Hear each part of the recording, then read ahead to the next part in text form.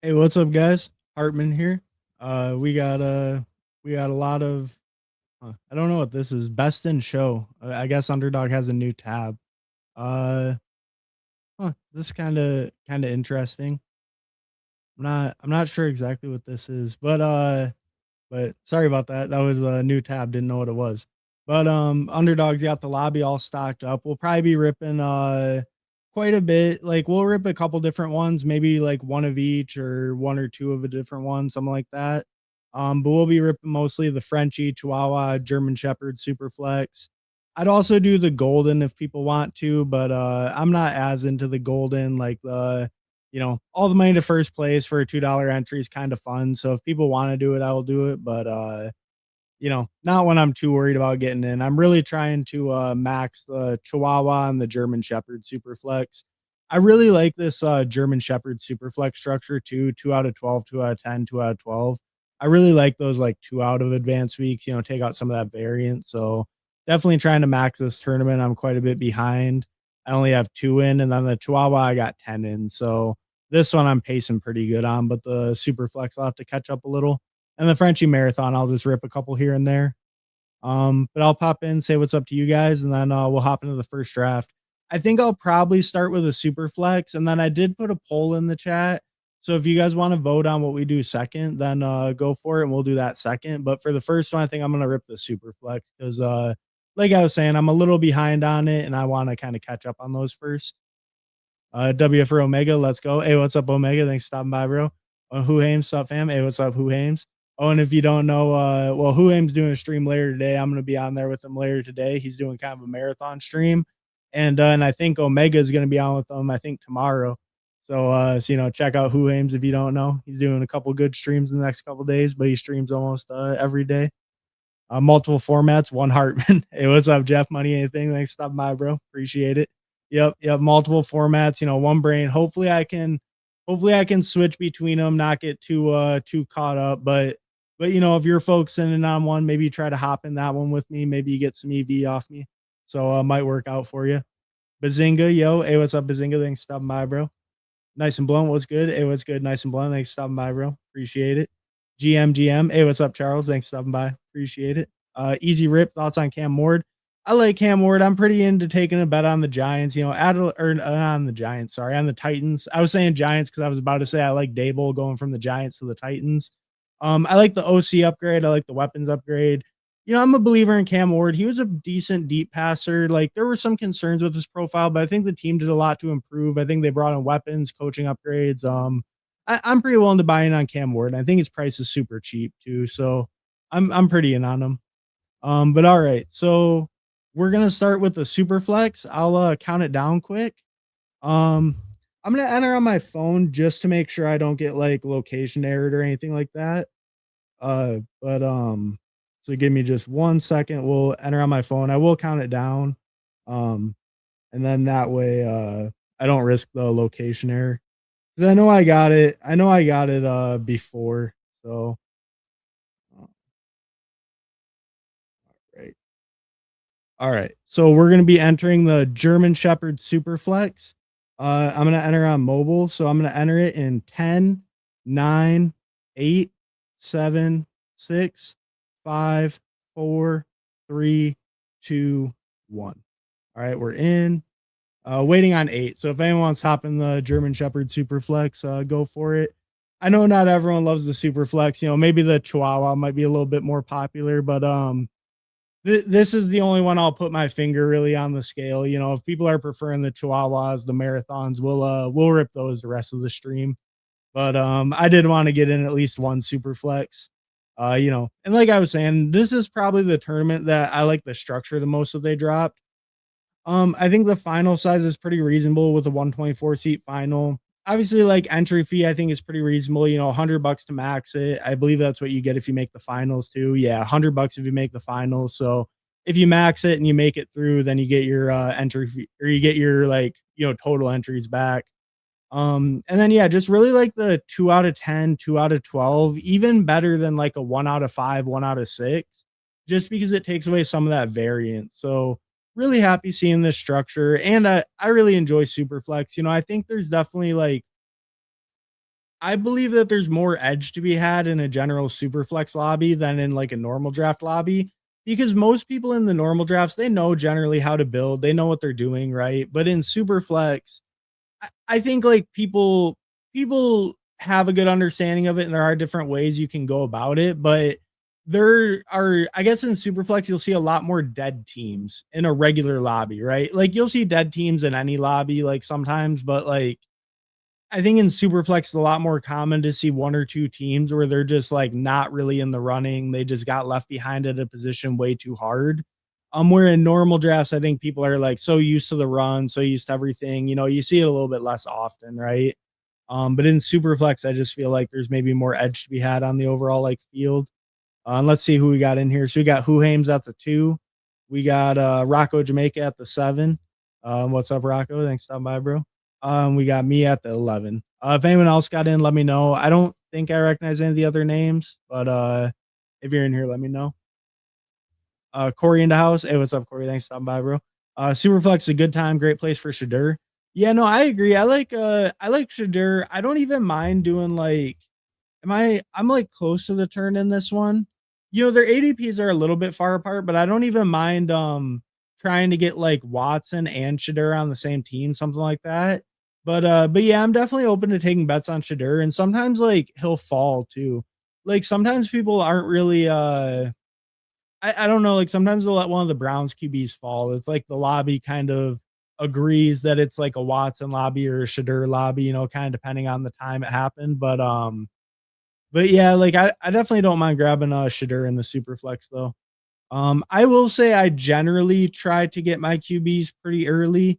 Like I try to have 3 QBs through about round 6. With like 2 of them generally coming in the top like 3 or 4 rounds. On the back half, sometimes I'll try to push it a little bit more, but it is risky because you can kind of get left behind in that like 5-6 turn or something. Because a lot of times there you're really hoping for like Bryce Young, Aaron Rodgers, maybe Mendoza you're okay with too. But but yeah, I like to try to get 3 through that, but I can see going with like 2 and then aiming for like a Shadur or something. Um, I mean, I think Caleb's a fine pick. Justin Herbert, I think you can debate Justin Herbert over Caleb, but we'll just go with Caleb. You know, I think last time I did a super flex, like my first one of these, I don't think I did it on stream, but I actually did Herbert Mahomes at the spot. So I did Herbert, then pulled up Mahomes a little bit for the game stack. So that kind of made me lean a little bit away from Herbert comparatively, but I don't know. Like Herbert's a fine pick. I think you can reasonably pick him over Caleb, and it's not too crazy. And I'll definitely pick him if he comes back. I'll start double quarterback. If not, I might go down to like Jonathan Taylor. You know, for anyone not used to super flex, you do only need to start 2 wide receivers, 2 running backs, then you have your regular flex still super flex. Um, so yeah, I think I'll just take Herbert. I'll just take top quarterback available. Let me just lock up Herbert and Caleb. I think that feels like a really nice duo to start. I think there's a lot of good running backs that come back on the 3-4 turn. Like a lot of times on the 3-4 turn, I'm still looking at like a possibility of a Hampton, Walker, Chase Brown. You know, maybe it falls down to like the Jeremiah Love tier, but there's a really good odds I get back a running back from like Henry down to Chase Brown. And I think that makes it a little bit more comfortable to push it. Oh, and like I was saying though, with the 2 wide receivers only needing 2, it just devalues the position so much, right? Like I can go to wide receiver and at like pick 93, 95, I can get like the Brian Thomases, Carnell Tates, DJ Moore, Romo Dunze's. So it's like in only a start 2 league. Like I just try to hammer out running back and quarterback. Like definitely getting a hero receiver or something can definitely work. I think it's totally viable. But a lot of times for me, I'm just kind of like pushing receiver a little bit and then getting like kind of piling them on and kind of that like round 8, 9, 10, 11. That's when I'm trying to like really hammer receivers a lot of the time. I think it ends up pretty good. You know, you get like a guy that usually goes on the 4-5 turn, like a Terry, Mike Evans. Sometimes you get a faller like a Lad, a Mecca, something like that. And then you can like go right after those guys and get like a guy that goes on the 5-6 turn normal draft. And I think that feels like pretty decent for a starting 2. And then especially if you keep hammering it out. I think it feels pretty decent when you only need 2 receivers because, like, those guys can cover 2 spots. If you get, like, 4 in that later range, you're still getting, like, pretty decent receivers in that range, in my opinion. Like the Jordan Addisons, Michael Pittman. Like, I love Michael Pittman in this, right? Get him as a 4th. Like, he can help cover one of those 2 spots, a lot of low weeks probably. Or like a Chris Godwin I like, Addison, I think I said. But yeah, just like, I don't know, I kind of push receiver a little bit more in this format and, really pile them up later. But, I'm definitely open to going with, like, a hero receiver or something. Like, if they push me a value, it's not like I'm gonna pass up on a crazy value or something probably, but, just in general, I tend to lean away from receivers more. Field Trip, I'm at the one. Hey, what's up, Field Trip? Thanks for stopping by, bro. Appreciate it. And we'll check in on, your team throughout kinda. But, I'll check them out at the end too. I'll check out the teams.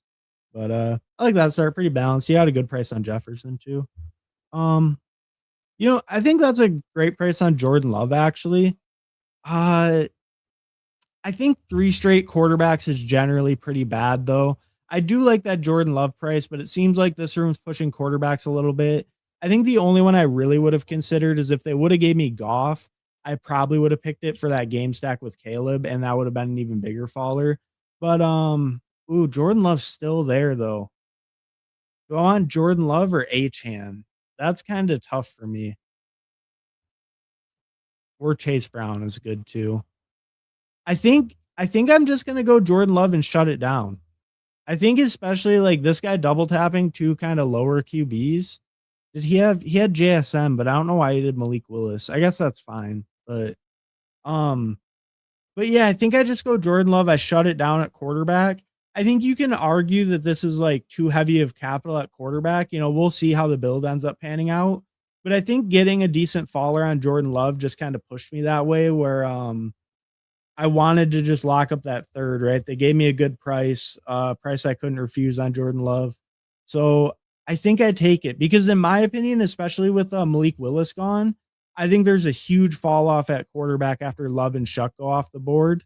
Um, and yeah, especially with Willis gone, 'cause he's kind of the guy that bridges that gap. So I think these guys are gonna have to kinda, like, hammer some QBs that are a little bit lower tier and just kinda pass up on more premium values. Like, Who Hames has 2, so obviously he can push, but a lot of these guys that have 1, they're probably gonna need their 2nd from, like, kinda that lower tier. So, hopefully that pushes a little bit of value back to me since, like, QB is a little bit scarce now. But we'll see. But see, like, Ward and Bryce Young go, they're not, like, falling at all now because these guys only have 1. So I think the Love pick there will work out okay, but it could be too QB heavy. I do think this is pretty QB heavy compared to normal. Like, a lot of times with a double quarterback start, I'm trying to more get like a Rodgers or something in the 6th, rather than like a Jordan Love in the 3-4 turn. Like, usually a lot of times there I'm going double running back, like the Chase Brown or A Chain over Jordan Love. Um, but we'll see how the build comes out. I think when you get a little bit of a value, it's worth trying to take it and build around it, rather than avoiding it because it might not be the totally like right capital. Especially early, just try to build around it, see if you can make the team work, and then if you can, then you have like a crazy strong quarterback room up top. So in Superflex, that feels pretty good, right? According to House, yeah, there'll be a chance for you to get a Ward Rogers. Oh, Ward has risen a bit. Never mind. Yeah, no, Ward's a little bit of a weird one because some lobbies I will see him fall, but he's been like kind of a sneaky riser the last week or two. Like, I'm starting to see him go really close to like Malik Willis even sometimes in like normal lobbies, and like over the CJ Stroud tier and stuff. And yeah, I think people are just kind of maybe buying in a little bit more on him. Just as like second year guy. I do think the offensive system's good with Dable there and everything. I could have got a Rodgers though. Oh no, okay. So I would have got sniped on Rodgers if I was waiting. So that might have worked out okay. Um, all right. So here I do really like the running backs. I really like Cam Scattaboo. I think though, I think to me, this is kind of my thought process, and maybe people disagree. I'm not sure, but I think with the only needing to start 2 receivers, that makes Neighbors significantly more valuable to me. Um, just because I can cover him way easier in this format. Like, I can cover his missing weeks way easier. I'm gonna pick like 4 or 5 receivers straight from like rounds 8 on or something. Um, like here, I'm definitely just gonna grab Scadaboo. I'm not gonna force it and grab like Devonta or Olave. I'm gonna keep hammering running back because they're gonna run out pretty soon. So I want to get those running backs in here first, but then I'm really gonna be hammering receiver. I'm in a couple rounds. And I think just with that super flex, just with like, yeah, only needing to start 2 receivers, it makes it a lot easier to get neighbors through. Um, and I think his price is relatively like adjusting for all the quarterbacks being up top. I think his price is relatively similar to normal drafts, right? Like I took him right after Rice. I took him over Devonta, which is a little bit over like normal ADPs, but it's right around where his normal ADP would be like receiver wise, not too much of a pull up or anything. But I do think he gains value in this format because you can cover him easier and those spikes are, still going to be like potentially massive in the playoff weeks. Brian Madinsky, Apartment. I usually watch Flock, but I'm liking yours at the moment. Thanks. Hey, thanks for stopping by, Brian. I appreciate it, bro. Um, and hey, I mean, there's a lot of good best ball streamers out there, like Flock Fantasy, obviously one of the OGs, one of the best streamers, but we got some in the chat. I try to put on a decent stream, but I appreciate it. I'm glad you're enjoying it. Uh Kyle is Bird Audio. What are your thoughts on AJ Brown and Rashee Rice? I like both picks. I feel really confident in AJ Brown. Like, I think we saw AJ Brown take a little bit of a step back last year from an efficiency standpoint, but I think we kind of saw that with the entire Eagles offense and just with that poor play calling. I think that Drake May is a way better passer than Jalen Hurts. Jalen Hurts is a good deep ball passer, but Drake May is a lot more consistent, can keep the offense like just in rhythm, better. I don't know. He's just a better quarterback. Like if you look at any of his metrics, like passing yards per game, even just volume, the Patriots are throwing like 50 yards or more like a game than the Eagles were. Like Drake May was around like 255 yards passing game, where Jalen Hurts was just over 200. Um, so I just think it's a higher volume offense for AJ Brown. I think that a lot of his efficiency loss is more linked to the offense than rather him declining as a player. And I just think him and Drake May, with the Josh McDaniel system, I think that he's going to be elite in that system. And I think he'll be like a solid wide receiver one. Rashee Rice, I feel also pretty comfortable with. I think the only concern with him is I do think a guy like Diggs or not as much Debo, but like if Diggs did go to the Chiefs, I do think that would hurt Rice pretty significantly. I don't think that's like a big rumor or the most likely spot by any means. Um, I do think Rice is potentially a little bit more fragile though for those reasons. And just, he's coming off the injury, Mahomes coming off the injury. So I think he's a little bit more fragile, but I do think overall he's a good pick. As long as they don't sign anyone and as long as him and Mahomes come into the season like relatively healthy, I think Rice will be a pretty good value where he goes as well. I would definitely be AJ Brown over Rice though, between those two. All right. So I'm about up on the clock. Let me go back over here.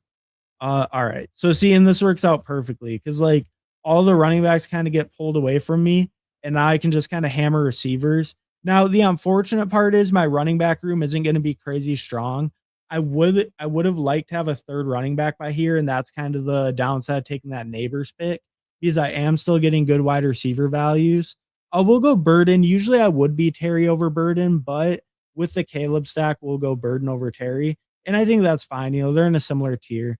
And then I'm just gonna pick another receiver. I don't really like Chuba. I think Warren and Ramondre are okay, but I think these receivers are too much of a tier break from those running backs, where I should just take another receiver.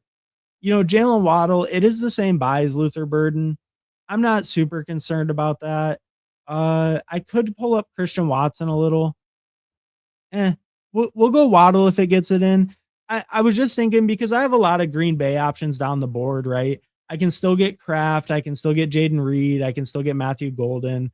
Like, I don't need to force the Watson because I do think Waddle is a tier above him.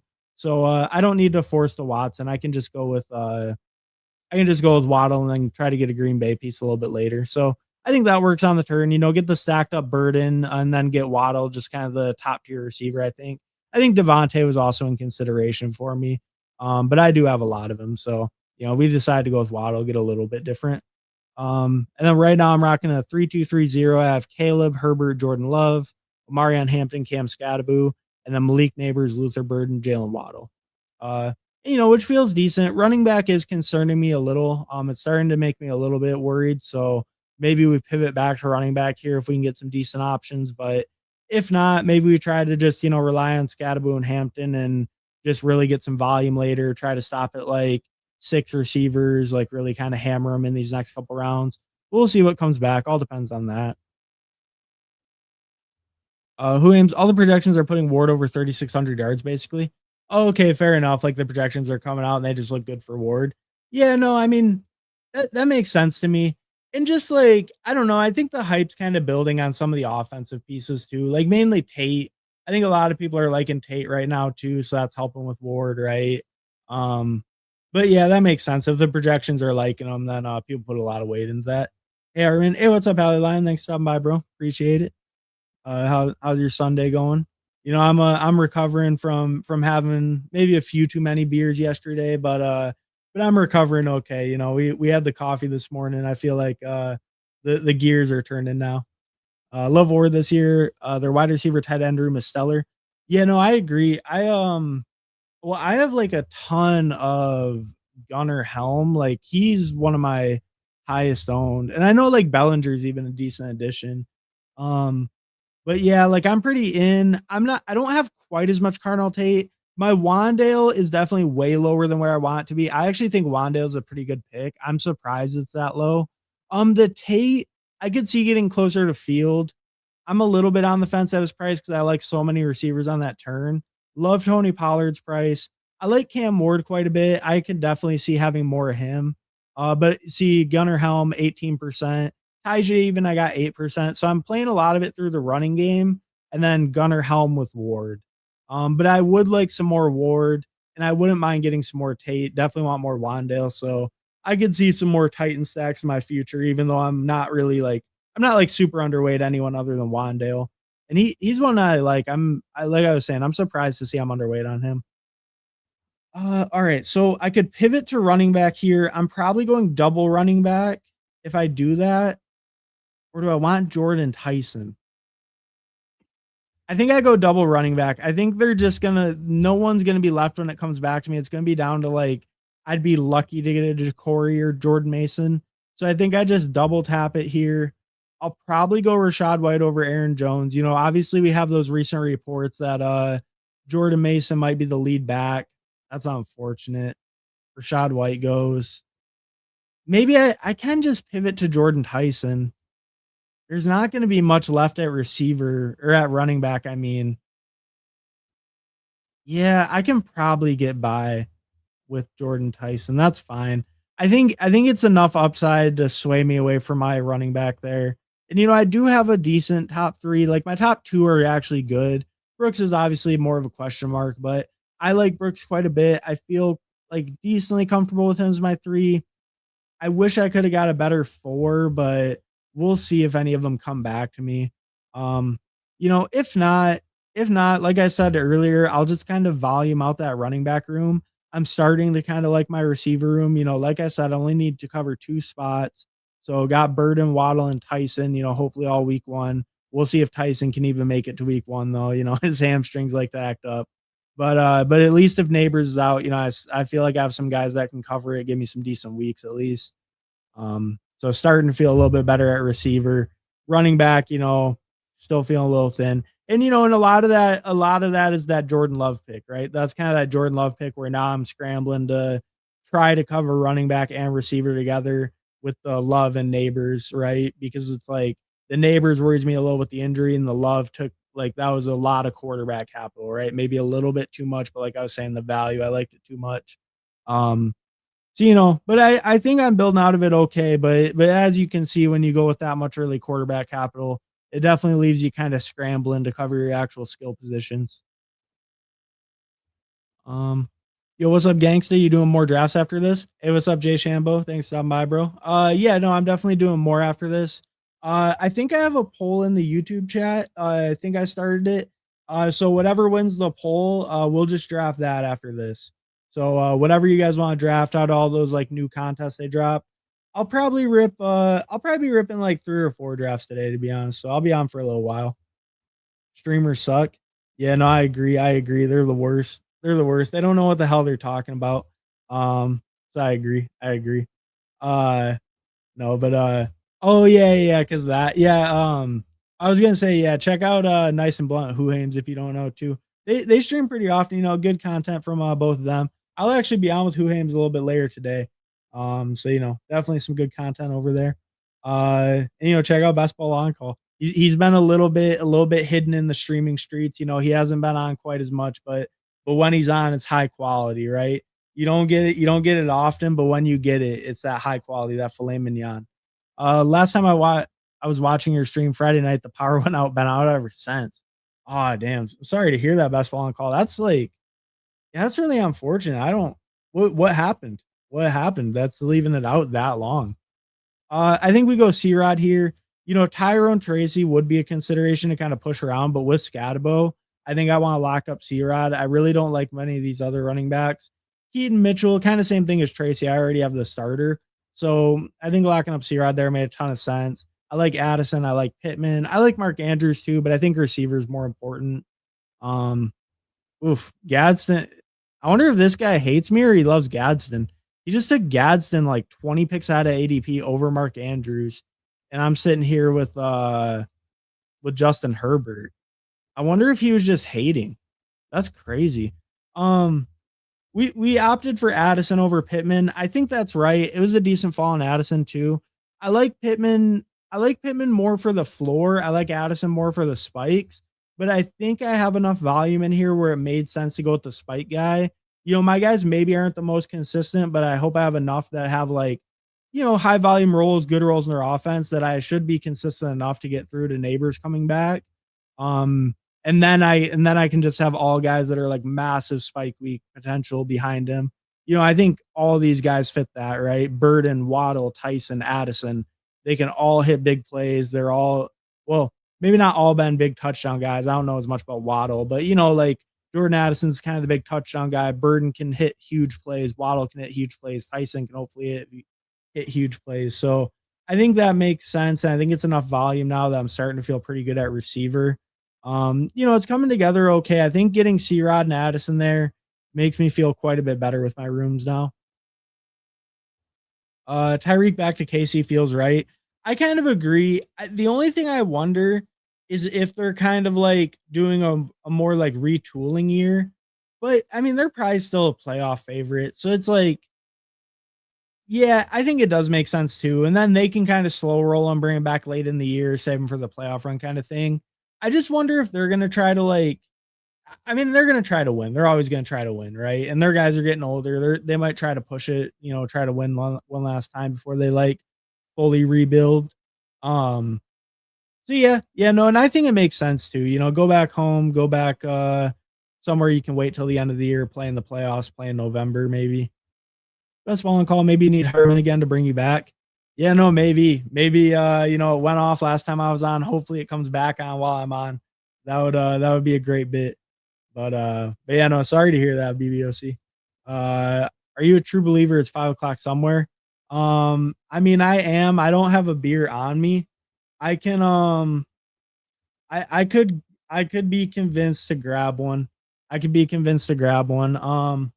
Maybe what I'll do, since Charles is stopping by and he did all that nice ASMR for us on Chad Candle's stream. After this draft, I'll go grab a beer and I'll crack it on the stream before we start the second draft. So I'll do that. Give you some nice ASMR too. I didn't come prepared though.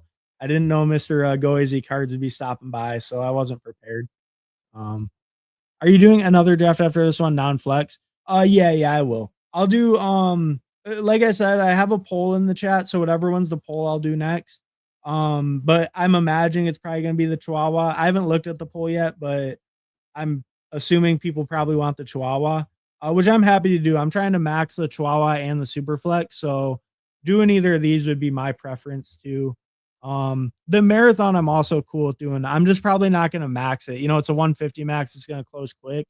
I'm totally cool with doing them. I like the marathon format, but it's just one. It's not like a huge priority to me because I'm not going to max it or like even come close because it's going to close way too quick for a 150 max, and I'm not going to do a bunch of slow drafts or anything like that.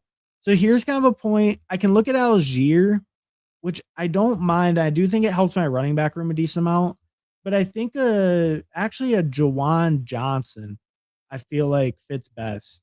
I think I prefer him slightly to Hunter Henry. I had a little bit less. I didn't have any correlation with either of them. I was just thinking like once Hunter Henry and Jawan go, I think the tight ends fall off a lot. We saw Dalton Schultz go right before me, getting pulled up. Um, so I think it made sense to grab a tight end, lock that up there. With Diggs, that's just one of my favorite picks. Like I think when he signs, he's gonna move up, and just beyond like CLV doesn't win you anything, right? Him moving up later doesn't actually help this team. It just gives me like, imaginary value. But I just think when we look at his stats last year, obviously on the Patriots, this team might not be as good, but like coming off a torn ACL as a over 30 player, he still put up 1,000 yards, 4 touchdowns, 100 targets, and he was I believe 12th in the league in yards per route run. Obviously, part of that is inflated because the Patriots used him in a limited role and they deployed him more efficiently, right? With McDaniels as a good offensive coordinator, they kept him off the field on running plays, stuff like that more often. Um, but I just think he showed us that he still has the juice. He still can win at an NFL level. And that was the first year off the ACL, right? He came right in. People weren't even sure if he was going to play week one. He came and he played the entire year. And I just think right now he's going way too cheap because he's a free agent. He's been training, he's been putting videos out. He's not dealing with any injuries. He's totally healthy. Beat that legal case. I think he's just a great pick where he goes, like great value. Yeah, I don't know. I keep clicking stuff on Diggs. I hope he signs eventually so I can stop clicking him, but for now I just can't help myself. Crazy storms on East Coast this weekend. Cheers. Hope all had a great weekend. Oh, damn. So maybe that's what knocked the power out or something. Damn. That's unfortunate. It's been I mean, I don't know. Not to, this might sound a little bad, but I was gonna say, it's been decent out here, mountain sunny California, but no, that is unfortunate to hear that storms are hitting, especially during the holiday weekend when you want to be outside and everything, doing all that. Like, that's always unfortunate. Hopefully you were still able to fully celebrate your 4th of July and everything, but unfortunate to hear that. Here's hope all a great weekend. Yeah, no, hope so. Hope so. I mean, I had a pretty good weekend. Like I said, maybe I had a couple too many beers yesterday, but recovering pretty well. So it's a good weekend. Hoping so. Who big storm in Michigan was 425K lost power. Damn. That's crazy that it took down that much of the infrastructure. Like take down that many people. Well, hopefully, I mean, yeah, hopefully they get it up and running soon. That's crazy though to be out for that long, like multiple days like that. Um, all right. So I mean, I love me some Gunnar Helm. There are a couple good tight end options though. So I guess the question is, do I push tight end? I don't think so. Yeah, no, I don't think so. I think I double tap tight end actually. I think I picked 2 tight ends here because I think Brian Robinson, that would have been my pick over Gunnar Helm. And once he went, I don't really like these other running backs a lot more than the guys that go in like the 17th, 18th round. So I think I just pass on running back. I finish my tight end room. Greg Dulcich has playoff correlation week 15 and 16. Why not just take some Greg Dulcich? I love me some Pat Fryermuth. Greg Dulcich been getting all the good camp speak though. Apparently he's wide receiver 1 in Miami. So we'll get some Greg Dulcich there. And he had the bye, or not the bye week, but the playoff week correlation. So, always use that as a little bit of a tiebreaker, I guess. It's not like super impactful, but I think it's a decent tiebreaker, especially when like Otten, Fryermuth, Dulcich, they're all in a similar tier to me. I think Fryermuth and Dulcich I like more than Otten, but Fryermuth and Dulcich are kind of a coin flip to me a lot of the time. But we go 3 straight tight ends there. I think build out a decent tight end room with it, right? Juwan Johnson, Gunnar Helm, Greg Dulcich. I don't think it's like anything crazy, but I think it's good enough to get by. And in this format, like tight ends are an overall lower percentage of your lineup because you replace that third receiver spot with a super flex. So basically, instead of like, on this team, it'd be like instead of Jalen Waddle or Jordan Tyson hitting, I have Justin Herbert or Jordan Love hitting, right? For my QB2 or like Caleb, whatever, but 2 out of the 3 hitting for my QB2. So it's like overall tight ends are a little bit less impactful because they just make up an overall even smaller percentage of your total score than they do in normal formats. And And I think this is like a serviceable tight end room, even in like a BBM or something. Like Jawan, Helm, Dulcich, all guys I feel like will consistently be starters, getting consistent reps, run a good amount of routes. And maybe their offenses are a little bit questionable, but I think just overall with like how involved they'll be, I feel pretty good with it. And I think that's part of like the early QB capital. I had to push tight end, but I think just hammering it all together right there before they got too bad makes me still feel pretty good with my tight end room and feel like okay enough with my running back and receivers. I think at the end of this, running back is going to be the room I'm the most unhappy with. And I think I'll be actually pretty happy with the receiver, definitely with quarterback, and then tight end will be fine. So I think it'll be okay, but I do think running back will be a little bit lesser than I would like it to be. Thoughts on the upside for the late Bengals, Jasicki and Yoshivas asking for a friend. No, of course, for a friend. Um, I think to me, I think Jasicki has some potential. You will get some people that are Eric Allbowls. He was like, I don't know how deep of a ball knower you are, but and not as like a sign of disrespect or anything. Look at where his ADP is at. He's below Michael Trigg. But this guy was a rookie 2 years ago. Like people were pretty hyped about him. He tore his ACL last year in camp. Um it, I think he could maybe do something this summer and have like a Noah Fant type role from last year, which is what worries me about Jasicki. But I do think Jasicki, plays on a great offense, has been having a really good connection with Burrow and camp reportedly. Like last week or so, they were talking up Jasicki and Burrow, like they hit 3 straight downfield passes together or something. Which like it's not like you want to put a crazy amount of weight in that, but just him getting good reports, being the very clear tight end one in camp. I think on as good of a team as he plays on, it makes sense to pick him. They dealt with all his injuries last year. Noah Fant was there taking away routes. He won't be there this year. So I think Jasicki's a totally fine pick. Yoshi Voss, I have a little bit harder time with. Um, like I guess what I wonder with Yoshi Voss, let me make this pick. Let me make this pick. Who am I picking? Calvin Ridley is fine. Yeah, Calvin Ridley's fine. Seventh receiver. Yeah, I can get seventh receiver Calvin Ridley. That's fine. I'm good with that. Get a little bit of Tennessee correlation. Why not? But that's fine as my seventh receiver. And I'll probably just go 2 straight running backs to end it. Just whatever like bums are at the end who might be like decent backups. Um, but Yoshivas, I'm a little bit lower on because I think there's been a lot of times he's had actually a decent snap share and he just doesn't really command targets. And then so like if they deal with injuries and stuff, I just don't know if he'll really get like big games from him. I do think we've seen him used in like a red zone role before, so he could hit your lineup in like this in a 20 round format. I think Yoshi Voss is a reasonable pick, especially with Burrow. Um, but I think in an 18 round format, I have a little bit harder time getting there.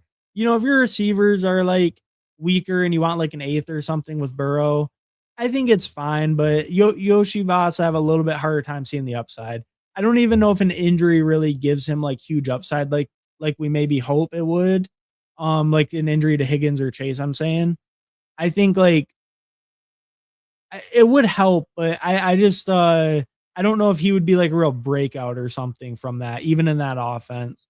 Just because he's had a hard time commanding targets in general. Uh, his name is Speedo. 95% chance he's drunk.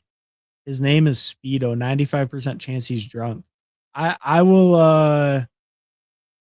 I don't know what that means. You'll have to let me know what that means.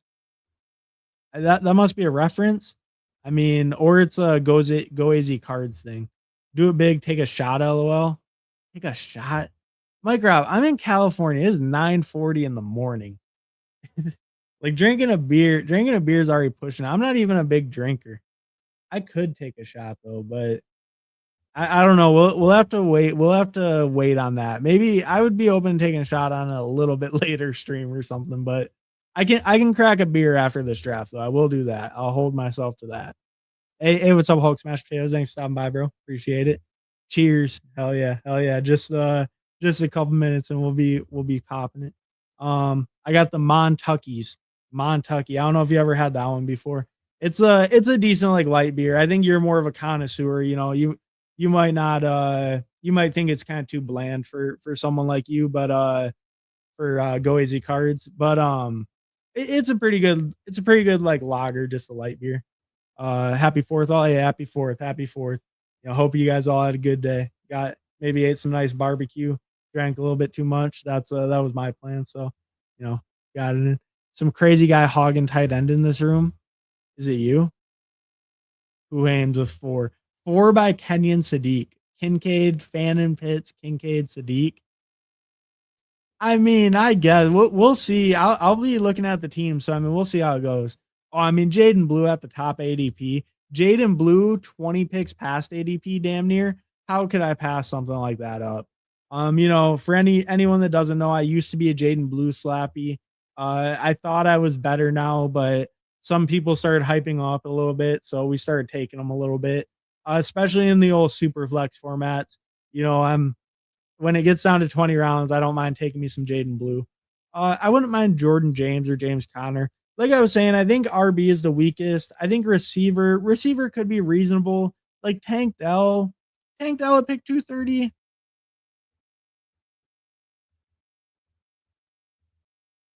Okay, we got Jordan James. That's fine. I mean, you could see I was kind of rouletting them. I couldn't decide between Jordan James and Tank Dell.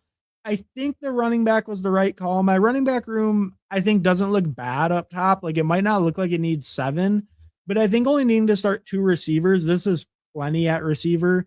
I really don't think I needed more. I think just like a contingent handcuff piece, these 3 guys at the end, I think they give me more potential upside than an 8th receiver does, only needing to start 2 when I have pretty decent early capital at receiver. Um, I think if I was going to go away from it, maybe like even a 4th tight end could have made sense over like the 7th running back. But I don't think there was anyone very good. I think a lot of times a backup quarterback can make sense too, but none of these guys have really like locked in good backups. So I think that kind of just pushed me to the running back spot. Don't love a lot of these tight ends. Like I probably would have been like Theo Johnson. Um, but yeah, I'm not really picking too much of those tight ends. So we opted for the Jordan James at the end. Um, all right. I'll catch up real quick with you guys, and then I'll go over the teams, and then we'll hop into another draft right after that. Or I'll get the ASMR right, then we'll hop into another. What's up, fellas? Hey, what's up, Wilson? Thanks for stopping by, bro. Appreciate it. Can you live stream when you enter the Chihuahua or Frenchie? Oh yeah, no. So what I'll do, Brian, so I'll count down when I enter it from 10. There is a delay on the stream. Generally, the meta is you join at like about 7, about 7. Basically, on a 10-second countdown, you join at about 7 to cover the stream delay, and that should be right about when I enter. So yeah, so I will, and I'll count it down. So if you guys want to hop in, I mean, I'm more than happy to get in a sweat lobby with all you guys. Double tap those tight ends. Yeah, no, and I think I did. Yeah, and I think that worked out pretty good for me in the tight end room. Damn, tell us when you were going live, when you were going to live stream. TY. Oh yeah. Yeah, no, I mean, hey, I've been getting a little bit better with my scheduling. Usually I stream every Friday. I've been doing every Friday for a couple weeks now, so been consistent with that at like 5 p.m. And then I've been doing most Mondays, and then I've done one every Sunday. So I've been consistent with like those 3 days, like Monday, Friday, Sunday. But yeah, I do pop them in here and there. But subscribe, hit that bell. But yeah, no, we're trying to get a little more consistent. But Fridays and Sundays, I'll be here almost guaranteed. And I try to make the streams in the morning, so you can see like whatever time I schedule it for and stuff. Appreciate you guys stopping by, chatting, hopping the drafts, and I always appreciate it. It's a fun time. It's a fun time, chatting and doing some drafts. I feel like late wide receiver feels stronger this year, or I'm overestimating some guys by a lot. I think I agree that there are good wide receiver picks late this year. Where last year, I will say this with the receiver thing. I'm in a super flex, so it's not the best place to show it. Basically last year, I thought receiver got really terrible around like pick 100 to 110. because it was all those like rookies that were overpriced, like Jaden Higgins, Kyle Williams. There were some older guys. There was like Keon Coleman was in that tier. Shakir was close there, even a little higher. It was like right around, and Shakir was mid, whatever. But like around that 100 to 110 pick, it felt like receiver really like dove off a cliff after that last year. Where it feels like now there's a lot of receivers I still can find that I like in that like 130, 140, 150 range. And then even some like really late ones you want to throw darts on. I do think there's still darts, even like same as like other years, right? Like you could get late darts last year, like a Michael Wilson or something, and crush with that. But I do think after kind of that 130, 140 range, they do kind of get into, more like you're not exactly sure what you're going to get out of them type of guys. But I do think the tier goes deeper this year where you feel pretty comfortable with receivers around that like 130, 140 range and what their roles will be. Like, right, like a Jalen Coker, a Diggs, maybe you don't feel as confident because he's not on a team, but like, like even back in this range, like this is a super flex, like I said, but like where Pittman goes, Jacoby, Wandale, Romeo Dubs, it's like you feel a lot more confident in those guys than I think the guys that went around that similar range, like, 110, 120 last year. So I kind of agree with that. You have American Jesus, man. At least take a puff. At least take a puff. I'll grab the beer. I'll grab the beer. A puff. Maybe. We'll do that maybe for the third draft. But we'll grab beer after this one. I wonder if I waited too long for a receiver. LOL. All right. Well, let's check it out. That just happened to be the one where we caught up. So we will check out mine, Rocco, Huhames, and Field Trip. I think that's all that was in here. If anyone else was, let me know. So I did a 3773. This is super flex. So Caleb, Herbert, Jordan Love. Like I said, potentially too much quarterback capital early, and I think you did kind of see me struggle to kind of build out of that throughout the draft. But I did mention it when I did it. It was a little bit of a fall around.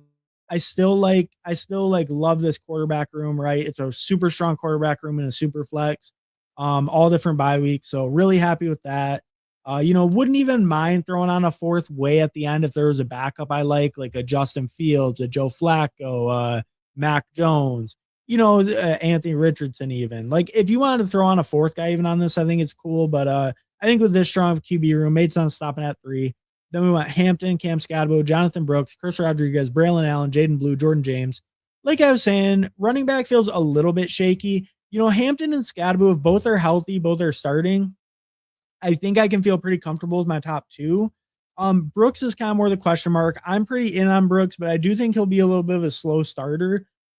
So I am hoping he takes on more as the season goes, kind of comes on, helps like that, helps my flex. C-Rod, I think will just be splitting work, hopefully give me some floor there, maybe get in the end zone a couple times. And then my other guys are more just contingent upside, just hoping they make it through or not make it through, but like an injury happens to the starter, basically something like that. And one of these guys can get a big role because of it.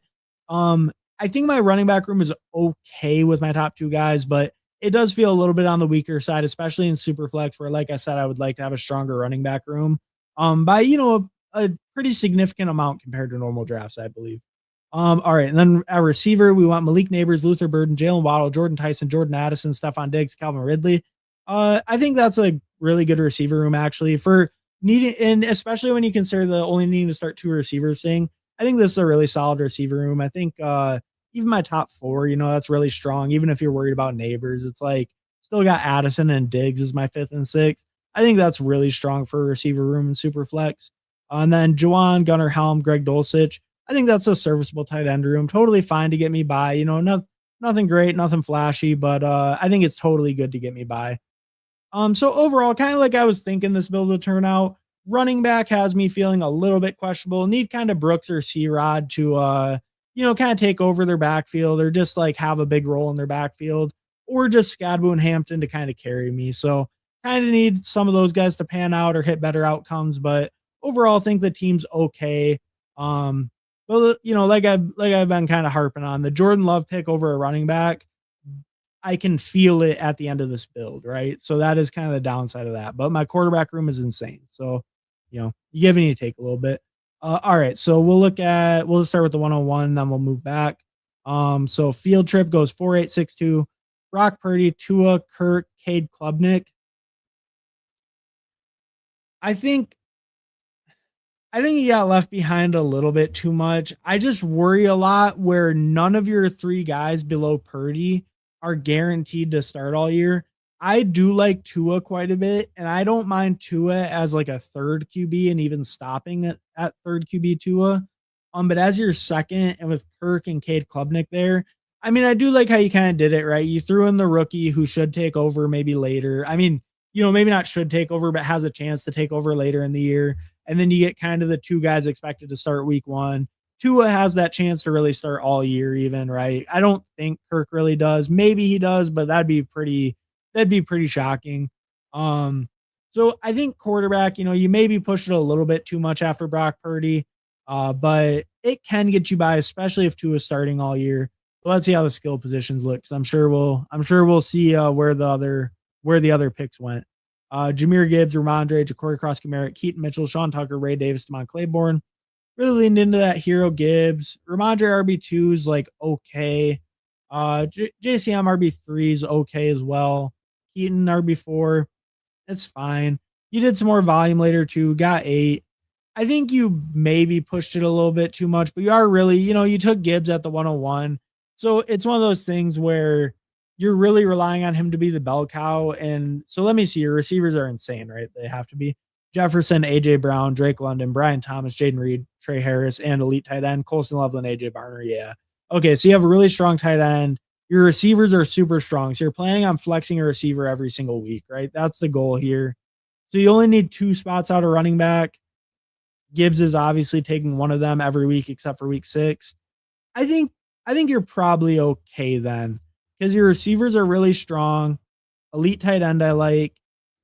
And this is like a little bit different build than I maybe would do, but I do think it's pretty viable to go with that really receiver early strategy. And even the elite tight end too, I think can be like I'm a little more on the fence on the elite tight end, I guess, because like I said, I think tight ends are devalued a little bit in this format, but the elite tight ends can still put up like a 20 something where most tight ends can't. So I think it's still kind of like a similar bet, and you got a faller, so that makes sense. Overall, I think it's pretty solid. It's really just that QB room. If Tua starts all year, I think you have a pretty solid team overall that has like a decent shot. And if Tua gets benched for Penix, then I think you're maybe in some trouble, right? Because then you got to start filling your super flex with a position player. And it's like if you're already flexing like Drake London, then it's like, super flex Brian Thomas or Jaden Reed or like JCM or Keaton. It might be like pushing a little bit there. So, but overall, I think decent team. It just relies probably a lot on either Tua or Kurt. Um, let's see. Who aims 4664? Josh Allen, Mahomes, Carson Beck, Joe Milton. So yeah, just like a crazy strong double anchor, and then you just push it, get some backups. Beck, kind of a backup we expect to maybe take over. Maybe not even the backup. Jacoby still ain't showing up yet, right? But Mahomes, Allen up top. I get why you'd wait so long and just kind of get two like less safe guys later, just kind of some upside. So like the QB room, Jeremiah Love, Brees Hall, Bashal Tootin, RJ Harvey, Jonah Coleman, Emmett Johnson. I think that's a good running back room. 3 really strong guys up top. Good 4 with Harvey. Get another Broncos piece with Coleman in case like Dobbins or Harvey go down. He gets some work too. Then Emmett at the back end for just some upside. I think that's a good running back room overall. Really like the top 3 and like Harvey as a 4th. CeeDee Lamb, Zay Flowers, DJ Moore, Debo, Tyquan Thornton, Darnell Mooney. I think it's probably fine with CD and Zay and DJ Moore. You're probably okay. Like I think you could maybe argue you want a better 4th than Debo and then like take off one of those guys at the end. But with it only being a start 2, your top 3 are probably pretty strong. And you did spend a lot on CD. He's kind of got to hit that wide receiver 1 spot like most weeks. For this build specifically. So I think it kind of makes sense. I think the top 3 are strong enough. Only need to start 2. And how about tight end? Oh yeah, and you went crazy at tight end. Like one of these guys should have been a receiver. Like realistically, that's probably the only difference. But Harold Fannin, Kyle Pitts, Dalton Kincaid, Kenny Sadiq, crazy strong tight end rooms. I think it is a pretty good build overall. I think looking at the tight end room, it makes me feel like some of it should have went to receiver, like maybe like Kincaid. I know he's a stack, but like maybe something like that. Or like one of the earlier 2. But I do think the build is pretty solid overall. Especially if you really wanted the 4 strong tight ends, then I think it's pretty solid overall. All right, and then Rocco Jamaica. You said you were worried about receiver. I think Drake May Jackson Dart. I mean, it's okay. You can stop at 2 in Superflex. I don't really recommend it because even on those buys, you're probably getting hurt by like the rest of the lobby. Because on that bye week, it's like, okay, so well, let's see. You said your receivers are a little more shaky. So it's like on a normal week, your running backs are hitting your 2 spots and your normal flex with like Quinshawn. So then you got a super flex like Blake Corum or Jordan Mason or like Khalil Shakir, Travis Hunter on those bye weeks. And I think that's definitely gonna hurt a little. Um, I don't know. I mean, you can make the same argument for like Huhaim's build because his bye weeks are a little bit earlier, especially like Josh Allen's, but and Josh Allen Mahomes and Beck might not really cover that, so it might be kind of the same argument. But you know, I I don't know. I kind of I wish there was a third guy who's getting some starts. Kind of, but those are a strong top two though. Kenneth Walker, Javante, Quinshawn, Blake Corum, Jordan Mason, Katron. Good running back room like that overall. Fifth by Jordan Mason, strong. Katron at the end. Man of my own heart, taking Katron Allen near the end. Love that. But yeah, strong running back room like that. Devonta, Christian Watson, Khalil Shakir, Travis Hunter, Zachariah Branch, Malik Washington, Pat Bryant, Elijah Surratt, Bowers, Kelsey, Likely, Hunter. Yeah, I think the 4 tight ends, dude. Bro, you have Brock Bowers. You pick tight end 1, treat him like tight end 1. I understand tight ends can hit your flex. I understand the idea, but it's like I mean, you can maybe get by with these receivers. It's just like Bowers, Kelsey, Likely. Like, I guess Likely's the stack. Henry's the stack. Maybe you don't take Kelsey. I do think he's a good price. I like Kelsey where he goes. But if you're going to stack up Likely and Henry, maybe just skip out on Kelsey, get a receiver there. It's probably a decent spot for receivers too still. Um, I think that was maybe the mistake there was the 4 tight end, like especially the Kelsey pick. Um, but I think the build is okay overall. Like, the 2 quarterback thing, as long as they're healthy, you're okay there as long as they're healthy. And once playoff weeks happen, then you're totally fine if they're healthy. Running back's really strong, like I said.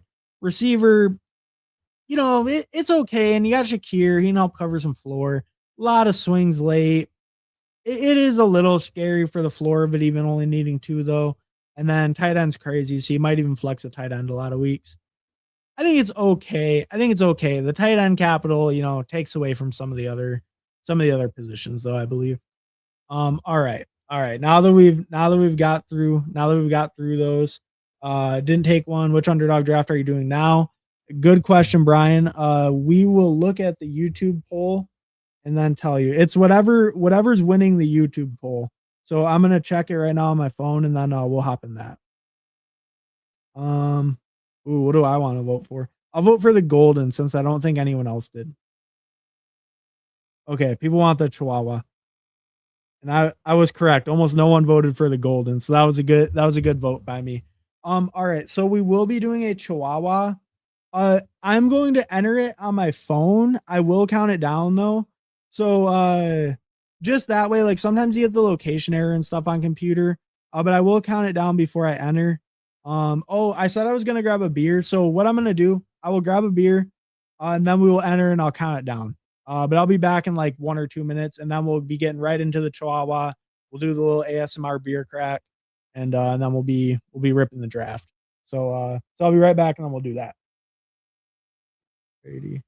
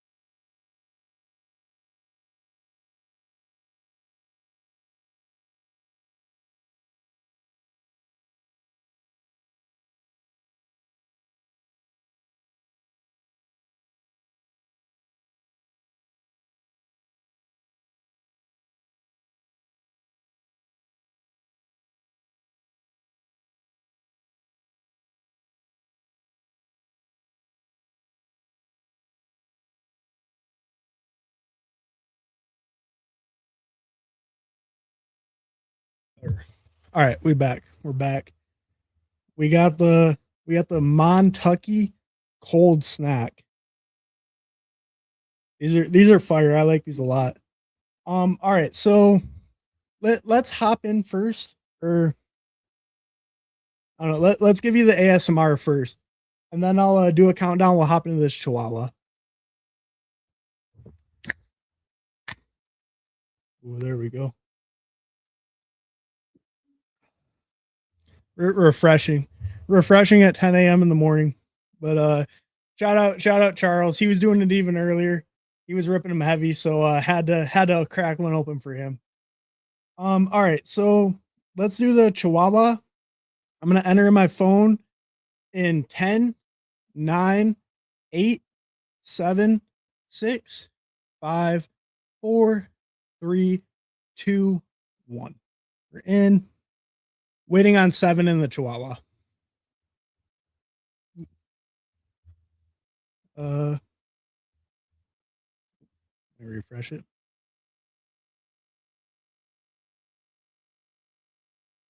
Oh, it filled. That's why. All right. So we're waiting on 7. Hopefully, some of you guys got in. Looks like we got a couple. All right. So we got Hulk smashed potatoes at the 1. We got nice and blunt at the 4. Brew crew at the 6. I'm at the 8. We got Danimal at the 11. So all right, looks like we got a pretty good friends and family room going. So always love to see it. Let me know if anyone else is in here that didn't call out. But and we got the Diamond Badger, Chris, over 100,000 drafts. I don't know him. I don't know him personally, but I know he drafts a lot. I know he's in a lot of drafts all throughout the site. Probably Buck Kincaid fell and was a stack. Oh yeah, yeah. Okay, yeah, no, that's fair. I mean, it's tough when it falls and it's a stack and it's like they're the best pick. But it is just like it is tough when you already have Bowers and it's like such a strong tight end room. But I get it when it falls and it's a stack. Good morning, kids. Hey, what's up, Brett? Thanks for stopping by, bro. And snuck in the draft, got in just in time. You love to see it. Ripping these Chihuahuas. But I don't know. I like the Chihuahua. It's like the structure's okay. 1 out of 9, 1 out of 6 is fine. Tournament, like the final size is fine too. 217, that's pretty good. Um, you get more than if you max it, right? Or you get your max back. So it's 25 entry max. So if you max it's $100. If one team makes the finals, you get your max entry back. I think that's pretty good structure overall. Like 1 out of 9, don't totally love it, but I think for a $4 entry, it kind of makes sense to make the finals like decent and stuff. Um, like this tournament, always like seeing the lower entries and stuff too. And like seeing something like this, like a 25 max, I feel like I can actually max it. Where like a puppy or something, it's really hard to max it. All right, so we're coming up here. Jonathan Taylor. Jonathan Taylor is kind of just my go-to here. Well, I mean, obviously he's top ADP, but like, yeah, because a lot of times if I'm picking a different guy, it'd probably be a Monra. Brew Crew took him, so he's sharp. Obviously, he knew a Monra should go over JSN. So we'll take the little faller on Taylor. I thought about going like Jefferson or Lamb, but we can go with Taylor. That's fine. I think he's the best pick there in general. I was just thinking about mixing it up a little since I had the most exposure to him. Tight end hitting my flex is something I aimed for more than I would have thought, more than I thought I would. Well, I think that does kind of make sense this year with like how good the tight end values are down the board. I think the only risk is there's times where like you can't forget that you need to fill like the wide receiver 3 or the RB2 spot and just focus on flex without having them covered, I think. But yeah, I think it can definitely make sense down the board. There's definitely good tight end pockets. There's definitely like especially even like past pick 100, or you could argue even earlier. They just out project those other guys in their range. You could argue that for a lot of tight ends, actually. So, I think it makes sense why you would aim for it more. The tight ends do out project the guys in their range at a lot of different points in the draft. Late tight end and double middle felt stronger. Um, yeah, yeah. No, I mean, I don't mind that going like, so you're saying double middle, like you're saying like the Fannin. You're saying like Fannin Laporta or something in that range, and then you go like I don't know, Gunnar Helm, Hunter Henry, like something like that. Um all right. So what am I looking at here? What do I not have comboed with Taylor? It says I don't have any Derrick Henry with Taylor. That doesn't seem right to me, but it must be true. So we'll take a little bit of Henry with Taylor. I might not be fully updated, but maybe I just haven't done that combo yet, and I definitely want some of my portfolio. A little unfortunate they're the same bye week, but I'm not going to be too worried about it. The bye week bros, they don't scare me too much. Let's go. Happy Sunday. Hey, happy Sunday, Daniel. Thanks for stopping by, bro. Appreciate it. And you got snuck in the draft too. But yeah, no, happy Sunday, everyone. Hopefully everyone's feeling okay after yesterday. GM, hey, what's up, Gunnar Ross? GM. Thanks for stopping by, bro. Henry Handeland at the 9. Okay, cool. Henry at the 9. So okay. Oh, okay, same name. All right. All right, yeah, we'll keep an eye on your team. We'll check it out at the end. Jay Shambo at the 2. All right, yeah. So we got a pretty big friends and family lobby going then. We got like 6 or 7 of us in here. That's always pretty fun. Might be a little bit sweaty of a lobby, a little hard to get out, but always a good time. Always a good time going to battle with the chat. The iron sharpens iron, as they say. Did you see Rob Schneider is coming back for Grown Ups 3? No, I did not know they're making a Grown Ups 3, but I mean, hey, Rob Schneider's pretty funny. I don't know. I remember watching the first Grown Ups when I was a kid. It was good. It was like funny. I mean, like obviously it's not like of a cinematic masterpiece by any means or anything like that. But I don't know. They were kind of funny. So that should be good. He was always pretty funny. Pick 4. Let's get a little different. Pick 4. Let's get a little different. What'd you do? Oh, CMC. Hey, I mean, if CMC is healthy, why doesn't he go at pick 4 realistically, right? If CMC is allegedly healthy right now, and he's probably going to get 400 more touches this year, he might not be all that efficient, but just his usage, like, the only reason he doesn't go up there is because people are worried he's going to get hurt. He might not have the juice like he used to, but it doesn't really matter when you get 400 touches. So, yeah, I definitely don't mind the CMC pull up. I don't know. I don't mind that call. I think I'd like the minimum payout, usually getting your money back, push to the finals payouts, get first up to 50K at least. I think with the lower entry contest, I can kind of agree on that. I think it also depends on like how many entries to max, because like a 150 max, I think that's kind of brutal. Oh shit, I'm on the clock. They flowers is good. I mean, it is a double Ravens thing. I could try to sneak in Lad. Usually I'm Zay over Lad, but I do think the double Ravens thing is okay, but that would have been 3 straight week 13 buys with Zay. So that's why we snuck in Lad over him. I'm usually Zay over Lad though, but I don't mind picking Lad there. That's totally fine with me. And then, get a different bye week and stuff. I think that feels better. 3 week 13s early would kind of hurt. Yeah, I like the CMC call. Oh yeah, but I think I pretty much agree with you, especially on like a lower cost that's not like a 150 max.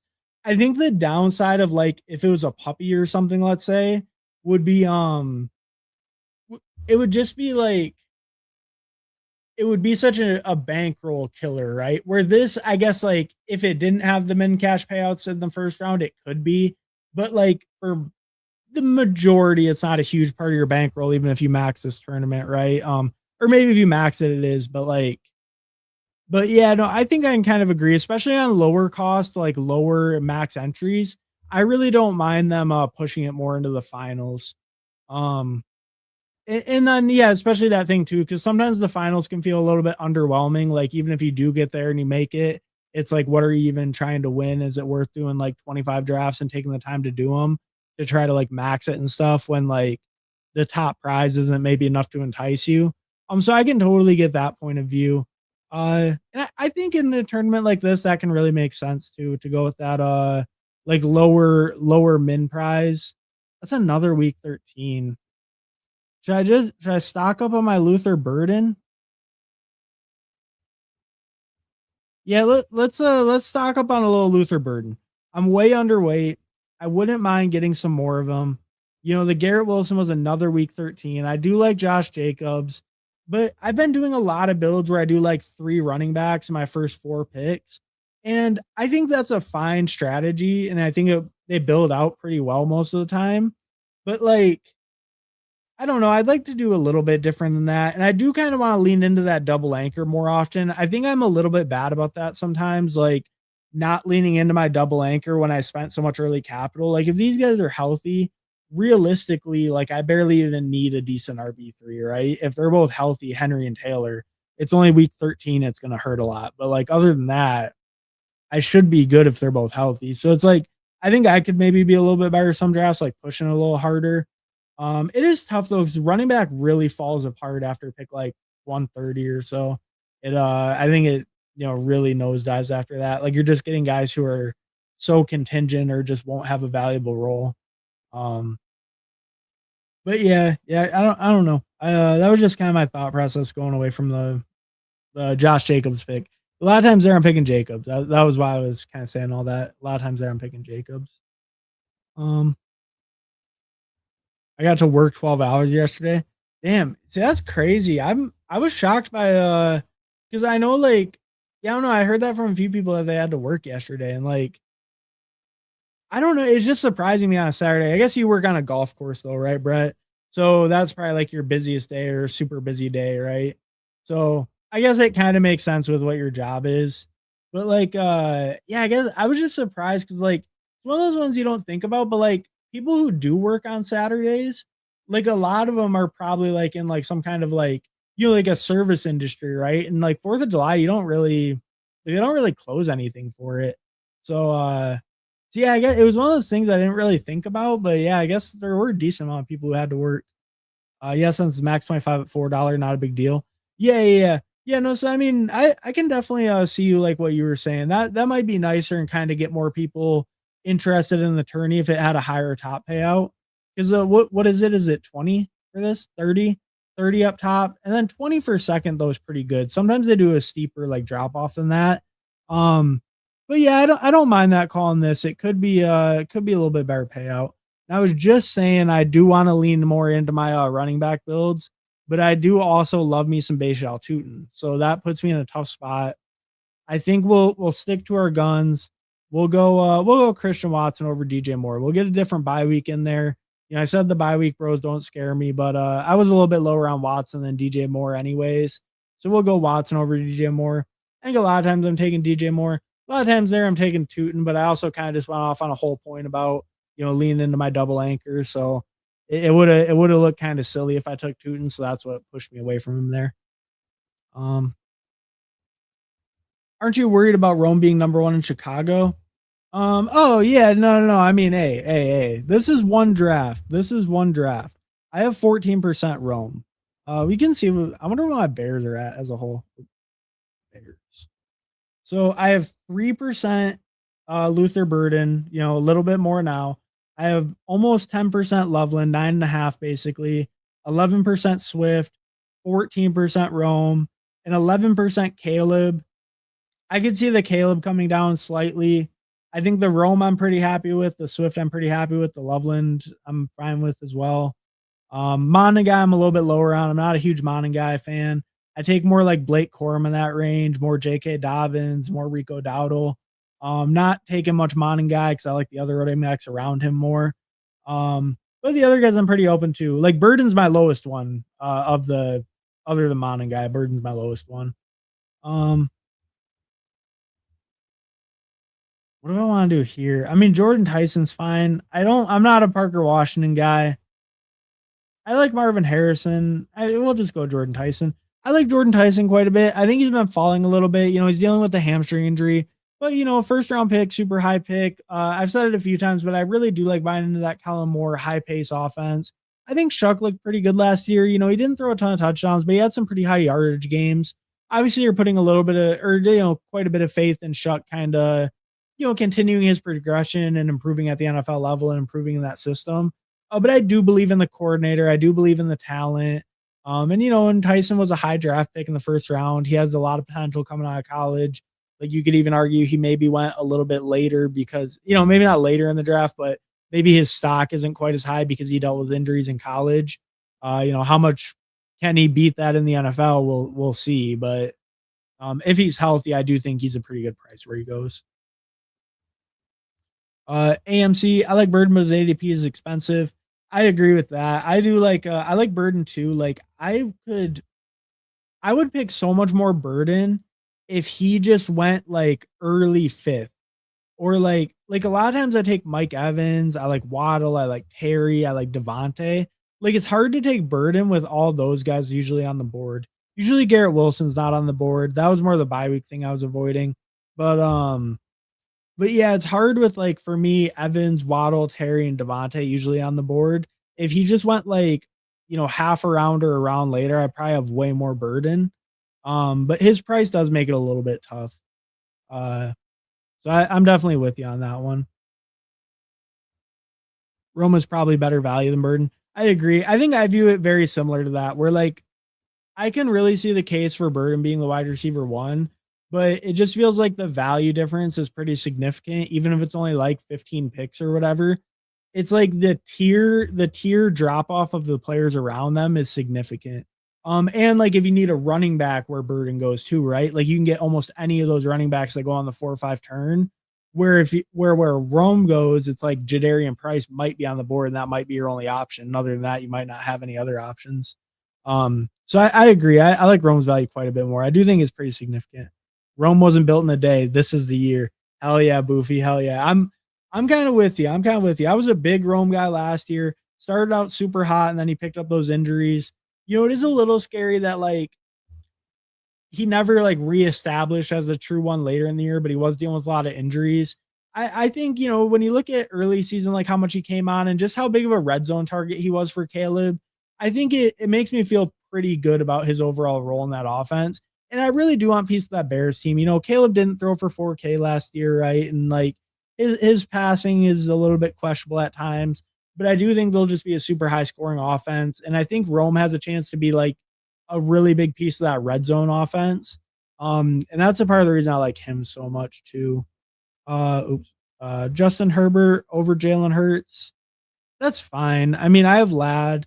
I think I'd just go Justin Herbert. I like Tucker Kraft too. I think he'd be a fine pick. I think Jalen Hurts would be a fine pick, like 10 picks after ADP. But when I have a stack, when I don't really view Hurts as like a tier above Herbert, I view them in the same tier. I think it makes sense to just grab my stack. I don't need to try to scoop up every last ounce of value just to get the value. We can let Hurts fall a little, especially when I have a stack with a guy I have in a similar tier in my eyes. Who's your highest owned player overall?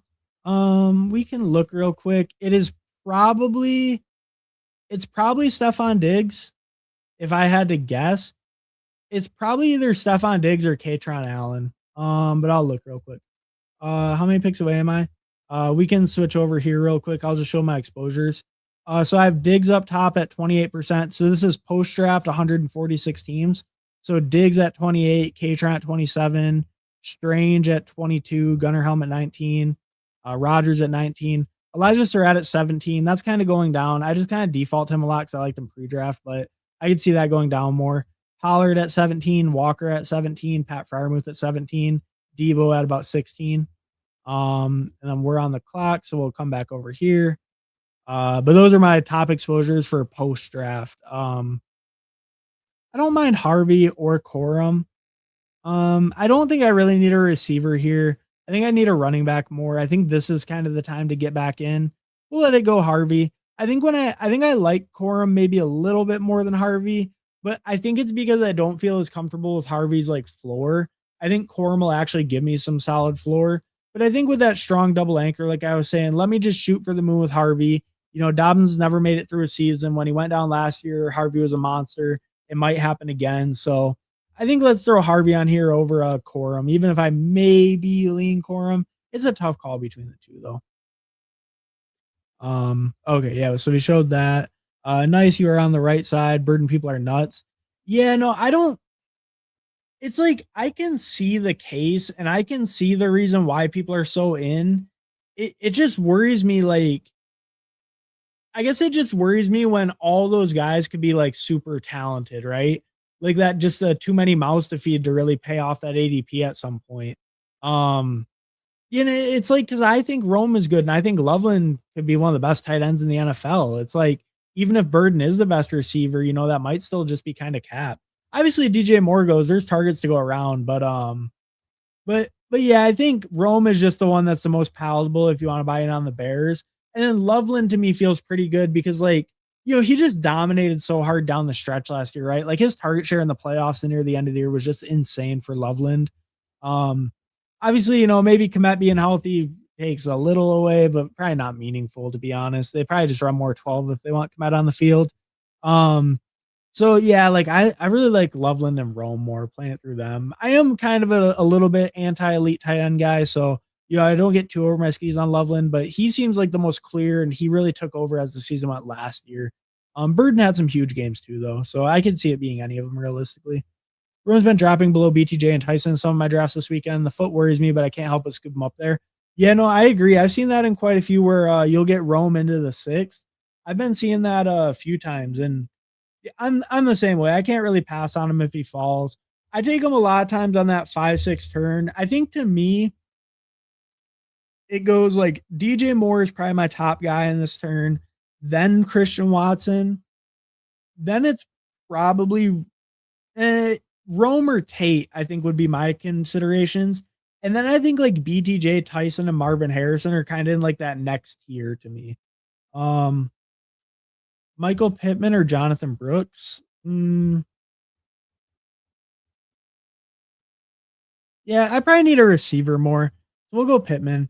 I think I need the receiver more there. That makes sense. There's still other good running backs coming up.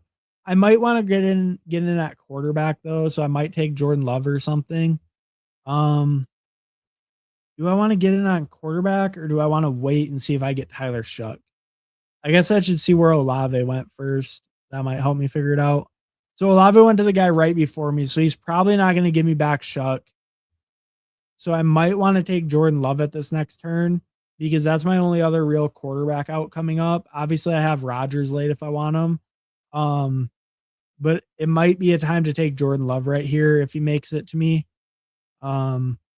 I think that might be the move with Christian Watson. Fifth round JMO, sixth round Rome could be the skeleton key.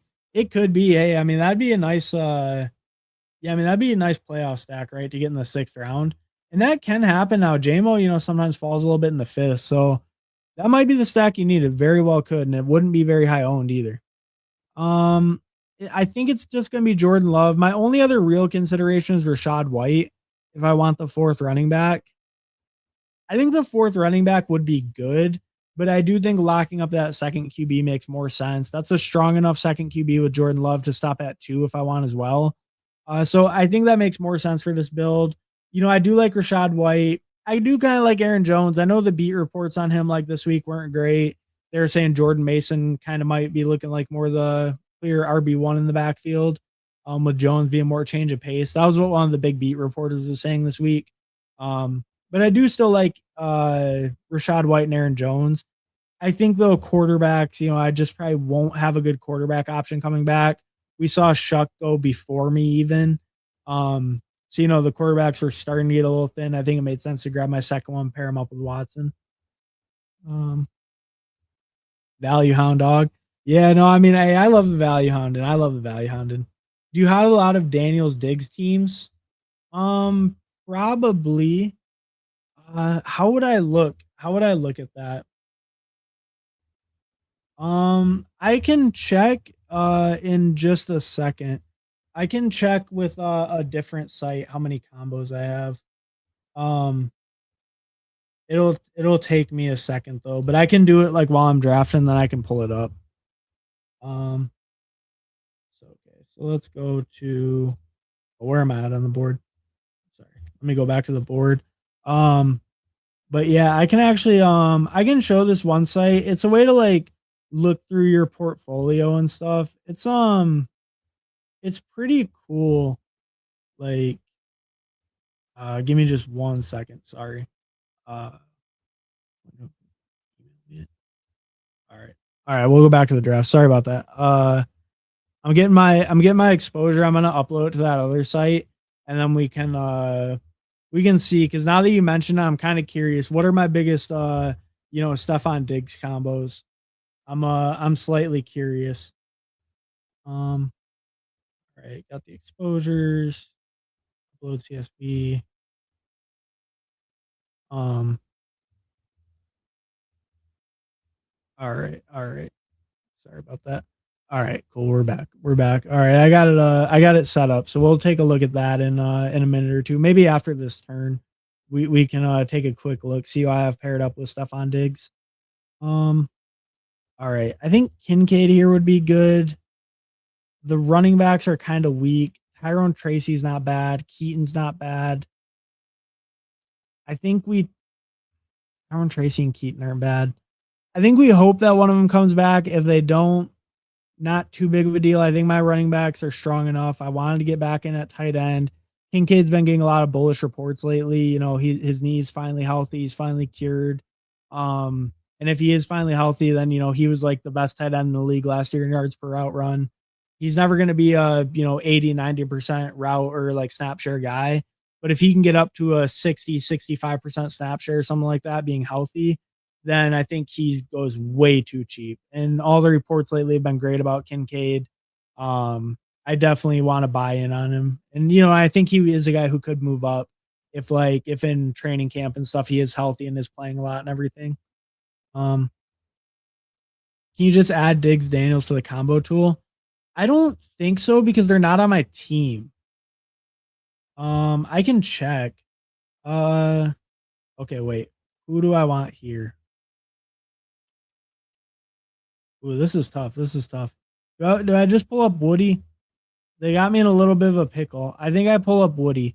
Yeah, I don't mind these tight ends either, but I think I can get better, not better tight ends later, but I can get like better value tight ends later. Let's see. Can I do that? Oh yeah, Diggs, and then search Jaden.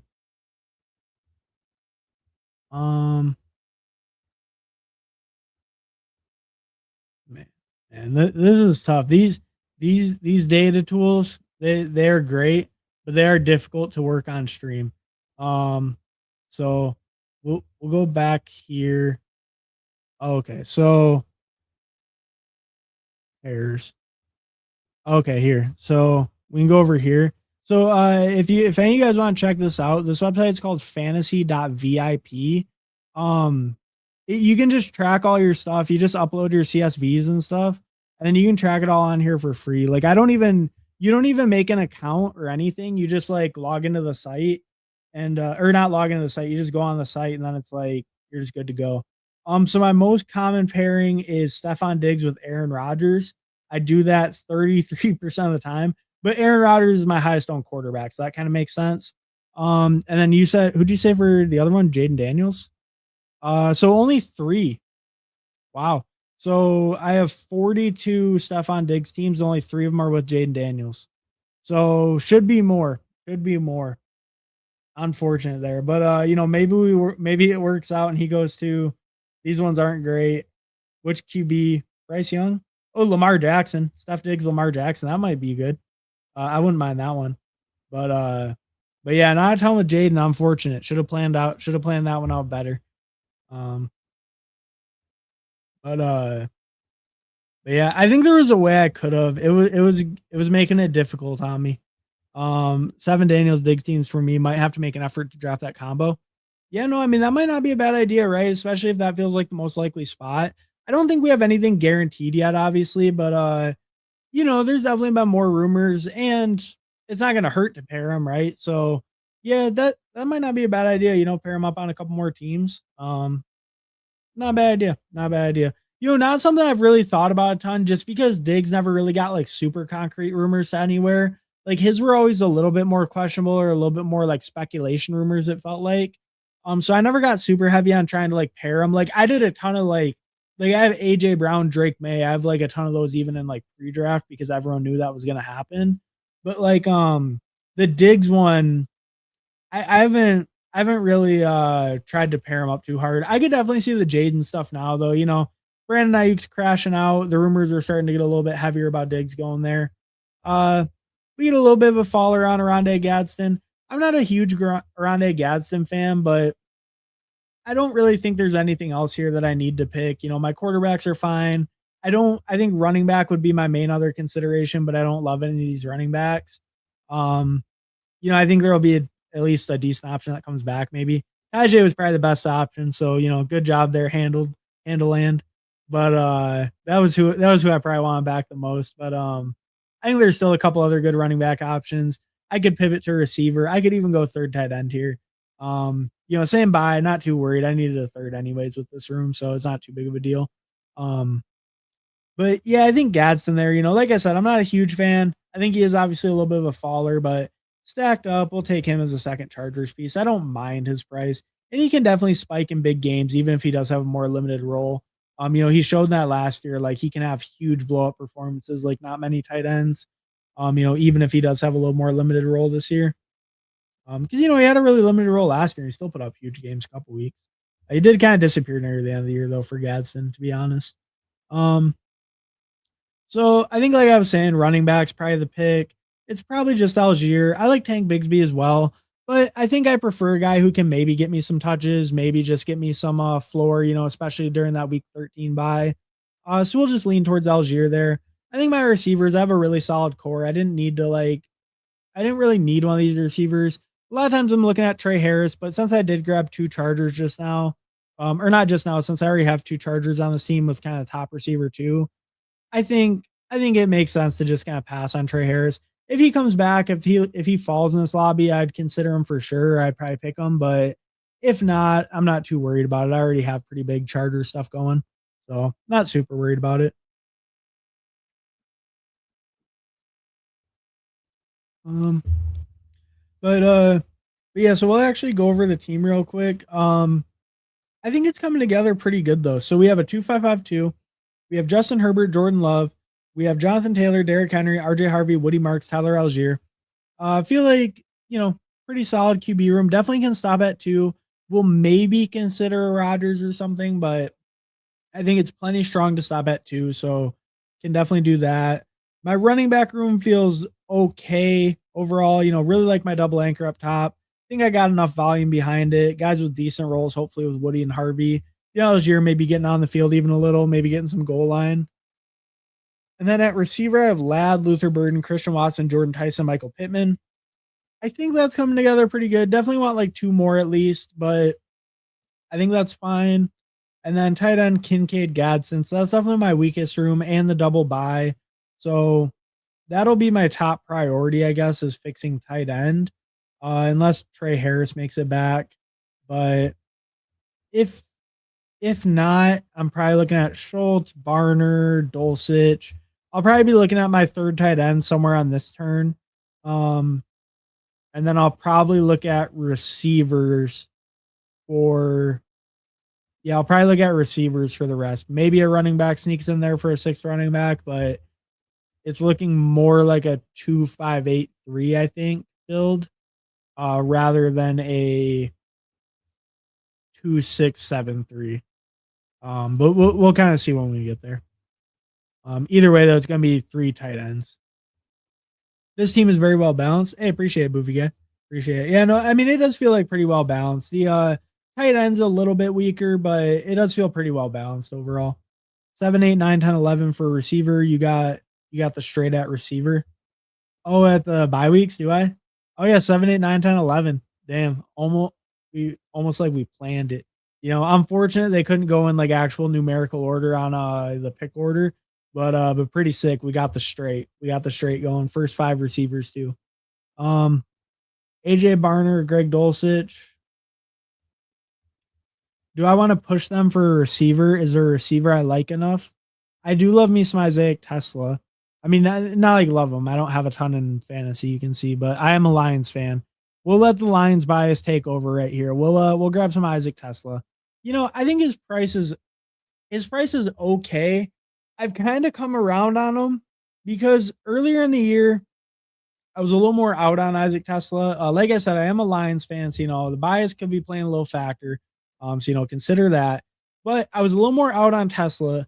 I thought they were going to run a lot more 12, but all their comments this offseason, because they brought over Petzing to him. Petzing had a pretty high 12 rate, which is like the two tight end personnel. Drew Petzing had a pretty high 12 personnel rate in Arizona. So I was really thinking they were going to be running a lot more 12, and especially kind of like the shift the league is using. But just kind of like looking at it more and just with some of the stuff I've read from other people, it's like Tesla's kind of a guy that allows them to stay in 11 a lot because he's so big and such a good blocker. And, like Campbell's like gushed about his blocking ability over and over for Isaac Tesla. Like, you even watch Isaac Tesla's highlights from last year. A couple of them are like him pancaking a linebacker. So dude's a crazy blocker and he's like 6'4". He's huge. But I'm starting to think more like, oh, they're going to we're gonna grab Fryermuth. I need a tight end. We're just gonna pull him up a little. That's fine. I need a consistent guy getting routes. So I need to pull up Fryermuth. I can't really risk it with Ferguson. Ferguson would be fine, but whatever. Fryermuth I feel a lot safer with a little bit shakier route share tight ends before him. So Fryermuth makes me feel more safe. But anyways, with Tesla, I think that, and they've talked a lot this offseason about how they're still going to be running a ton of 11 personnel, and they're actually not going to be running like crazy amount of 12. They see actually shifting more into 11, which I think a big part of that is Tesla, and I think he'll just be on the field a ton. It's kind of like almost like a pseudo like second tight end, where they do that thing where they just like, it's still 11 personnel, but they just bunch him in, and it's like he's almost like a tight end as is with his size and frame. I just think that's going to get him on the field so much. And then they got rid of Khalif Raymond. We don't have Tim Patrick. We don't have anyone else keep him off the field. I'm starting to really come around on Tesla maybe having like a good role in the offense. I don't know how well that'll actually work out as far as him getting targets and volume. And that's why I don't want to get too over my skis. There's a lot of good target earners on that team. And Laporta did get hurt later in the year, and that led to Tesla kind of breaking out as well. So I don't want to get too over my skis, but I do think Tesla, like, I think there's a real chance for him to take a big step in that offense. And I think consolidating all that, like Khalif Raymond, Tim Patrick, all those like, the wide receiver 3 kind of like grouping that we had with a bunch of different guys. I think if he can really consolidate that, then as late as he goes, I think it can be a decent pick. And then you still get that injury contingent upside, right? Like, you still get that from him. And he is a young player, and he did show he can win downfield, make like crazy contested catches, crazy strong hands, right? Like, he can, I mean, he had some pretty crazy catches. Obviously very limited volume, but like he looked impressive on the football field, and like double coverage, just snagging out of the air between defenders. I think like the Steelers game, he had a crazy touchdown catch between 2 defenders. But yeah, I don't know. I'm coming around a little on Tesla. I only have 4%. But I'm starting to come around a little bit more on picking him. Brandon Ayuk, you can see I have 11%.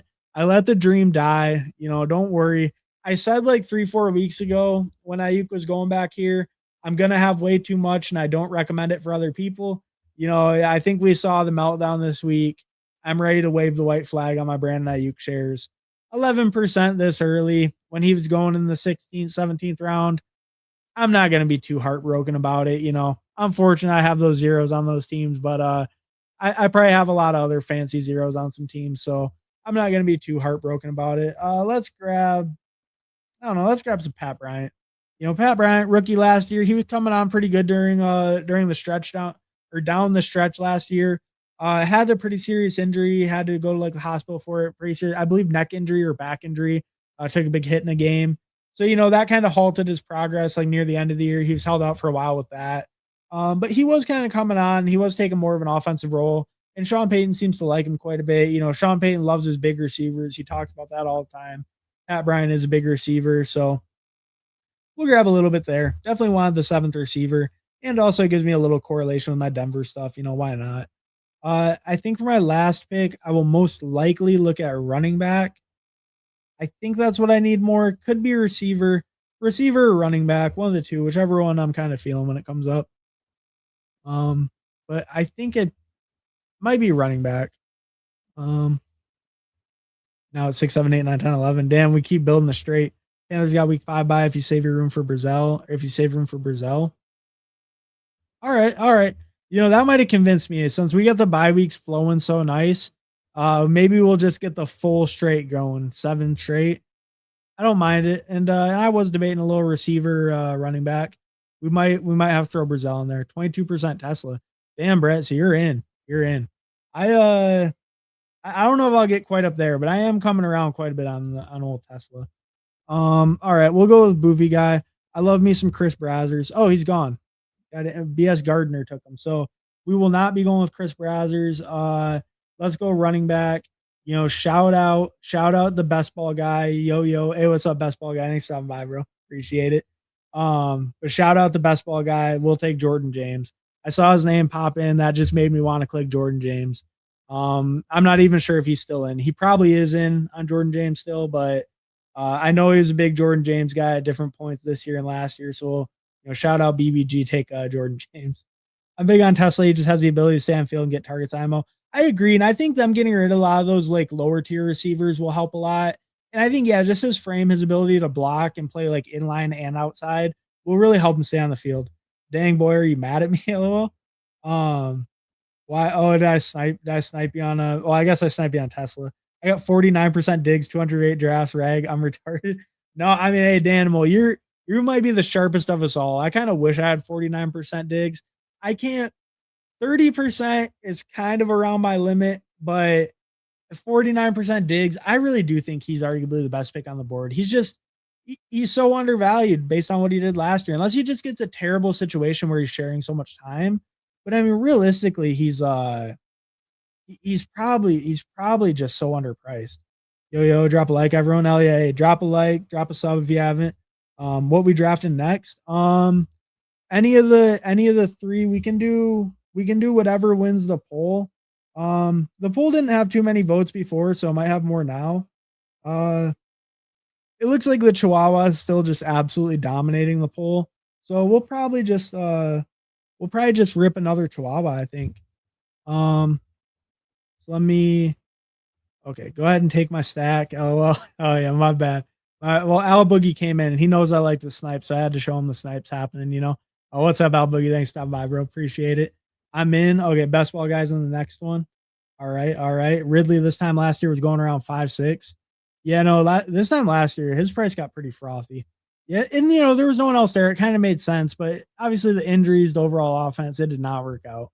But better late lion pick Pacheco or Tesla. Oh, I'm definitely more in the Tesla camp than Pacheco. I have a really hard time with Pacheco. I think it's a good role, but I think almost any like random running back could get signed and really hurt that role for him, especially like, Najee Harris or James Conner or something like that. So it's making me a lot lower on Pacheco. I could see picking a lot more like later in the summer, and I think he's an okay pick. I just think you're taking some more risk with him getting replaced. I passed on Tesla. You took Firemouth for my stack. That was going to snipe Brazil for me. Yeah, no. See, Brett, for some reason, it just always works out. I'm just always targeting your team somehow. I don't even know who you got during the draft, but I'm targeting. So my apologies for that. But all right. So what we'll do, a lot of teams. Okay, we'll look at the teams real quick, and then we're gonna do another Chihuahua countdown. So I got Justin Herbert, Jordan Love, good 2 QB room. Sometimes I like a third, but I think that's playing fine. Stop at 2. JT, Derrick Henry, RJ Harvey, Woody Marks, Tyler Algier, Jordan James. I think it's a fine running back room. Really strong double anchor. Got RJ Harvey as like, maybe not the safest floor, but hopefully some upside. Then just some split backfield guys. At least getting some touch guys, give me some floor stuff like that. Good upside if the starter gets hurt. Jordan James, same thing. Or good upside. So running back room, decent overall. Really kind of relying on that double anchor though. Lad McConkey, Luther Burden, Christian Watson, Jordan Tyson, Michael Pittman, Isaac Tesla, Pat Bryant. It's probably okay at receiver. 4 through Tyson's fine. Obviously, he's a little bit of a faller. I really like getting Pittman as my 5th. I think it helps a lot with like the, maybe a little bit more spike and consistent guys I have as like my 2, 3, 4. So I think that feels good to me. Like receiver's not crazy, but I think it's fine. And then Kincaid, Gadsden, Freiermuth. I think that's also fine. Kind of same thing, maybe a little bit less safe floor with Gadsden and Kincaid. Hopefully Freiermuth helps with that, but I think it's okay. Overall, I think it's pretty balanced. I don't think I have any like huge weaknesses or anything. Tight ends maybe a little bit on the weaker side, but I don't think I have any huge weaknesses on this team. I think it's okay overall, like pretty solid, pretty balanced. All right, we're gonna try to rip through these as quick as possible. All right, 3582 for Hulk Smash, Dak, Malik, Fernando, good 3 QB room like that. Gibbs, Trev, DeAndre Swift, Jordan Mason, Ray Davis. Really solid 4 RB room. Strong top 3 with Swift, and then good 4th with Mason. Ray Davis, big upswing. Pickens, Nico, Marvin Harrison, Ricky, Jalen Naylor, Jerry Judy, Antonio Williams, Caleb Douglas. It's probably fine with 4 by Ricky, maybe a little bit thinner. You did take a a little bit of a break. It's probably fine. Naylor and Judy is 5 and 6. Yeah, receivers fine. Kittle, Kelsey, that's good. Kittle, you're taking a little bit of a risk if he's not healthy right away, but all the reports are sound great, so I get it. You pulled him up a little. I think pretty solid overall here. Yeah, pretty solid overall. I think the receivers are good. You spent a lot early. Um, yeah, pretty solid here. Uh, J. Rummel, I think was one of the people in here. Was it this one? I think it's this guy.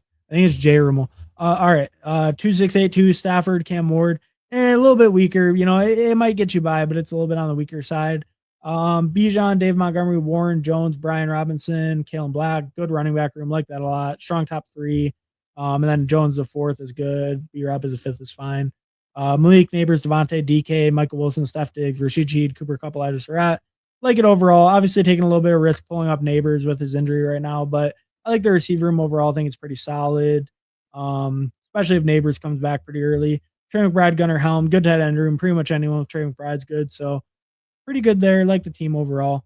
Nice and blunt. 3573, Burrow, Brock Purdy, Jacoby Brisket.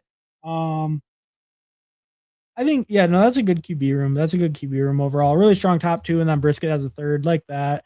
CMC, Quinshawn, Blake Corum, Chris Rodriguez, Katron, like the 4RB room there, right? Because I like the strong top two. Wait a while, get Corum Rodriguez. I think that's solid. Katron is the fifth. Always love seeing that. But I think, you leaned into the top two. You pulled up McCaffrey. He's got to be healthy. If he is healthy, then, and he's worth that price, then you're totally good at running back. AJ Brown, T. Higgins, Jalen Waddle, Parker Washington, Wandale, Ryan Flournoy, Trey Harris, likely Henry Ferguson. Tight end's fine, decent overall.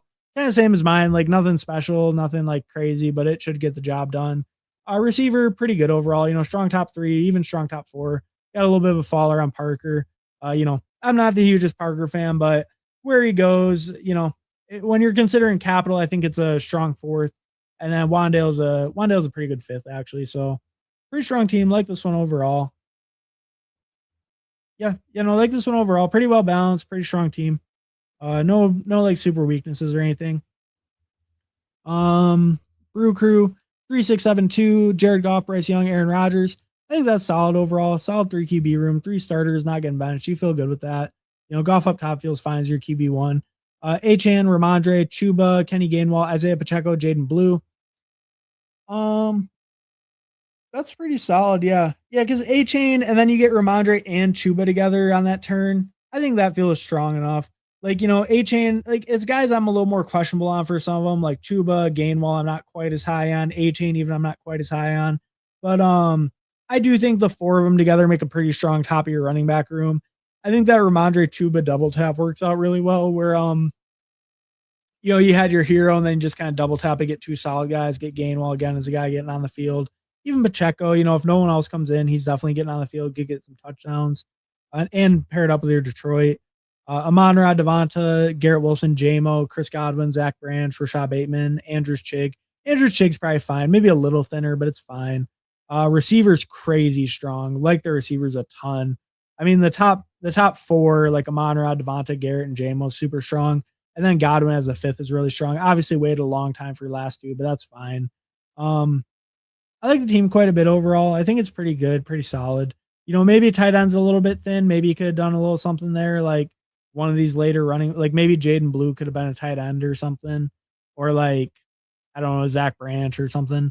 But overall, I think it's pretty solid. And like, even then, it's probably a fine 2 tight end room. And yeah, and I think the other rooms are all actually really solid. I don't think you have any really like big weaknesses or anything. So like that team quite a bit. This is definitely going to be a tougher lobby to get out of. And then we got Handleland and then Danimal, and then we're good. All right. Kyler Murray, Lamar, great 2 QB room, like that a lot.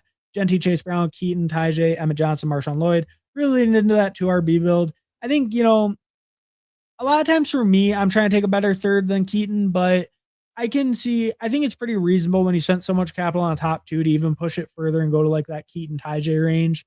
I do prefer a guy I feel more comfortable be getting touches on like a week-to-week basis as my third. But I think these guys can have huge upside. They should be getting some touches every week. So I think they feel fine as your 3 and 4, especially with such a strong top 2.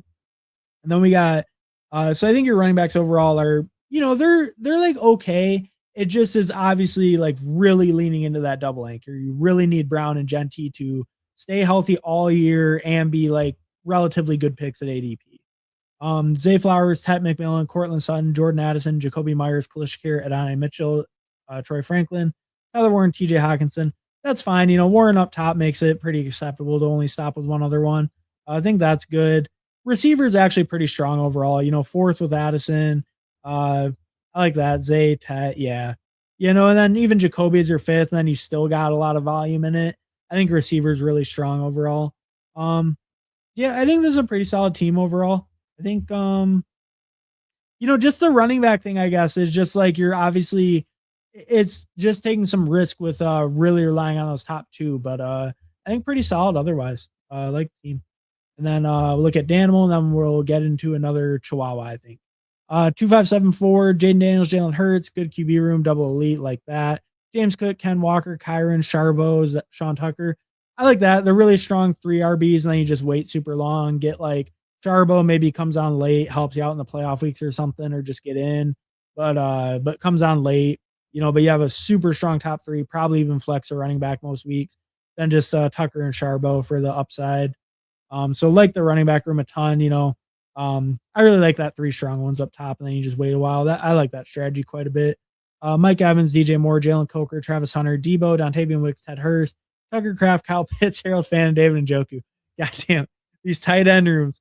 See, because what was confusing me is the receivers. I get to the receivers, and I'm like, where's this big gap coming from? I'm like, I saw the running backs, and there was a big gap after them, the good quarterbacks, but it's like, how'd that gap get so big between DJ Moore and the next receiver? And then I get to the tight end room. I mean, if you're going for flex, like I guess it's a little bit too much tight end. I think you said you don't have to do mine, and maybe this is why. It's like I can see hitting the flex like crazy with these tight ends. I get the idea, I think, but like the wide receiver 3 is probably gonna be taking too much of a hit. I think for me personally, like I think you got to get rid of one of these top 3, but I mean, maybe it gets you through. They will hit the flex hard. So, but all right, I think that was everyone. If I didn't get to you, let me know and I will. But with all that being said, with all those reviews, we will be getting into another Chihuahua, I believe. Let me make sure. Yeah, Chihuahua is like crushing the poll. So I don't think we gotta do a new poll.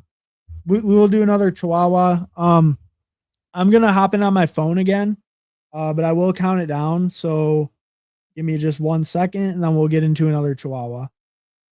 We'll enter the Chihuahua in 10, 9, 8, 7, 6, 5, 4, 3, 2, 1. All right, we're in, waiting on 6. So we're in the Chihuahua. Okay, start shortly. Okay, we might get another friends and family room. And the real downside of that is like, you see me going through those teams. You're not seeing too many real weak teams, unfortunately. So these rooms are always a little bit harder to get out of, but it is always fun, see who can make it out of the stream lobby is always a good time.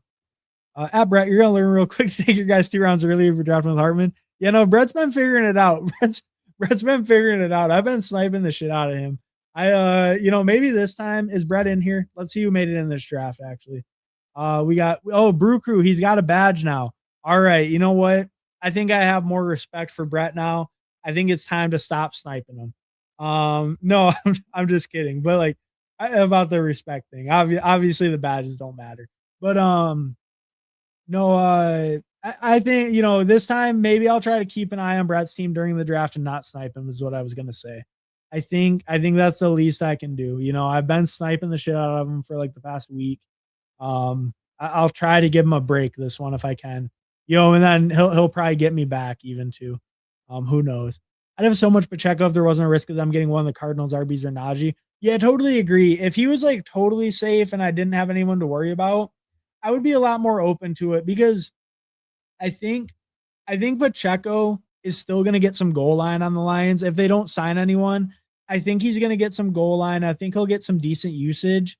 Um, I just yeah, it's just he's so replaceable. He was so bad last year, and like he just feels so replaceable by like anyone. But I do think whoever's the RB2 there, that is one of the more valuable RB2 spots because they will probably actually get like some work. I don't think it'll be like Monty levels or like Jamal Williams levels or anything like that. I think it's gonna be a lot more in Gibbs' control now. But I do think that role is just so valuable. They've been one of the highest scoring like rushing offenses for multiple years in a row. I think they were like top two out of the last, or top one, like two out of the three last. Sorry, they were the best rushing offense for fantasy 2 out of the last 3 years. Is what I was trying to say. Sorry, I got it all mixed up. Word jumbled. Um, but yeah, so I think it's really good to buy into Lions like pieces in the rushing attack, even if it's a backup. Because I think he'll get some work. We went Johnny Taylor last draft. We'll mix it up and go Amon-Ra. Last time I didn't even have the chance to get Amon-Ra, so we get him this time. Oh yeah, let's see what we got in here. So we got Bruker at the 4. We got Alex Faded at the 5. Buddy Man at the 8. Deal Me In at the 9. Not sure if they're watching. Heavy Hitter at the 111. Is that Heavy Hitter? Is that Paulino? And then Jay Riddle, I don't think they're watching. If anyone's in the draft and I didn't mention it, let me know. But I think those are the ones I recognize. So we got, at least about half the lobby, friends and family. We got it going pretty good. Um Alex Fade, 5 spot. All right, all right. Brazell, Tesla, Hurst, Mooney, and Branch are why I think late wide receiver is stronger this year. Brazell, Tesla, Hurst, Mooney, and Branch. I don't know if I can really get there on Chris Brazell. Who's Chris Brazell taking off the field? Is he beating Coker? Is that what's the bet? Who are you out on for Chris Brazell to be the guy? Because I don't think wide receiver 3 on the Panthers is like it's okay, but I don't know if it's good enough to really be worth much unless someone gets hurt. Um, I have a hard time with Brazell. Hurst, I was more in on early, but they've been talking up McMillan, so I'm kind of slowing down a little bit, picking more McMillan. Um, Branch, I like. I like Branch. I think there's a very clear runway for him to get there in Atlanta. I think that makes sense to me. Um, Mooney seems fine. I'm not like super into Mooney, but I think he could be a good value. And then Tesla, we were kind of talking about him. I think he could be a decent price where he goes. Um, so I'm a little bit of a mixed bag. I think the one I disagree with the most is Brazell because I don't really see how he like is he benching Coker? Is that what we're saying? Um, I don't have any Brock Bowers and Monra yet. This is a $4 draft. It seems like the perfect time to get some Brock Bowers and Monra in my life. I was just scrolling through my little like combo tool and seeing like what I had paired with a Monra. I had all these guys paired with them. So I figured, why not get a little different, pull up a Brock Bowers, get something unique in my portfolio. Don't have that combo yet. Why not try it, get a unique combo. They probably don't get paired too often either. Um, I know there's but top of head. Yeah, no, I mean I can agree. There's definitely good values late. And like even ones I disagree with, it's not like I really like I don't hate Brazil or anything. I think he's an okay pick. And same thing with Mooney, even though I don't have a ton.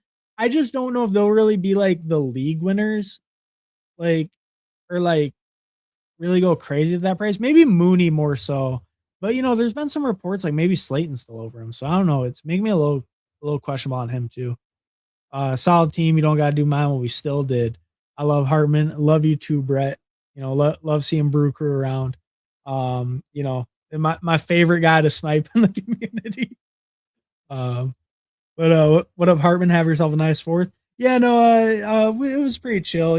Just had some food off the barbecue, some burgers and dogs, and had a couple beers, maybe a few too many, but had a pretty good time. How about you, Mike? Oh no, thanks for stopping by, bro. Appreciate it. But how about you? Have a good fourth.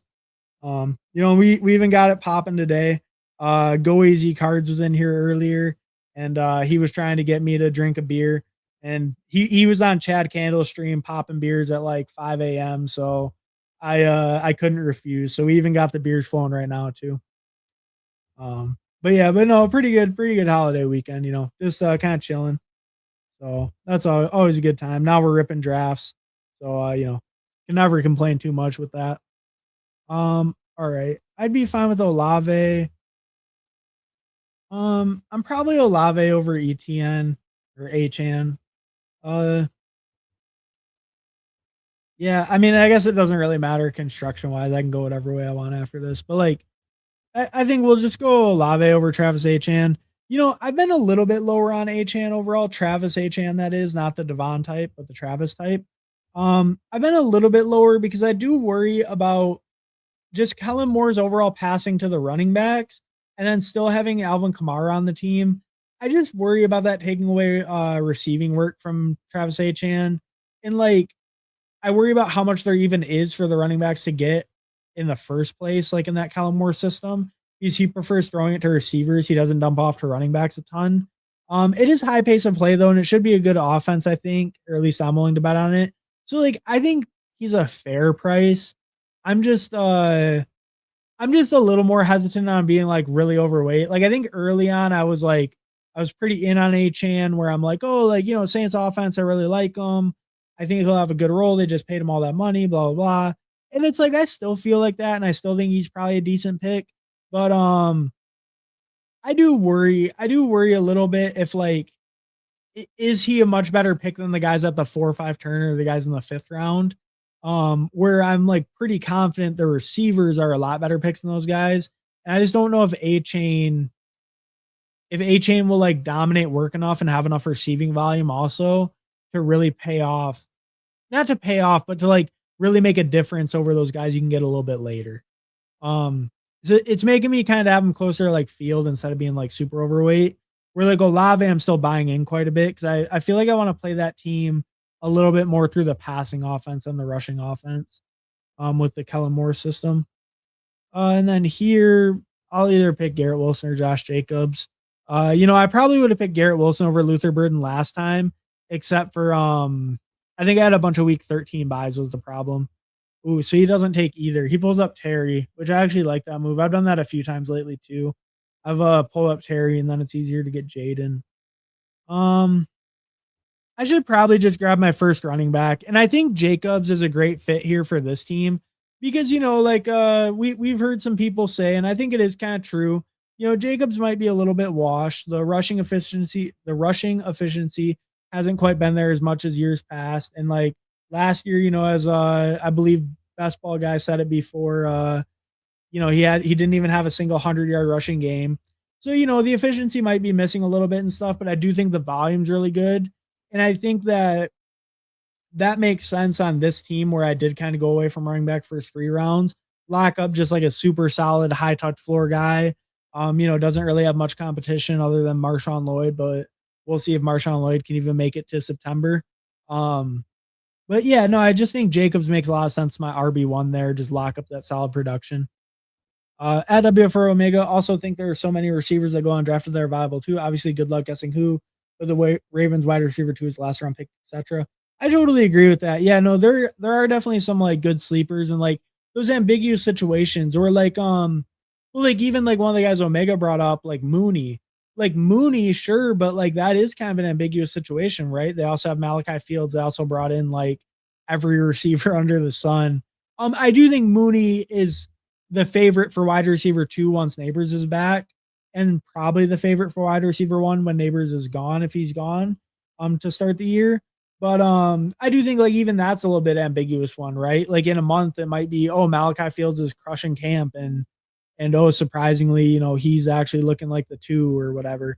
So I do think it can there can definitely be some teams where it's more ambiguous. You can definitely get big winners like that. And those guys will probably move up as we get into summer, right? We'll get more clarity with the training camp and stuff happening in a couple weeks. So then probably after that, then those guys will start moving up. So especially, think about like a Chihuahua, right? I mean, this contest dropped on Friday. It's over 50% full. Maybe it slows down just a little bit, but a super cheap contest like this, 25 entry max, I mean, this is going to be filled by like Tuesday. So like any of those guys that you think might rise at camp or stuff like that, or you think people are underrating them because they're not seen as like the clear 2 or the clear 1, And we'll go Tootin there. I think I wanted a second running back. Tootin Henderson, give me the little bit safer guy with a different buy than Jacobs. I think that makes sense. I don't know if Tootin's even safer, but he does have a different buy. And I think he can take over as the one where Ramondre is obviously going to get his. Um, but in these time boxes too, like you can even if you think they have that edge, I think it can be really good in these because people might not even be drafting those guys, right? Where in like BBM, let's say it is like Darnell Mooney. Well, then when Neighbors is still hurting and it is Darnell Mooney in a couple weeks, then and they confirm that, then it's like he's just gonna move up some, but like he's going to be drafted right in that contest where like in this contest you go get your like Chris Brazzell, you go get your Malachi Fields, another Giants receiver, or like a Dolphins receiver other than Malik Washington, right? If you want to make a bet on one of those guys, you do that in this contest, they might be like almost entirely unowned because no one's going to get camp news or anything, we're still early enough. So I think that can be really good. I think especially in time boxes, because in like a BBM, I think the downside of like a Chris Brazzell, let's say, is like if he starts getting good reports and he starts moving up, then you almost just lose that undrafted factor. And it's like, how much does he really move up on like good news, right? Because it's going to be hard for people to see him taking over like Coker or Ted, I think, right away. And even if he's getting great reports in camp, it's still the Panthers. So it's like a guy like him, I'd almost be targeting more in like the Chihuahuas and stuff, where it's very unlikely for him to have like very much like drafted percentage at all. Where in BBM, if he starts getting hype or any of those guys start getting hype, then they will start becoming drafted, even if it's at a little bit worse prices. So maybe you get better prices. But speaking of prices, do I want Jadarian? I'm not a big Jadarian guy, but I don't really. Do I want Parker Washington?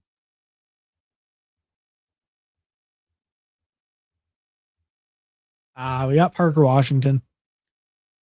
I mean, hopefully that didn't cause a mass amount of people to leave the stream. Maybe it caused a mass amount of people to enter the stream. Who knows? People are really split on Parker Washington. I'm a little more out. I kind of like doing that double Jacksonville thing. I kind of was noticing that at the end. So, I was shuffling it with Price and him. Price has fallen a little. I'm not a very big fan of Price. I think he might split some work early and then kind of take over. But then I worry about when Charbonnet comes back, does he take away some of that super valuable goal line work, just like he did with Walker? I'm not super in on Price. I think he's closer to this tier on the 6-7 turn than the tier that goes in the 5th round. Could have considered an elite quarterback, but I have a lot of quarterback outs kind of throughout my team at decent spots. So I didn't really think I needed to force one of those. I was mostly thinking about Tyson as well, but I don't know. I kind of wanted to switch it up a little. I think the P-Wash thing is fine though. I think it sets me up a nice double stack with Jacksonville. So I think it makes sense. Not my favorite player, but I can get a little bit. He was good the second half of last year. He was what, like wide receiver 4 or 3 in points per game last year for the second half or something. And his analytics look pretty good. I just worry about usage overall, I guess, with P-Wash. But it's an okay pick. I can't hate it too much. Thanks for review. 3 by week 11. Thanks, dude. Yeah, no, I saw that. The 3 tight ends all by week 11. Thanks, Harbin. Take it easy, everyone. Hey, take it easy. Thanks for stopping by, Hulk Smash. Appreciate it. 1-9 week 15 advancement. I'd build around that. Yeah, I think I can kind of see that. If you want to even treat that as like kind of like how you treat week 17, I can see that. I can see that. Definitely can be worth looking at. I will admit I didn't look at it a ton for this draft. I mean, do I pull up Trevor here, or do I try to see if they want to give me Herbert? They probably won't. They won't give me Herbert. I probably just lock up my T-Law because Brian Thomas Jr. is almost for sure in this turn. Yeah, Brian Thomas Jr. went to the guy at the 12. He already had Jaden. So maybe Trevor Lawrence would have made it back. He does fall to the spot decently often. But I think pulling him up 7-8 picks is fine. It's a little debatable move there. Like, obviously, a lot of times you kind of try to push him. It's just that I don't really know if there's anyone I love pushing him for. Like, I'm not the biggest QJ guy. I like Pierce. I like Reed. But they would also, like, I don't know. I don't know if they're huge tier breaks from the receivers later, where I feel like if I get screwed on the T-Law stack, then I'm really kind of scrambling for quarterback maybe. So I think it made sense to just lock him up and then hopefully get a receiver on the turn. That should work out fine. Maybe a running back on the turn too. I could look at either realistically. Go back here. Yenarts, love your vibe, bro. Just subscribed. Hey, appreciate it, man. Appreciate it. Appreciate you stopping by, chatting. Yeah, no, hey, if anyone else joined the content, please like, please subscribe.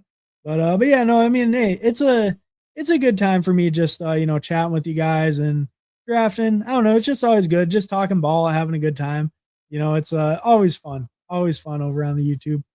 Nice drafting with you, Blunt. You can snipe me, I'll snipe you. Yeah, no, Brett will get me back. Oh yeah, and I said I was gonna keep a better eye this time. So, all right. I see some things that you're building. You're making it pretty clear. So I'll try not to snipe you this time. You're making it pretty clear what builds you're going for there. Um, I think Chris Godwin feels good here. I think fourth receiver makes sense. Not a big Monin guy fan.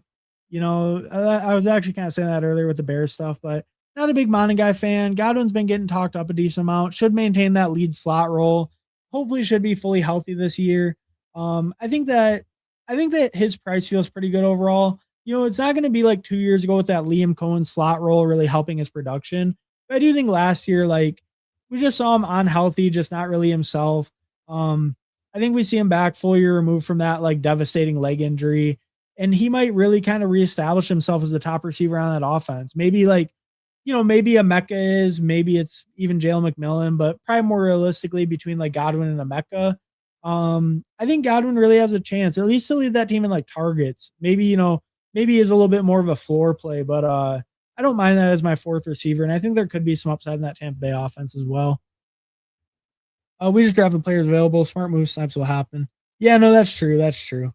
The snipes are almost never intentional. Obviously, sometimes some people are, but they're almost never intentional. Sometimes someone will snipe you on Christian Kirk in the last round because you were sniping them, but usually they're not intentional. Um, um, sorry. Yeah, but usually the snipes are intentional. It's just building your team out. I think the only ones that kind of hurt are the on stat QBs, which I have done that move too when you get left behind. But yeah, usually that's just the case. You got left behind at QB, you got to catch up, something like that. So yeah, no, the snipes are almost never out of malice. Have a hard time clicking JSN at 5. I totally agree with you, Alex. I often will click Jonathan Taylor at 5. You click CMC at 5. I think that's reasonable too. I think 5 is kind of the first spot where I start to mix up ADP. First 4 picks, I almost always just go right in order. Gibbs, Bijan, Chase, Puka, right in order. But the 5th pick, I'm usually pretty comfortable like switching it up. I think I still have 5 or 6% JSN. I'm not like crazy fading them or anything like that. But I definitely am like not a huge fan of his price. Jonathan Brooks or Ricky? Oof. Ricky? We'll go Brooks. We'll go Brooks last second. All right, we got it in. Because I think I want to try to grab a quarterback next if they let me. I would like to grab Goff. Now, if he goes, I have outs because I have Tampa Bay and New Orleans. So yeah, I'm almost definitely grabbing a quarterback here, which I think is why I wanted to go running back over Ricky, because I think I can pick quarterback and still get decent receivers back on that like next turn at like 127. There should be a receiver I like, and at 138 there might be as well. Where I think running back will kind of dry up, maybe even before it comes back to me, but definitely on that turn back the other way. And I want a QB here. So I think it made sense to grab the running back first, then kind of push the receivers to the next couple rounds. And then yeah, with this next pick, it's really just whichever quarterback makes it to me. We'll see. If none of them make it, then I'm in piss and I'll just pick a running back. It's fine. Yeah, I'm a heavy hitter. Okay, I thought so. I walk by my PC and I hear Slayton. Yeah, no, someone said Mooney was a good pick, and I said allegedly Slayton still maybe even playing over him. So and I don't know, like I'm picking Mooney more if I'm picking any of them, but Slayton, he could be kind of the forgotten man right now. People might be sleeping on old Darius Slayton. All right, 6. So I get my Jared Goff stack with Amon-Ra. I think that's kind of a no-brainer there for me. Yeah, just stack up my top receiver with Goff, and got him on a little faller. Don't really care about that, but um, that feels good there. Would have considered Rashad White or Aaron Jones if Goff wasn't there, but I think I feel happy with that. Stack them up with my top guy, like I was saying. That always feels good. Um, I'm Canadian, but I drank some beers in honor of America. Hell yeah, hell yeah. I respect it, Mike. Linda, you guys, because I was watching Jerry's stream. I didn't know the date of this beforehand, but you guys had your basically your 4th of July a couple days ago, right? Canada Day. That was like Friday or Thursday. I remember Jerry was on stream. He was talking about it. So that's basically like your equivalent, right? So you got your Independence Day recently as well. But appreciate it. Shout out you chugging down some beers on America's birthday as well. Please get unique when you get in my rooms. Yeah, no, yeah. I mean, hey, I got unique. A little bit, right? We got the Bowers Monra start. Did you get a nice start out of it? I mean, that's a good start. I like it overall. The Pickens at 28. That's a decent fall on him. So, like that start. That's good. I mean, I love Nico where he goes. So, yeah, we did get a little bit unique here. I'm pretty happy with how it's coming out. The Bowers pick, it's like Bowers to me. I don't disagree with anyone that Bowers is the number one tight end on the planet. He is tight end one of the universe, like no questions asked. I do think he'll be good in that offense too. It's just there's so many good tight end values down the board. It makes it hard to pick Bowers. That's just my problem with it. It's like, man, I like Bowers, but I also love Tyler Warren. He goes in the 6th round. I like Colston Loveland. He goes this kind of early for Loveland, not too bad, but a little bit early. But I love Warren. I love like all these tight ends that go back here, like Kraft, Pitts. Not as much Fannin, but Laporta.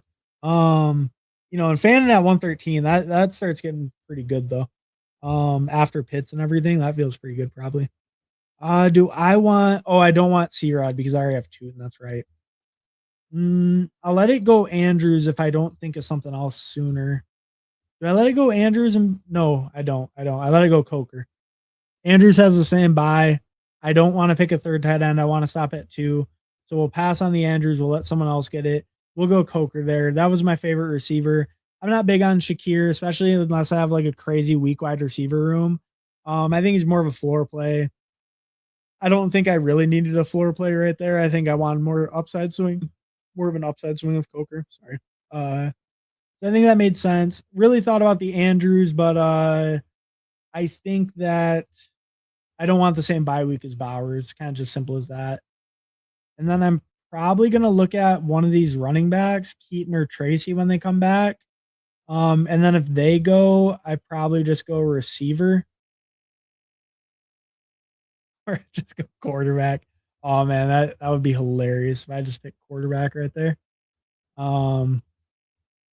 Yeah, that would be kind of funny. But no, I think it'll just be whatever running back makes it. And then if not, I could also go tight end. I don't mind the tight ends. This is a little bit of a tricky spot, I guess, because I can kind of go any position. I feel like receiver is probably the least important. Yeah, running back's probably the most important. Receiver's the least important. Like it'd probably be like likely over the receivers, especially with Hunter gone, with the stack gone. It'd probably be like likely over them. And then maybe Keaton up top, then Tracy. Kind of a debate between Keaton and Tracy. I might go Tracy because I have a little bit less of him. So I might just kind of opt towards him. I think they're in a very similar tier. You could argue Tracy's competition is maybe a little bit weaker. And Tracy's maybe shown that he can do a little bit more on a football field than Keaton. Or at least like maybe not do more, but like he can do more different things. Like Tracy can catch, he can play on third down, he can play early. He's not the craziest runner, but he's an okay runner. Where like Keaton Mitchell, the hyper efficient speed guy, but can he play on passing downs? Can't do any of that kind of stuff. I don't know. Jacobs plays Miami at home week 15, the 1 of 9 advance week. Hell yeah, brother. See, Boovy guy's on top of this. Boovy guy's like the schedule guy. He always knows this shit. I respect that. But no, I mean that's a great call. Josh Jacobs versus Miami. Love to see it. What are my other matchups? We got Trevor Lawrence versus Houston, not great. Jared Goff versus Minnesota in the Dome. That's okay. I don't mind that. It's not a crazy great matchup, but it's all right. We got Jacobs versus Miami, like you said. Right, Jacksonville versus Houston. Who's New Orleans get? Tampa Bay. And we got the game stack. We got the Godwin Olave game stack for week 15. So see, it might have seemed like I wasn't really thinking about week 15, but I've been game stacking it. I've been building it out, targeting these soft New Orleans and Tampa Bay matchups. Not so great with my Jacksonville build, but that's why we got the Detroit in there to sneak us through week 15. Um, but no, that is a good point. It is worth looking at for sure. Um, but it looks like it worked out pretty okay. Not great getting my Jacksonville versus Houston or my Bowers versus Denver, but we got some game stacks in there and we got some good matchups. I mean, honestly, you just pick an NFC South team and you're probably having good matchups like the whole way, anyways, because the NFC South is just garbage, right? I mean, not garbage, maybe like teams, but like defense wise, they have to be the worst defensive division maybe in the NFL. Um, but their schedules are all super easy too. So NFC South, I mean, they're definitely one to target if you want those easy schedules. That's for sure. So at least we got some of those pieces in here. Got them all stacked up. Carolina plays against Cincinnati, so that feels good too. NFC South, that's the way to go. You want the easy schedules. The Falcons have an easy playoff schedule too. All right, so here it could definitely be tight end. It's probably not going to be running back. Like I'm fine with Woody Marks where he goes. You can see I'm right around field. But I think tight end or receiver makes the most sense. Yeah, I think tight end or receiver. I don't mind Hunter Henry. Would Hunter Henry be good enough for me to stop at 2 though? Or do I still have to grab a third? Because if I'm still going to grab a third, then I should just wait. But if I'm going to stop at 2, then I can probably just do it now. I really don't mind like a Denzel Boston, a Trey Tucker. Maybe we do get a Trey Tucker and we try to double stack. We try to double stack the Raiders. I don't mind that call, and then I can just get like 2 cheap tight ends later. That's fine. Um, maybe not even. Maybe I do just end with like 2 tight ends, even with a kind of bad second one. This is Brock Bowers, tight end 1 on the planet. Um, but yeah, but I think this sets me up nice. I get a nice LV stat going. Obviously, their week 15 matchup was not very nice, but their other 2 games are really nice. And we have these are later picks. It's not like they're making up the foundation of my team really. Um, so I wouldn't mind a Mendoza if he comes back. I might just scoop him right here. If not, I'm just gonna grab a tight end. So we'll see. It's either gonna be Mendoza or tight end here, but I'll probably just reach a little bit on Mendoza, just pull him up and get my double stack all locked in. I think that feels fine, this late. None of these running backs mean a ton to me. Like Algier, I like. Sharbo, I like the idea of for the late season stuff, but I think my running back room's good enough. I don't think I need them. I think I can get a little bit more volume later. Running back feels okay. It feels okay. It's not great. Jacobs Tootin should be an okay top 2. Obviously, he's putting a lot of faith in Tootin, but it should be an okay top 2 as long as he has a good role. And then Brooks, I have a lot of hope for Brooks, but he'll probably start out slow, hopefully take over a little bit more after the bye. And then Tyrone Tracy should just have somewhat of a role, be on the field. Hopefully get some touchdowns or something. That'll work out pretty good for me.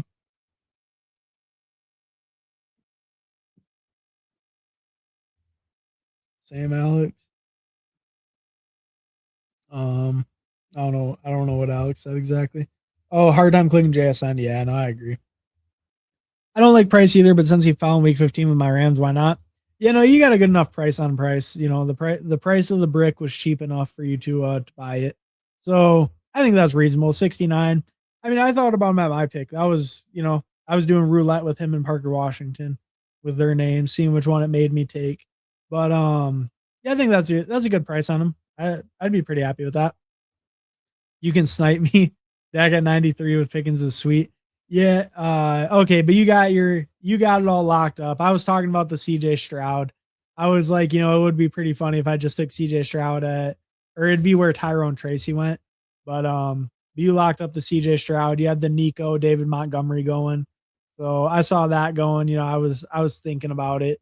But we let you have it. You got all your stacks popping real nice, huh? You got the Dak stack. You got Stafford doubled. You got CJ Stroud basically doubled. So yeah, I got it all correlated. No snipes this time for old Brew Crew. He made it out alive. Um, all right, I would be Dalton Schultz if he makes it to me. I think just like overall, just his target volume, his target floor, almost 800 yards last year, 3 touchdowns. Maybe you argue like Higgins and Noel take a little bit of that away this year, but I think just overall target volume and hoping the offense takes a slight step forward. Schultz always feels like a pretty good pick, and I like him with Bowers, just really cheap, can hopefully give me that stable floor any weeks that Bowers might for some reason have a low week or his bye or be injured, anything like that. I think Schultz makes sense as a 2 and is strong enough for me to be able to stop at 2 because Schultz might not have the craziest upside of any tight end, but I think he has a very solid, very consistent role in his offense. And I think that just makes me feel comfortable enough at tight end stopping at 2 with Bowers up top. Yeah, so feel pretty good there. And then we got the Mendoza all locked up too with the Raider stack. So feeling pretty good with that. What are we drafting? Right now we're in the Chihuahua. So we're ripping the Chihuahua right now. I think I'm open to drafting pretty much whatever. I think the plan is I'm gonna get in one more draft after this one. And then it'll just be whatever you guys decide. I can even I'll go on my YouTube real quick. I'll make a new poll because I've left the same one up for a while. So I'll make a new poll, see what you guys want to draft, and we'll get in one more after this. Yeah, we'll get in one more after this, and then I'll call it a day after that. And I'll actually be on a Whoham stream a little bit later today, around I think around 1 my time. So I'll be even back on stream a little bit later today, but we can get one more in. We got some of the regulars stopping by. We got Zero in here. We got Fantasy Dog, number 21, number 29, like Yo Heart. Hey, what's up, Fantasy Dog? Thanks for stopping by, guys. Appreciate it. But we got some of the regulars in here, so we can probably pop one more draft. All right. Tesla. I mean, yeah, I was just hyping up Tesla. You guys let him fall like 20 picks to me. Why not? Why not get even more? I have a Lion stack. This is working out beautifully. Yeah, no, I mean that works out. That works out totally fine for me. Amon-Ra Tesla. Yeah, that's good. Get him on a faller, gets to be a more reasonable price even. So feels totally fine with me. And I get it. Like his upside's like pretty capped. So I don't know. I can see why he falls in some lobbies too, but feels pretty good with the line stack. Happy to get him on this build. Probably go double running back to end it out and call it there. Yeah.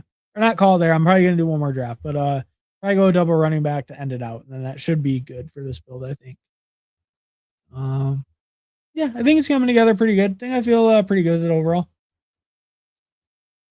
Wild snipe on Ferguson. Oh yeah, Alex faded. He was on you. But and I mean it kind of made sense for his team, I guess. But yeah, one pick before you, that's rough. That is rough. Brooks. Yeah, no, not the biggest fan of Brooks. I can understand. I mean, he hasn't done too much on a football field before, so that's pretty fair. Zero Hubrit. Oh yeah, what's up, Fancy Dog? My dog. And Zero, my other dog. Brooks with the puking face. Bruh, stop hating on Jonathan Brooks. He was such a good college prospect, though, don't you know? No, I mean, realistically, with Jonathan Brooks, I think the thing is, I mean, we've talked about it a few times, but I think the thing is the receiving upside should at least be there. And I think he's close enough to the range of guys where it's like, I don't know, like it's hard to do Brooks. Like, what did I do? I did Brooks over Rashad and yeah, see, I almost got Rashad back though. That's the thing. Rashad falls some. Brooks never falls. People love this guy. Yeah, I mean, because sometimes I've been doing Rashad over Brooks a little. I decided not to this time. Digger reaped the benefits of it. But no, I don't know. I think Brooks can do something that Chuba can't with the receiving. And then as a rusher, it's just so unknown. It's so hard to say. But as a receiver, I think he can do things that Chuba can't. And I think that is more likely than not that he's a notably better receiver than Chuba. I think as a rusher, it's tough to say. We can go Big Mike, right? We don't have Genty. Yeah, we can go Big Mike Washington. I'm close to field. I think Big Mike Washington is kind of ass at football. I don't think he's all that great, but I think that he is the pretty clear RB2 on the Raiders. And I think, that role just carries some like I think just being the clear RB2 where Dylan Lowby's the RB3 or whatever, I think it just feels it feels like it should be a pretty safe, pretty clean contingent bet. Maybe not the best team like slash situation, but it should be a decent team slash situation. And even if he's not great, he does seem like the pretty clear backup. It also stacked up with some Vegas stuff I had going. So I don't mind the Big Mike pick, but he's not my favorite player. I don't think he's all that talented, but he is almost free now. And he is a 10 RAS guy, right? So he is maybe talented. He's just maybe not like I don't know. He's an okay player, but it seems like he's more athletic than a good player. Um, but this late, clear contingent guy, don't mind it. Should be fine. And I think to end it out, I mean, I would definitely go with my boy Katron Allen. If he doesn't make it, that's fine. We'll pivot to Marshawn Lloyd or Jordan James or Damon Claiborne, James Conner. Why not? Um, all right, yeah, but it'll be one of these guys. I think it'll be a 6 running back build. Um, 1 hour time, my boy. So good in his 11 games, bro. Yeah, no, Brooks. Oh yeah, in college, yeah, he didn't play too much. He didn't play too much, or not didn't play too much, but he didn't play too much like before that year, and then didn't even make it through the full year. Yeah, it is a little worrying, but hey, they were a good 11 games though. Maybe the best 11 games you've ever seen in your life. Um, no, but no, it's true. It's true. There's a lot of question marks with Brooks, even as a talent. It's true, but there's also questions with Chuba getting replaced by any random guy they bring in. No, I mean Rico's pretty good, so I don't know. I do believe that Brooks clearly has a role in that offense, and that can grow. I guess as a young player, right? And they have been talking him up. It seems like they're pretty positive on him. But I think he should have the clear pass catching role and have that like ability to grow in that role. And I think that's worth where he goes, even if we're not totally confident in his talent. Um, all right. So we are gonna review the teams. We'll review the teams quick, and then we'll hop into another. Um, I will say this basically, if you want a team review, let me know. Yeah, if you want a team review, let me know. I will do it. Um, and then if not, we will move on. But I will start a new poll quick to see what we're drafting, and then whatever wins that poll, we'll do that for the final. Probably like it might be like 5 minutes or something. We'll end the poll. Start poll. All right. We drafting. All right. So the choices will be choice will be the superflex, the Chihuahua, uh, and the French. I mean, we can also. I mean, I can throw in eliminator too. If you want to do eliminator, I'd do that too. I guess. All right. So we'll start a poll. All right. Let me close this out. All right. So we started polling the chat. Whatever wins that, we'll draft that next. I will check out the teams real quick, and then we will get into the next one. All right. So I have a 3-6-7-2, Trevor Lawrence, Jared Goff, Fernando Mendoza. I think it's a good QB room, like good top 2, but Mendoza as a third feels fine. Had a big Raiders thing going, so that feels good. Jacobs, Tootin, Jonathan Brooks, Tyrone Tracy, Mike Washington, Katron Allen. Kind of a weaker running back room overall. Should be okay with those top 2. Obviously, putting a lot of faith in Tootin though as my RB2, and then waiting a while to get Brooks. I think it can be like kind of questionable with the Tootin, Brooks, Tracy as 2, 3, 4. None of those guys are totally locked into what their role will be. Obviously Jacobs has the legal stuff, but assuming he's like playing week 1, he obviously has that backfield on lockdown. But the other three guys more risky. So taking some risk there at running back, a little bit thinner than I would have liked it, but can definitely be viable. And especially if Tootin pays off that price, and Brooks can get like a decent role, then I'm feeling pretty good even with my top three alone. So it feels okay, maybe a little thinner at running back. Amon-Ra, Olave, Parker, Chris Godwin, Jalen Coker, Trey Tucker, Tesla. Feels like a decent receiver room overall. Fourth is Godwin. I'm not a big P-Wash guy, but picking him that high as my third, that should feel pretty good. Like my top two a ton. Um, I think yeah, 4 by Godwin, 5 by Coker, getting Tucker as my sixth, Tesla as my seventh. I think that feels pretty solid. And then tight end, Bowers, Schultz. I think almost any starter not getting benched with Bowers is fine. Schultz plays a pretty good amount of routes, gets a good amount of targets. So I think that feels good overall. Overall, decently happy with the team. Wish running back would have been a little bit better, I think, but I think overall I feel pretty comfortable with it. Decently balanced. Maybe not my favorite names with some of these running backs too. Like Tracy's fine, Mike Washington's in. So it's like, maybe I just feel a little bit less inspired by this running back room. And it's kind of mid, but the rest of the team looks pretty solid. So I think I like it overall. All right, we can look at Brew Crew. 3672, Dak Prescott, Matt Stafford, Stroud, good QB room. Monty, Price, Warren, Jones, Sharbo, Tank Bigsby. Like the top four a lot. I think Sharbo fits as the fifth in here. Yeah, I think it's good. You got good prices on Price. Like, I think Warren's pretty reasonable as your three. Jones is your four, solid. Got him a little after ADP as well. Sharbo and Bigsby just upside swings. I think that's solid running back. Puka, Nico, Pickens, Devontae. So crazy strong top four right there. Then Wandale, I think, is even a good fifth in general, but good fifth. Darnell and Besh, late pieces at the end. Don't mind that at all. So really strong receiver room, really like top four, even top five. Then just some kind of later throws, or dart throws kind of later. Chig, Farmouth, kind of weak. Wish you would have got a third tight end, to be honest. I probably even would have went like third tight end over seventh receiver if you could have. I'm not sure exactly. Oh, you took Fryermuth last round.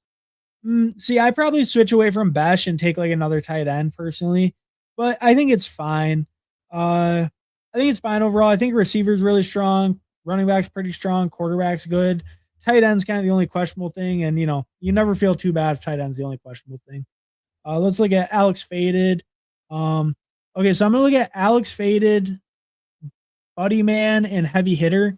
And then the other people, I'm not sure if they're watching or not. So then I won't, I'll look at them if you want me to, but I'll look at the people like I know are in here for sure. 3573, Caleb, Sam Darnold, Aaron Rodgers. That's pretty good. You got a stronger up top, two starters not getting benched. That's pretty good. That's fine. So solid QB room, CMC, Henry. So really strong double anchor up top like that. Monaguy's your third, I think is fine. You don't really need super consistent touches out of your third with that strong of a double anchor up top. JCM is fourth, is pretty good with that. Jaden Blue, just late swing. I think that's built pretty well. Lean into the double anchor, get guys are getting some touches on their teams. Maybe JCM's even the lead back. I think that feels good at running back. T. Burden, JMO, DK, Jacoby, Trey Harris, Torrey Horton. Solid receiver room. Like it all the way like through top five. Top five pretty strong. And then I like Harris and Horton. Like I don't mind the Horton picking him in the last round. I like Harris where he goes. So strong receiver room. Tight end, Kittle, Ferguson, Gunnar Helm, solid tight end room as well. Yeah, I mean, I think this team's really solid. I think, obviously the only thing is like you need the two old running backs to hold up and kind of carry you. But if that happens, if they stay healthy, I think your team is really strong. It's just obviously putting a lot of weight on that double anchor, but that's why you take a double anchor, right? You don't take these guys in the top two rounds because you think they're going to bust. So, yeah, I mean, I think it's pretty solid overall, especially if both those guys stay healthy. Then I think you're really competitive. All right, then let's look at Buddy Man, then Heavy Hitter, and then we're good. All right, Buddy Man, 3582, Joe Burrow, Daniel Jones, Shadur. It's a little on the thinner side, but Burrow and Daniel Jones is okay alone. And then you want to make the bet on Shadur over Watson, I think that's fine. So a little bit on the thinner side, but you can probably get there. You have an elite guy, and if Jones is healthy right away, you're probably okay. Jones was actually like pretty good last year when healthy, right? So if he's kind of healthier out the gate, you could be doing pretty good there. Strong, like triple anchor, basically, or robust RB build. Jonathan Taylor, Chase Brown, Travis Etienne. Wait a long time, get two. So kind of similar build like what we just looked at. Really like those three. Strong top three. and then just take shots on Coleman, Sampson. Sampson hopefully getting some touches week to week, but more behind Judkins, both kind of injury contingent, but Sampson getting a little bit of work too. So that feels good at running back. Really strong top three, hopefully even flexing one every week. Terry, Christian Watson, Alec Pierce, Jordan Addison, Michael Wilson, Denzel Boston, Wicks, Noel. I think that's a solid receiver room. Like the 4 through Addison is like fine, but then he really did kind of hammer out the volume, got some more in there, like built some more volume into to make up for it maybe being like okay or just kind of more like on the medium to a little bit weaker like early since you started a little bit later. You really got that volume going later, and I think it looks like a solid receiver room, like solid top 4, and then got a lot of volume. Even Michael Wilson as your 5th is solid. So you really kind of hammered it, even though you waited a little while to start it. So like that. Harold Phantom, Mark Andrews, solid tight end room like that. So yeah, I think QB is just a little bit thinner, taking some risk there a little bit. But if Burrow and Jones are healthy, then I think you're solid. And Shadur might be the starter. So I think that can work out pretty well for you. And then we'll look at heavy hitters. 2583, Josh Allen, Bo Nix, like that. Strong double QB build. Genty, James Cook, Harvey, Chris Rodriguez, Tajay, like that quite a bit. Really strong double anchor. And then you get 2 guys who are both getting work in their backfields, both have good injury contingent upside, most likely. So like those 4. And same thing with Spears, even their 5th RB is kind of that same boat. So really like that, rely on your 2 main bell cows and then get guys who can fill in buys, fill in injury weeks, and have big upside if the other guy in their backfield gets hurt. So like that running back room a ton. Ladd, Rome, Carnell Tate, Matthew Golden, Jalen Naylor, Jeremy Bernard, Jerry Judy, Pat Bryant, Kraft, Kincaid, Hawk. Good tight end room like that. Strong overall. Receiver is probably a little bit thinner than you would like. I think Golden as a 4th is probably okay with these top 3, but I think you need to spend more than Jalen Naylor for your 5th in that case, because I don't know if Golden gives you the consistency.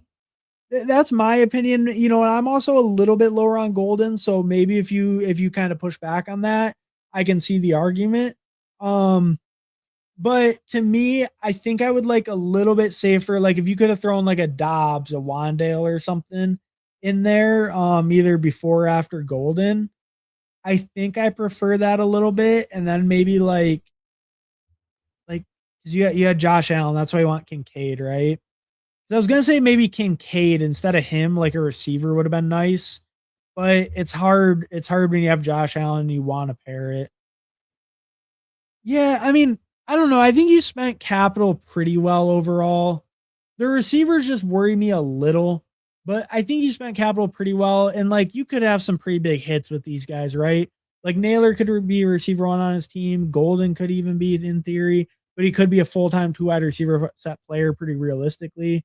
Judy and Bryant could have decent roles. So it's like I can see how it gets there, but receiver worries me just a little. But I think like your top 3 are really strong, so they could kind of carry you through. And you have a lot of guys who have a decent chance to take on like bigger roles this year after that. So I think it could work out. It might just be pushing at receiver just a little, but all 3 other rooms I like quite a bit. So I think pretty good team overall. All right. I think that's everyone. If anyone else said anything, then can you look at Digger 24? Yeah, I got you. Digger 24. Drake May, Tyler Shuck. I like that QB room. That's solid overall. Like an elite with Shuck, I think is good enough. Like I've kind of said before, I think if you get someone in that 6th round range, like the Drake May, the Jaden Daniels, that kind of range, and then you pair him up with a guy that goes between like, that kind of like Jared Goff, Baker Mayfield, Jordan Love, Tyler Shuck, that tier. I think if you can get 2 guys from those tiers, then you feel really good stopping at 2 quarterbacks. So like that room. DeAndre Swift, Quinshawn, Kenny Gainwell, Rashad White, Woody Marks. Like the running back room a lot. You waited just a little bit, but then you got 2 solid starters.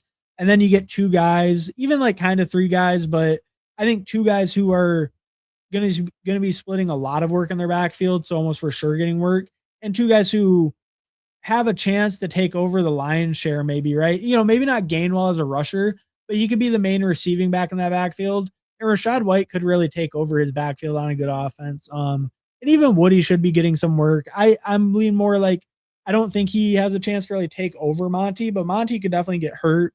and Woody should get some work regardless. So really like the running back room overall. Yeah, really like it overall. Really strong five. JSN, AJ Brown, Cortland Sutton, Josh Downs, John Stribling, Antonio Williams, Kayshawn Booty, Malik Washington, Trey McBride, likely AJ Barner. Tight ends really strong. Did you have stacks? No. So I think receiver is the weakest room on this team for sure. Um, I think the 4 by Josh Downs is pretty solid. I would have probably liked a better fifth though, kind of similar to what I said about that last team I saw. Um, like I would probably have liked a better fifth or something. I think you're good enough to get by with these four because you did spend a lot of early, like you went JSN, AJ Brown, so 2 like absolute studs up top, and then Sutton and Downs to cover that 3 spot. I think I would have preferred though, like either Likely or Barner with your heavy Trey McBride investment. I think I would have preferred Likely or Barner being a receiver. That's a little bit higher tier than like the Stribling tier, where you just feel a little bit more safe with their role and consistency. Um, I think I would have preferred that to either Likely or Barner. Like I would have switched out one of them.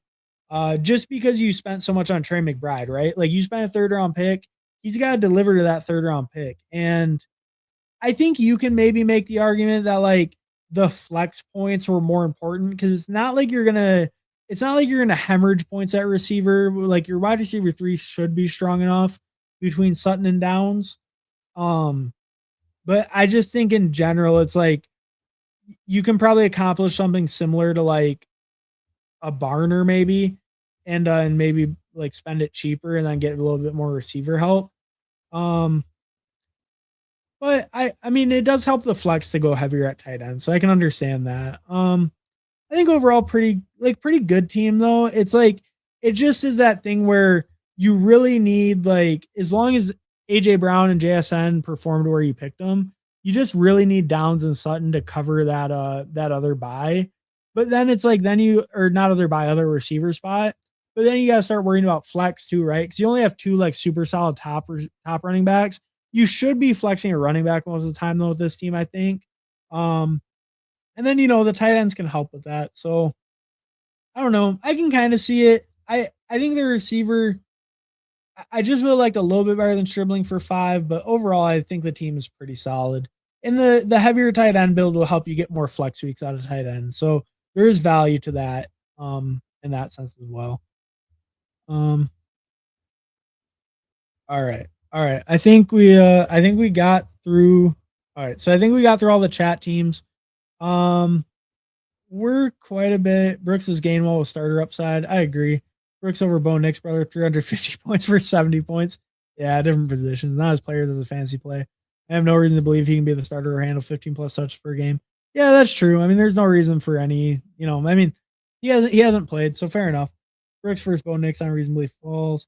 If Nick's falls, wild. Getting him at 116 every draft on DK is wild. All right. So we're quite a bit behind the chat. So what I will do to combat this. We're going to check out the poll. We'll check out the poll in 1 minute. And then whatever the poll says, that's what we'll draft next. And I'll set a little timer on my phone. We'll do it in 1 minute. We'll check the poll. But I'll try to catch up to as many comments as possible in that 1 minute. I got Marvet pick 80 and DK main. Great. DK doesn't count. That's a great value. I just feel like Genty, Mike Washington situation is going to be like last year in Seattle where both guys get a lot of work. And what's up, First on Fantasy? Thanks for stopping by. I don't because I don't know if Mike Washington is actually good at playing football. And I think Zach Charbonnet was pretty good at short yardage. I mean, maybe he takes some goal line. Maybe he takes some goal line. They don't call him Big Mike Washington for nothing. Maybe he takes some goal line, but I do think the talent discrepancy is a lot bigger with him and Genty versus Walker and Charbo, especially with Charbo's short yardage efficiency. Feels like correct Marv price around 80.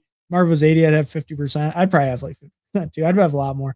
Thanks for Firemouth in the 18th. Yeah, no, that was a great fall on him. So would I, but convince people he's a bad pick at 65. Yeah, no, that's true. It's not too hard of a case. I mean, the case to buy him is more like buying on the third year breakout, It's more projection than anything. Review Brett and roast him. We reviewed him. I don't know if we roasted him though. I've been trying to convince people that Waddle sucks, but not working.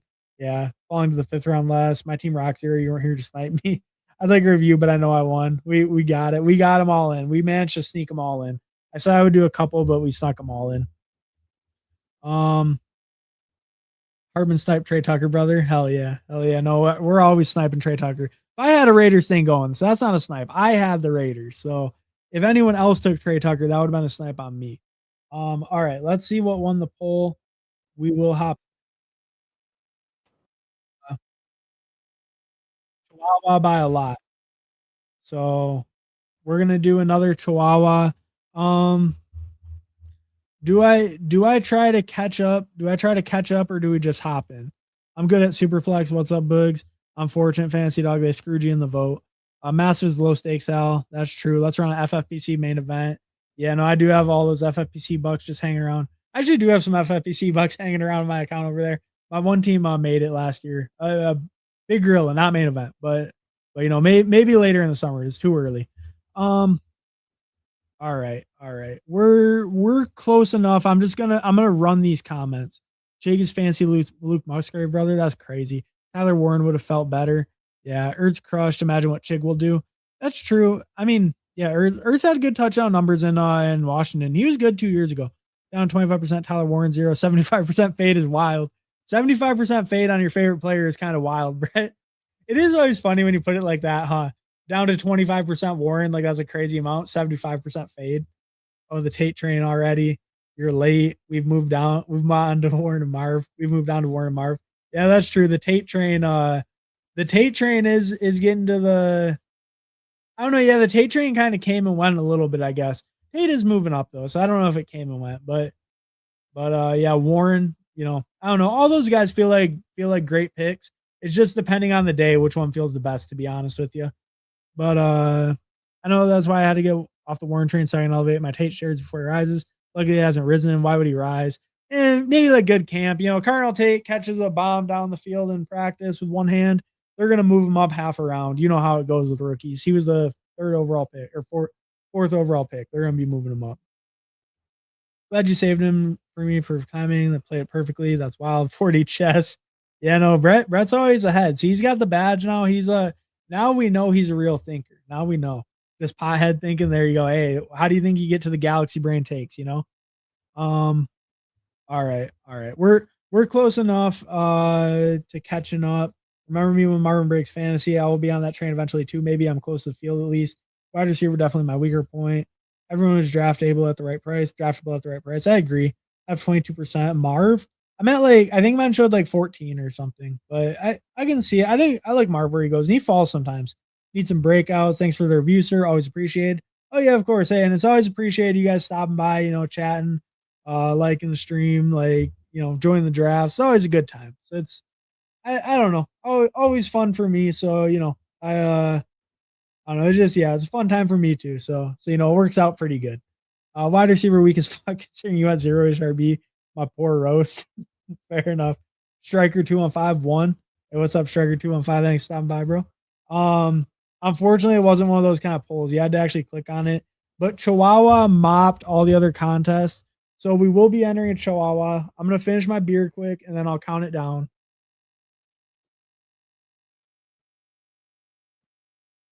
Ooh. All right. All right. So we're gonna enter the Chihuahua. I'm gonna enter on mobile. We're gonna enter it in 10, 9, 8, 7, 6, 5, 4, 3, 2, 1. All right, we're in. Waiting for 5 on the Chihuahua. All right, and then oh yeah, and I got some slows. They're finally finishing up.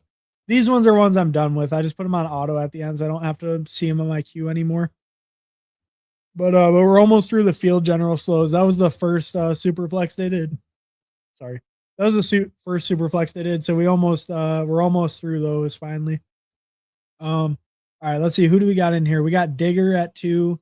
We got 0 at 7. Fantasy Dog at 8.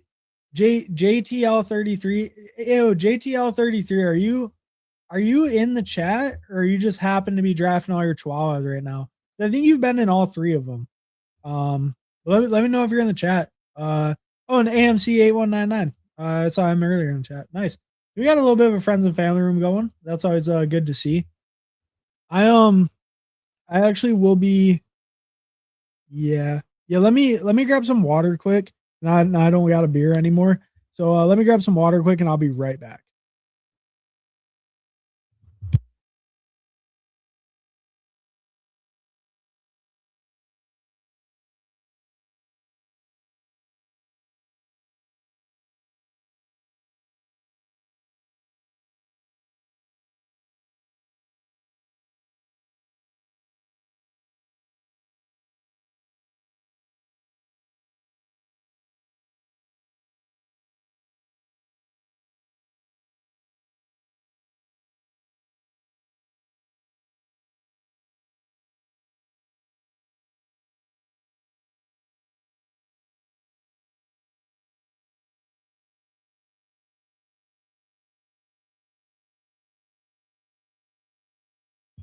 All right, we're back.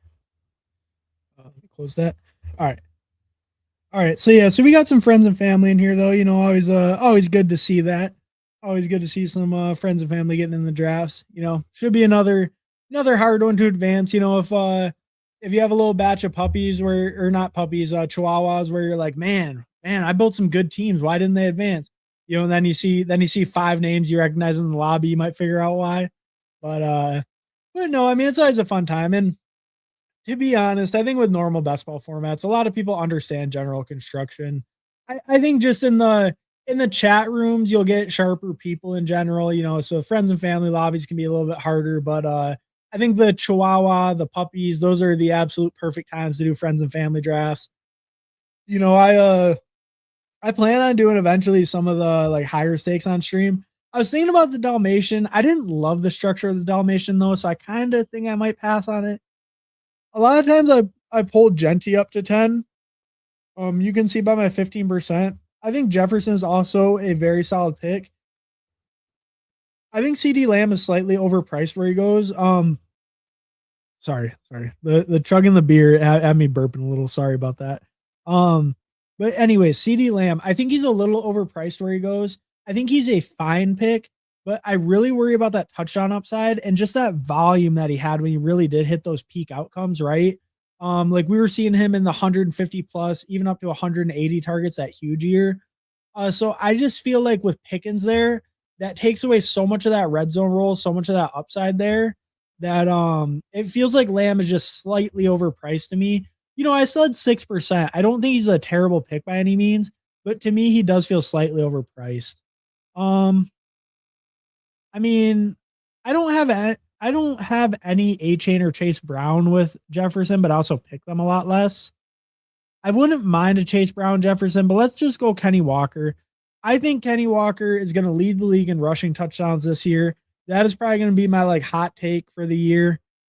Kenny Walker leading the league in rushing touchdowns. I think I'm going to stand on that pretty hard. We'll figure out when we get a little deeper how hard I want to stand on it. But I think I'm going to be standing on that take decently hard.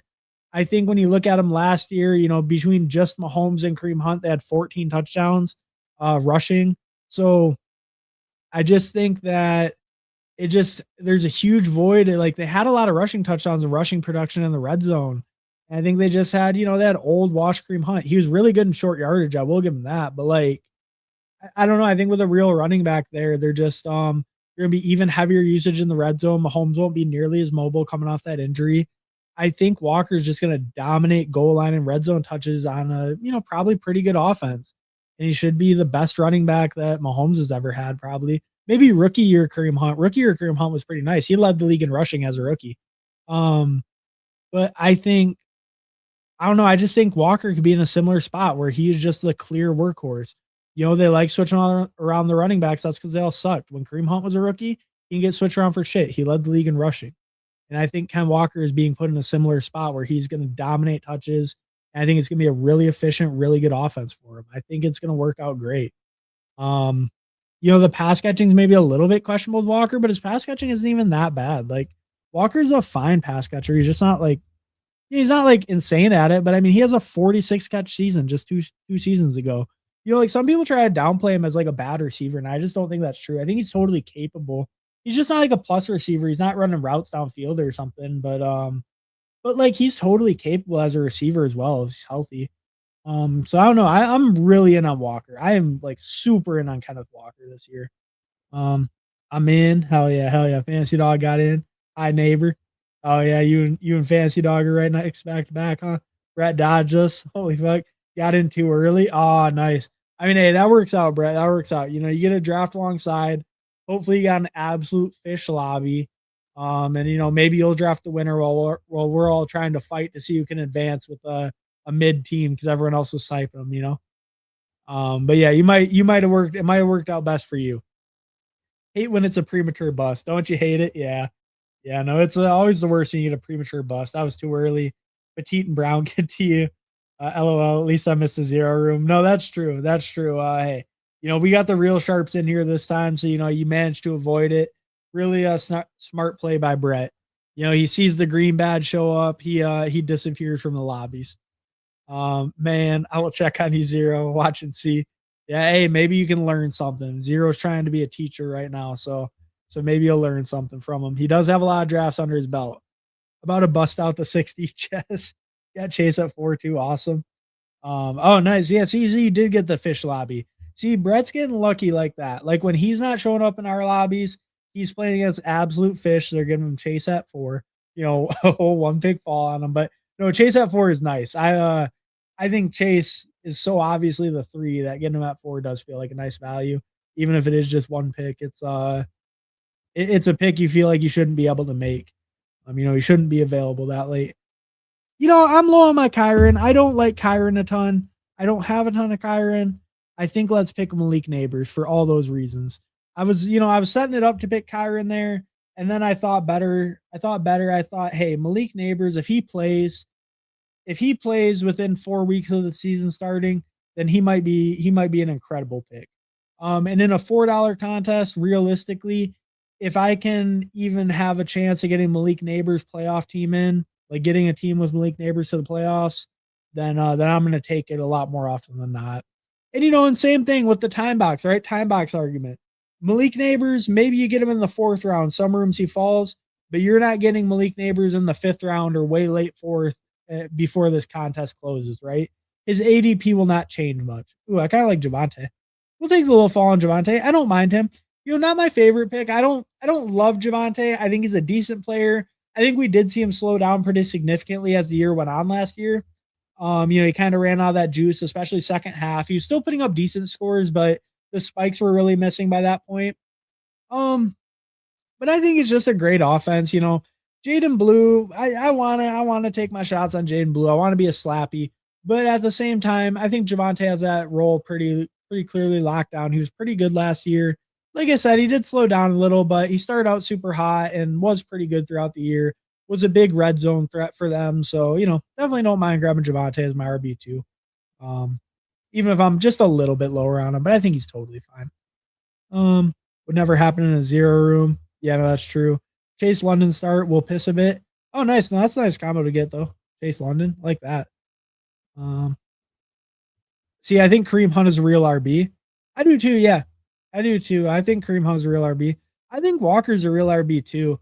I don't know. I mean, I just don't think. I think that the Walker thing, you know, people have called him a boom bust runner and stuff, and I think that narrative has kind of shifted. His success rate was really good last year. Like, I don't know. I think Walker is a little bit of that boom bust thing still, but I think he has a consistency to be a 3 down player. I think he has enough consistency with the upside of those big plays to be a 3 down player. I don't think he's busting enough that it's killing you if you try to play him all 3 down. But as a pass blocker, he's not great. So I can see how that takes away receiving and 3rd down because Walker's biggest weakness is maybe pass protection. Flowers 2 going to be a good one. Glad I missed the sweaty room. LOL. Yeah, no, hey, you got the week 17 stack and you got a little bit of value there. Yeah, so no, you're cooking, Brett. You're cooking. Week 17 got the value. Yeah, no, you got in the nice room. Striker 215 Walker, one of my top fades this year. Really? See, I'm kind of interested in that. What's the case? Is it another guy around him? Is it something against Walker? I'm intrigued. Jamar is so obviously the 101. I think you can make a real case for him being 101. I think that the safety of Bijan and Gibbs roles is why they're 101 and it makes sense. But Chase is like, I mean, Chase can put up 50 and he can put up 50 against the Ravens, who he just happens to play in the finals, right? So I think there's a real argument for that. I'm not really doing it because I'm almost always going Gibbs, but I can see the case. I'll remind you guys this year, he might. Fuck, added Evans and Swift. If I can fill out the RB room, I have a good one. Yeah, no, I mean, that's solid. You have a crazy receiver room. So maybe even get Burrow back too, get that game stack popping. That'd be pretty sick. And then just try to hammer out running back. But yeah, no, that's nice. That's nice start, Brett. You just got to land the plane. All right. So, ooh, I kind of like Bucky. I like DJ Moore and Cardinal Tate too. I think the thing is, I like 3 or 4 of these receiver picks, but Bucky's the only running back I like. So let's go Bucky. And then hopefully we get a receiver coming back. If we don't, it's not too big of a deal. I can just go like a Tyler Warren. Probably not quarterback. I'd probably go like a Tyler Warren if I don't get one of my receivers back. Um, yeah, it'll be one of those two though. He's a 3-down player, but pass protection sucks, but mostly the 17 games part. Okay, let me make a pick. I kind of want Tate. I don't really want Tyson again. We'll just go Tyler Warren instead. We'll get receivers next round. That's fine. I think Tyson would have been a fine pick. I would have went Tate if he was there, but since he goes and then DJ Moore and Brian Thomas go, we go Tyler Warren. I think that feels good. I need to hammer out receiver for sure, especially with Neighbors as my 2. But I have my hero Jefferson up top, kind of holding it down. So now I just need to focus on hammering out a couple more receivers though, and that should be okay. Let's see. Since entering the league, Walker is 6th in the league in percent of rushes to go for 0 or negative yards.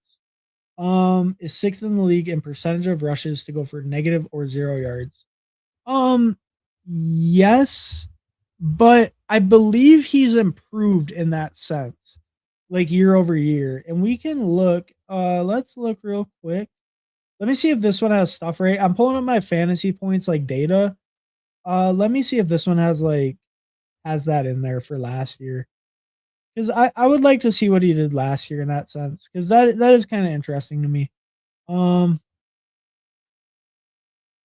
Okay, yeah, this works. So let's do Seahawks. Okay, and then we can share this tab instead. So see, like when you look at percentage of carries that went 1+ yard, Walker actually is better than like Charbonnet, similar to Helani, but he was better than Charbonnet in that aspect. And then if we just sort it by like, let me put in a filter. I don't know, 50 carries minimum is probably fair. Qualifier, minimum attempts, 50, apply. So that way we don't get like Velus Jones and shit, right? We want like real running backs. We don't want like random bums.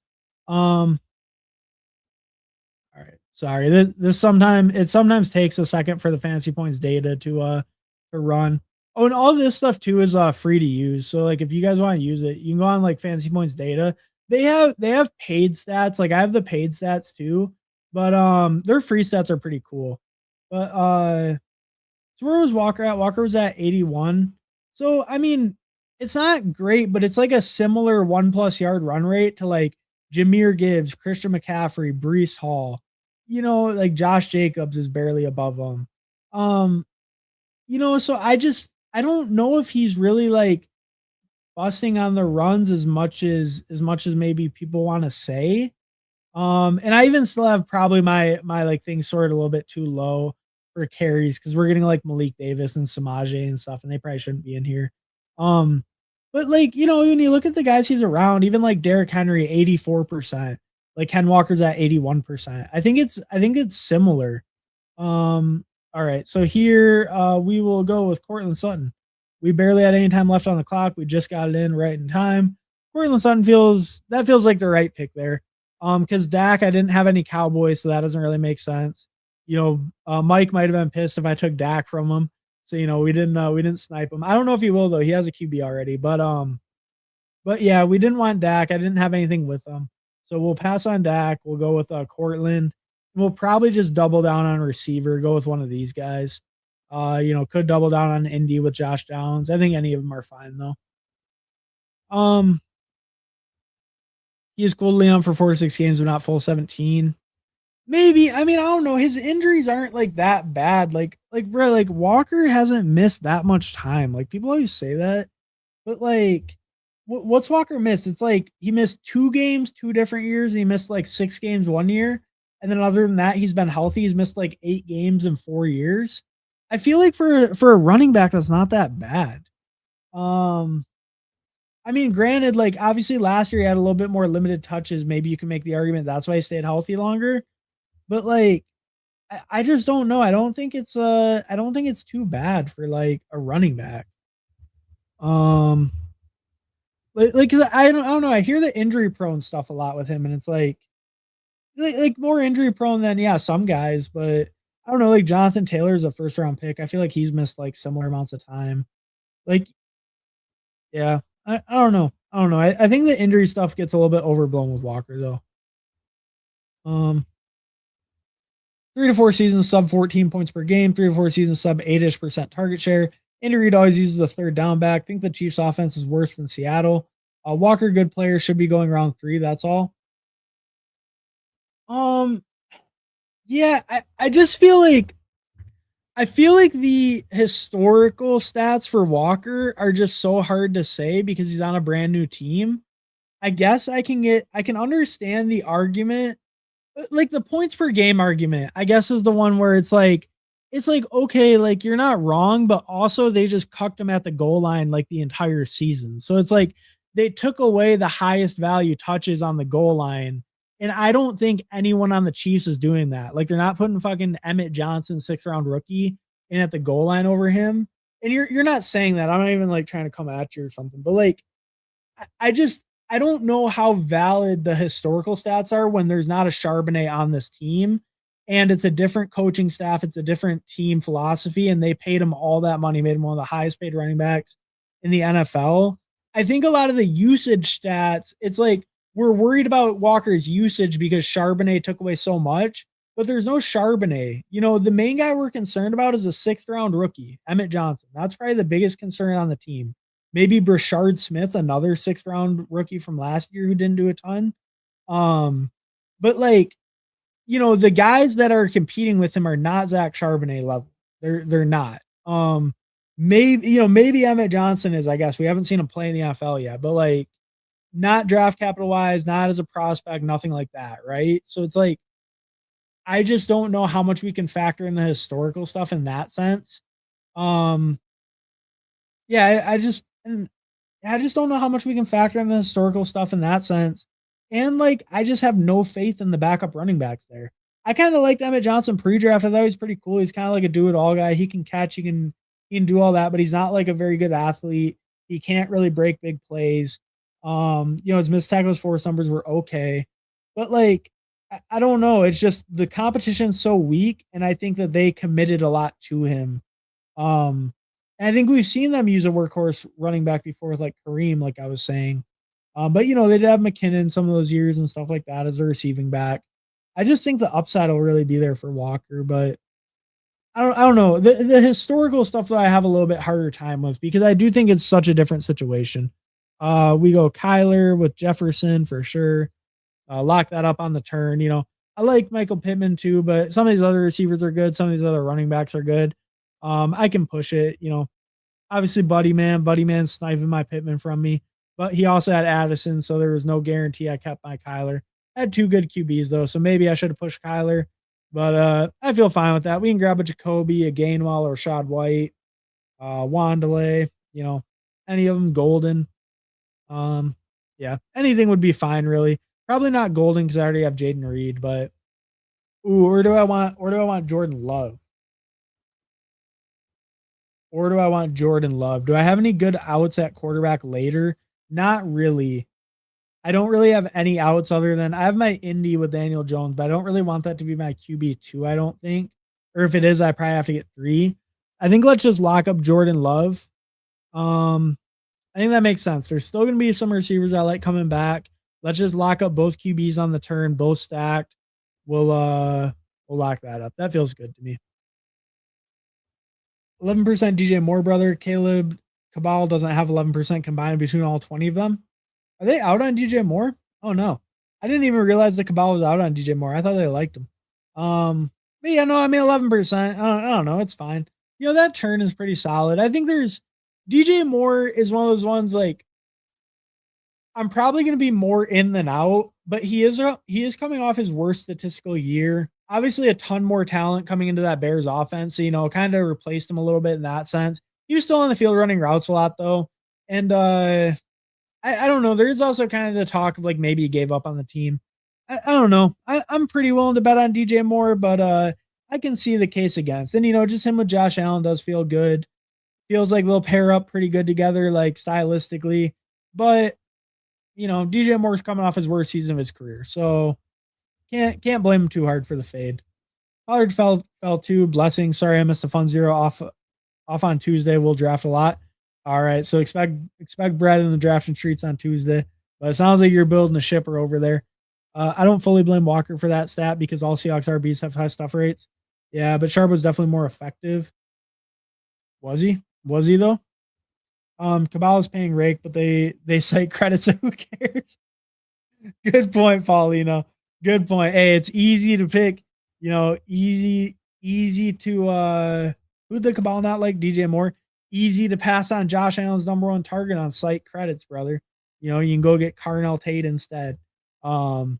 No, but that was a pretty funny comment, Paulino. Sharp get 5+ yards more times. Did he? Fair enough, fair enough. Yeah, no, I mean,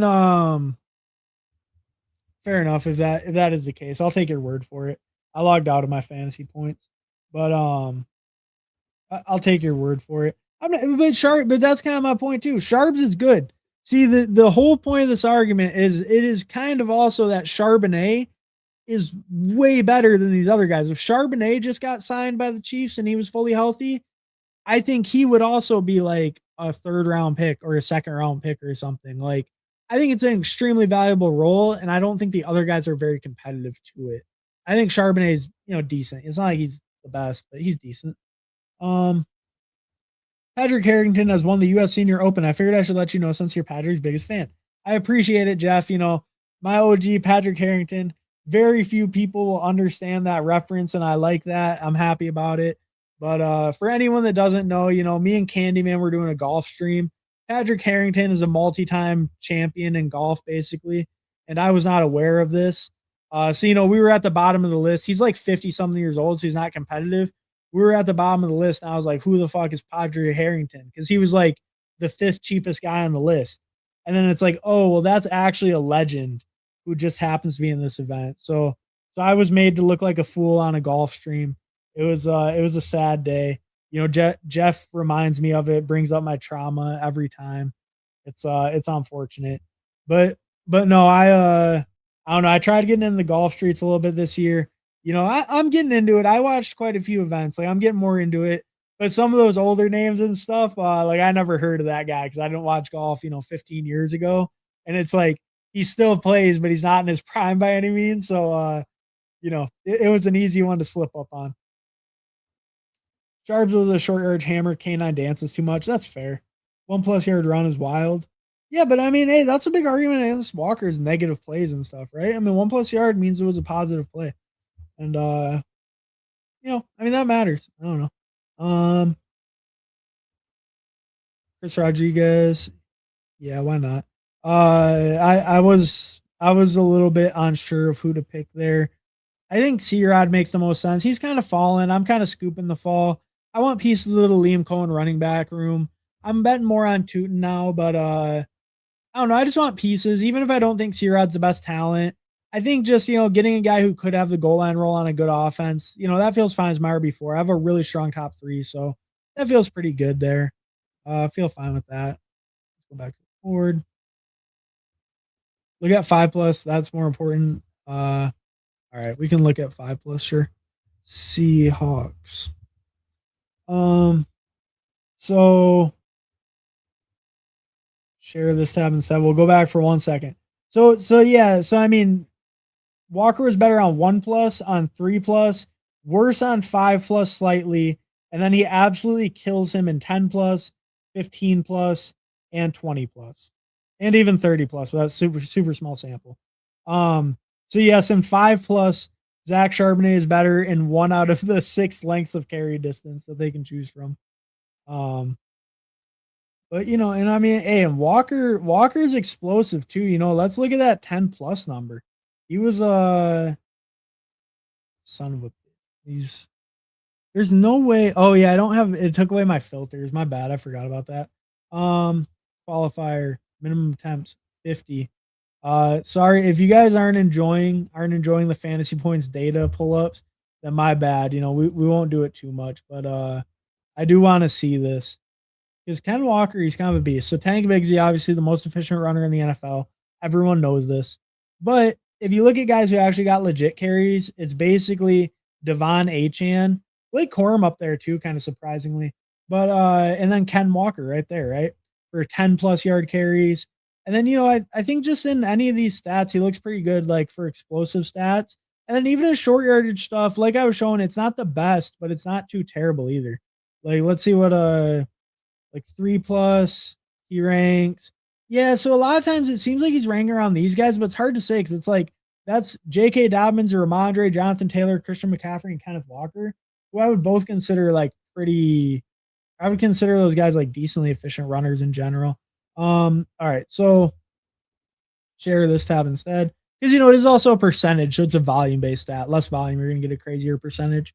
All right, so we're back in the draft. I wouldn't mind one of these tight ends.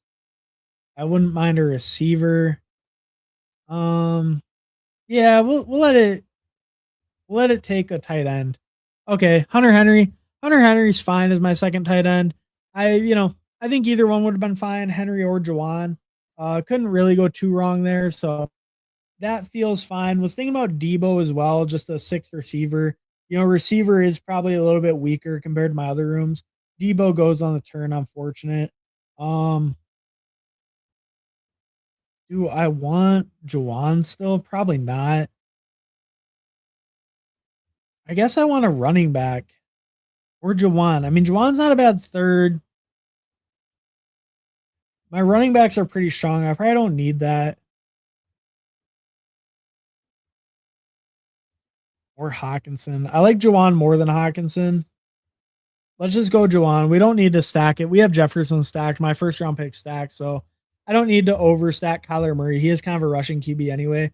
Let's go tight end there. I was thinking about running back, but my running backs feel like one of my stronger rooms. Tight end feels decently strong. I was kind of thinking of that like flex thing. Maybe Juwan or Henry can hit my flex if Warren's my tight end one.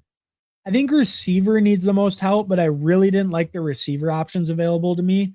Don't mind Tesla, don't mind Trey Harris, but I don't think they're huge difference makers. I think it makes more sense to just lock up that third tight end and push it a little, a little bit debatable. Maybe like a Trey Harris over Juwan would have been the right call, but I think it should be okay. Right. I'm not talking about injury, brother. What are you talking about? He's not a consistent runner. Yeah. Okay. I guess. Yeah. I guess like the 17 game thing. That's what made me think about it. Yeah. I'm not concerned about injuries. I don't see 18 plus point per game upside, and his floor is like 13 points per game. He's just too expensive in round two. Um. Yeah. I mean. Yeah. I guess I just disagree, but I don't know. I just disagree. I just don't think anyone's taken away as much work as you think. But I mean, I guess I can see it. I guess I can. I don't know. I don't know. Like, what was? I kind of want to look at like. See, the Chiefs running back sucked last year. That's what makes it so hard. Like, what was Kareem Hunt's expected? 8. Yeah, his wasn't very good. Yeah, I don't know. I don't know. I feel like he can get there. Like, I guess like I think of a guy. I guess maybe like Kyron. Like, what can Kyron do that Walker can't do? And Walker's way more explosive. Like 260 carries, 36 catches. And I think the touchdown numbers are just what's holding Walker back so much. Like, I don't know. Like, Walker, I mean, when you look at Walker, 221 for 1,000, 31 for 282. And then we look at Kyron.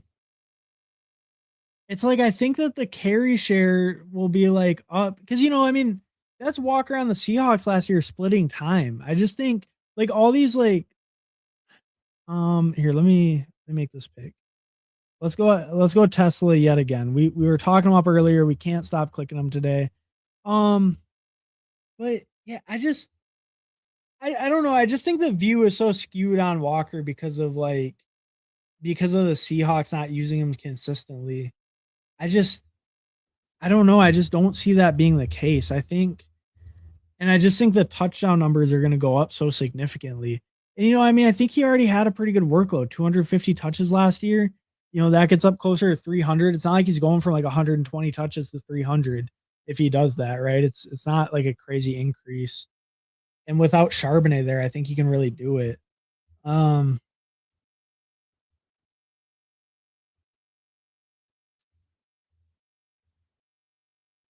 oh, this is a gross spot. I don't like. We'll let it take Jerry Judy. I don't like any of these receivers. We'll just take Jerry Judy. He was decent 2 years ago, not as much last year. I like the rookies better, but we were super late, kind of running out of time on the clock. We'll grab Jerry Judy. I'm a little bit out of sorts with this K Walk hate. Um, let's see what else. Let's get down here a little bit. I just not down in down out player. Hands dealt with ankle sprains by Verby. How's LOL? Yeah, we get Saquon third round, Henry third round on a new team, but Walker is 1-2 turn LOL. If a Super Bowl team used him in a specific way, I trust their judgment. Um, but the Super Bowl team had other players. Like the Super Bowl team had Zach Charbonnet. Who the fuck is Zach Charbonnet on the Chiefs? That's what I'm getting at. Like we want to talk about his usage and him getting taken off the field, but like, are any of these guys as good as Zach Charbonnet, or like, are we just saying like Zach Charbonnet is a bum and any bum is taking Walker off the field? Like I don't because the guys on the Chiefs are kind of bums. They're like 6th round, like kind of nobodies. I mean, Emmett Johnson maybe has some juice, but I guess like it's like the Walker not being able to consistently take the work is also because Charbonnet was really good at short yardage, like for a while. Not as much last year. It kind of closed the gap a little bit, but like in their careers, Charbonnet's been a lot better at short yardage. So it's like I don't. Do the Chiefs have a Charbonnet? They know better than us fantasy guys.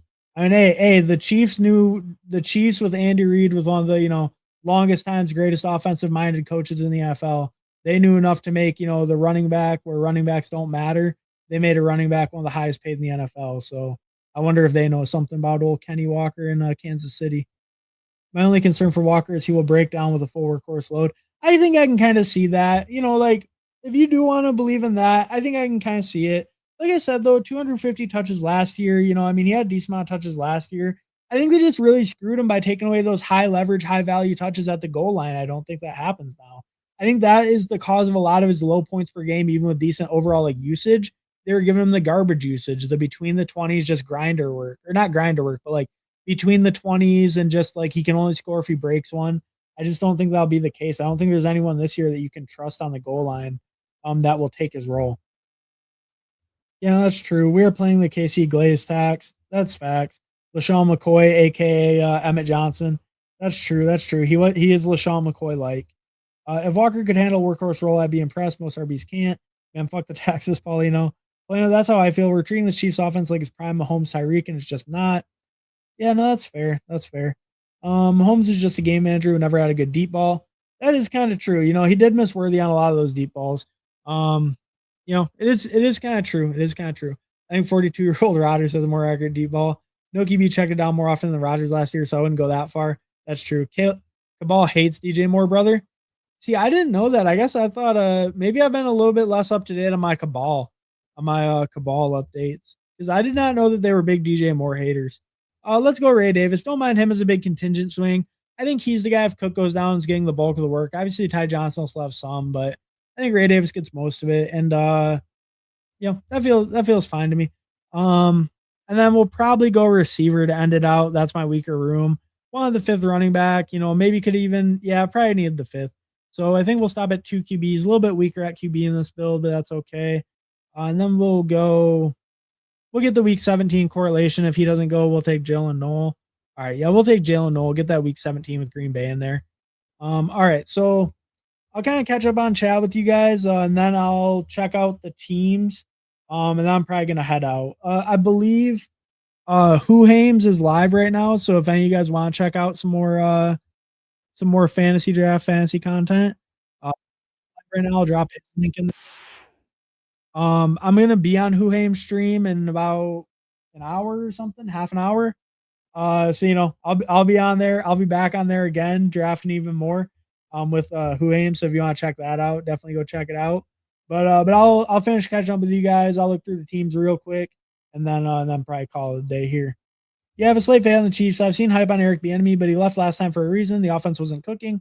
Yeah, no, that's fair. He was having a real hard time getting the head coaching jobs coming off the Chiefs offense too. I think he wanted to prove himself somewhere else. It's like Andy Reid gets a lot of the credit. That's how I feel. Slight fade, nothing major. If Walker was going where Bruce and Kyron were going, I'd be in. Yeah, no, I agree. I think like Brees is. I guess Brees is a better pass catcher is why he goes like higher. I don't know. I mean, I agree with that. Yeah, if he was going later, I'm in as is. So Charbonnet is the best brother. Exactly. I can't wait to draft him in the third round 2 years when he has his own team. Exactly, Patty. You bring up my trauma of the draft backboard with every stream. Fair enough, Jeff. Fair enough. He had to get me on the Padre Harrington for all the trauma I brought to him. Fair enough, Jeff. I think 5+ yard rushes matter more than 1+ yard. Well, yeah, but the context of the argument was that he has negative and zeros like for a lot of plays, and I was just trying to show that guys like Derrick Henry and Josh Jacobs and stuff are like very similar in that vein. Jahmyr Gibbs was similar in that, and people don't worry about their ability to handle a high rushing workload because they're inconsistent rushers. I think that was more what I was trying to illuminate with the 1+ yard rush. But 5+ is more important to keeping drives alive. That's true. Being better in 4/5 of the least important metrics doesn't matter. I mean, I guess sure. We enjoyed its valuable info. Just don't miss your pick. I didn't miss it. We made it back just in time. How much do you pay for that fantasy point shit, bro? Well, that was the free stuff. I was just showing the free stuff. I think it's like I want to say it was it $200 for the year or something for all the advanced stuff. But yeah, but all the basic stuff is just free. I think it's just all free to use. Like all the stuff I showed was free to use. Zach Sharp on the Chiefs is Rashi Rice brother. Sharp is a beast. Yeah, see, I mean, hey, further proving my point that Ken Walker just happened to have good competition. Maybe and maybe he doesn't now. Walker was out, they gave Sharp more work than vice versa though. That's fair. Sharp outscored Walker every time he was the only RB compared to Walker in similar situations. I don't know. I don't know exactly what you mean by that. When the other one was out, Charbonnet outscored him. Okay, I can kind of see that. Sure. I mean, hey, but all the more case, Charbonnet does not play on the Chiefs. Don't know if you know, but Charbonnet is not a Chief, so that's no longer a concern for old Kenny Walker. But I get what you're saying. The replacement level guys took away more work from Walker than like Charbo, difference wise. I get what you're getting at. Also, Rodgers checked it out a lot because 6 of the best 7 skill position players on his team were running backs and tight ends. Yeah, no, that is true. I mean, when it's DK Metcalf and then wide receiver 2 is Calvin Austin, Roman Wilson. Yeah, you're probably checking it down a little bit more often. Who? Yeah. Who's live? Who's live? Sharp averages top 10 RB numbers without Walker playing. Yeah, no, that's true. The problem is Walker turns 3 yard rush into 1.5 yard rush. He does get those happy feet. I will give that to you. His 1+ yard percent is high, but he doesn't take what's blocked a lot. DK was also playing short roll. That's true too. Yeah. Yeah, no, I mean that's all fair. That's all fair. He can be, I don't know, he can be a little bit boom busty, but I think he has improved from where he was a couple of years ago as like a really young player. I think that was a lot more of a problem, a lot more of like a killer of his overall like workload possibilities. Younger, like when he was younger, I think he's maybe gotten better at that. He's still not the best by any means at it, but yeah, no, I mean it is a little concern. I just don't know. Is there a guy on the Chiefs who is going to do it better, right? Maybe he turns a 3 yard rush into a 1.5, but can those other guys even turn a 3 yard rush into a 3 yard rush either? I guess that's part of my question too. Walker and Rashad have improved a lot in the past 2 years. There we go. Hartman caught up. I know we finally made it. We finally made it, Paulino. Respect is due, but let's not pretend Walker is JT, brother. He goes a whole round later. We're good. We're good. And he's not the pass catcher and he's not the pass blocker. And he will lose more work that way than JT ever would. I will fully admit that. But I think he absolutely dominates the goal line role. And if you think the Chiefs take a step back a little bit, not saying you said that, but in general, for people who have that thoughts, I think that that is a pretty fair reason as well, because a lot of my thought is he dominates goal line and it turns into a lot of rushing touchdowns. That's, a part of the thesis with Walker. But if you think the Chiefs are taking a step back this year and stuff, I think that can be a pretty solid argument against it as well. And I know Striker was kind of bringing that up too. Like the Chiefs, you're paying Chiefs stacks and they might not be as good. I know JT goes around earlier, but last year JT was cheaper than Walker this year. That's true, but running backs moved up as a whole, right? Last year you didn't pick RB, you didn't pick like RB 14 or whatever the fucking like where Derrick Henry goes, right? Or like what number is Love? Because he's right after the tier. Yeah, like Jeremiah Love's RB 13. I don't think RB 13 was going second round. He got pulled up a little, but RB 11 goes by like pick 18, 19 almost every draft this year. So they're moved up. They're moved up as a whole. So that's kind of part of that. Walker doesn't have any competition in KC. Completely agree. I agree. Walker dominates the goal line work. I don't think that's worth as much as you think it is. I think that's totally fair, right? I think I'm buying in on the Chiefs decently heavy with Mahomes being healthy again. I think they had a good amount of goal line rushes last year, and I think that with a legit running game they'll be better. I think they had like no legit running game last year. I think Kareem Hunt was good at short yardage, but they had like no juice at all to their running game. And I think that this will be the first time in several years that they've had a legitimate running game in Kansas City. They've been relying on Pacheco. Pacheco was decent before he broke his leg. Not like he was the worst. Like he was fine. But like I think this is going to be the best running game they've had in years by far. So I definitely think that matters for the overall offense. And I think last year they were decent. They still had a decent amount of rushing touchdowns, good amount of goal line touches. I don't know. I think that's a fair like inflection point though. I'm maybe more in on the Chiefs overall offense than you are, and a little bit more in on Walker as well, like as a player. So, I think that kind of makes sense. JT had no competition, Colts either, brother.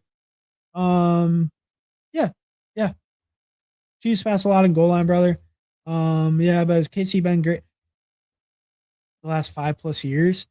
Well, no, but I mean they had Clyde and Pacheco and Kareem Hunt. I mean, with Kareem Hunt when he was young, yeah, Kareem Hunt is a rookie. Yeah. Um, yeah, I mean, I don't know. I put a lot of it up to the talent at their running back position. Why was it when KC was a top tier offense and everything?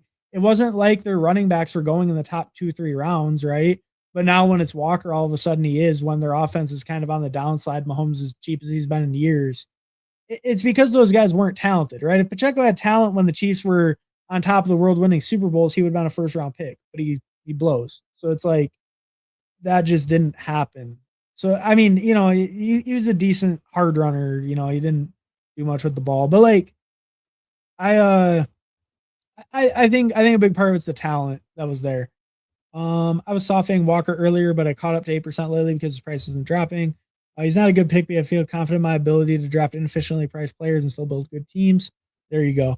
Everyone loved Clyde and lost leagues drafting him. Yeah, no, that ain't that true. Ain't that true? That got many of people the Clyde Edwards bet. But all right. I think we're caught up. We've talked enough Walker. Maybe I gotta dive deeper into Walker. I I don't know. It's also like Chase Brown, maybe I should pick more Chase Brown over him or something. But yeah, I don't know. Might be worth looking into a little bit more for me, I guess. Uh but all right, we caught up. We're gonna look at the teams. If you're still in here, we'll check out the team quick, and then I gotta get out. I'm gonna be on Whohame's stream in like 15 minutes. So actually, if you want a team review, let me know in the chat. I'm happy to review all of them if you would like, but just to see like if you're still here or not. Then I'll get out of here. So I did 2583, Kyler Love, Kenneth Walker, Javante, Bucky, Chris Rodriguez, Ray Davis. Good running back room, solid top four, really strong top three. I think this T-Rod's a good fourth. That's solid. Ray Davis is fine as a fifth, just upside swing. So like the running back room. Quarterback room is okay, maybe a little thinner with two. Would like a third, but that's fine.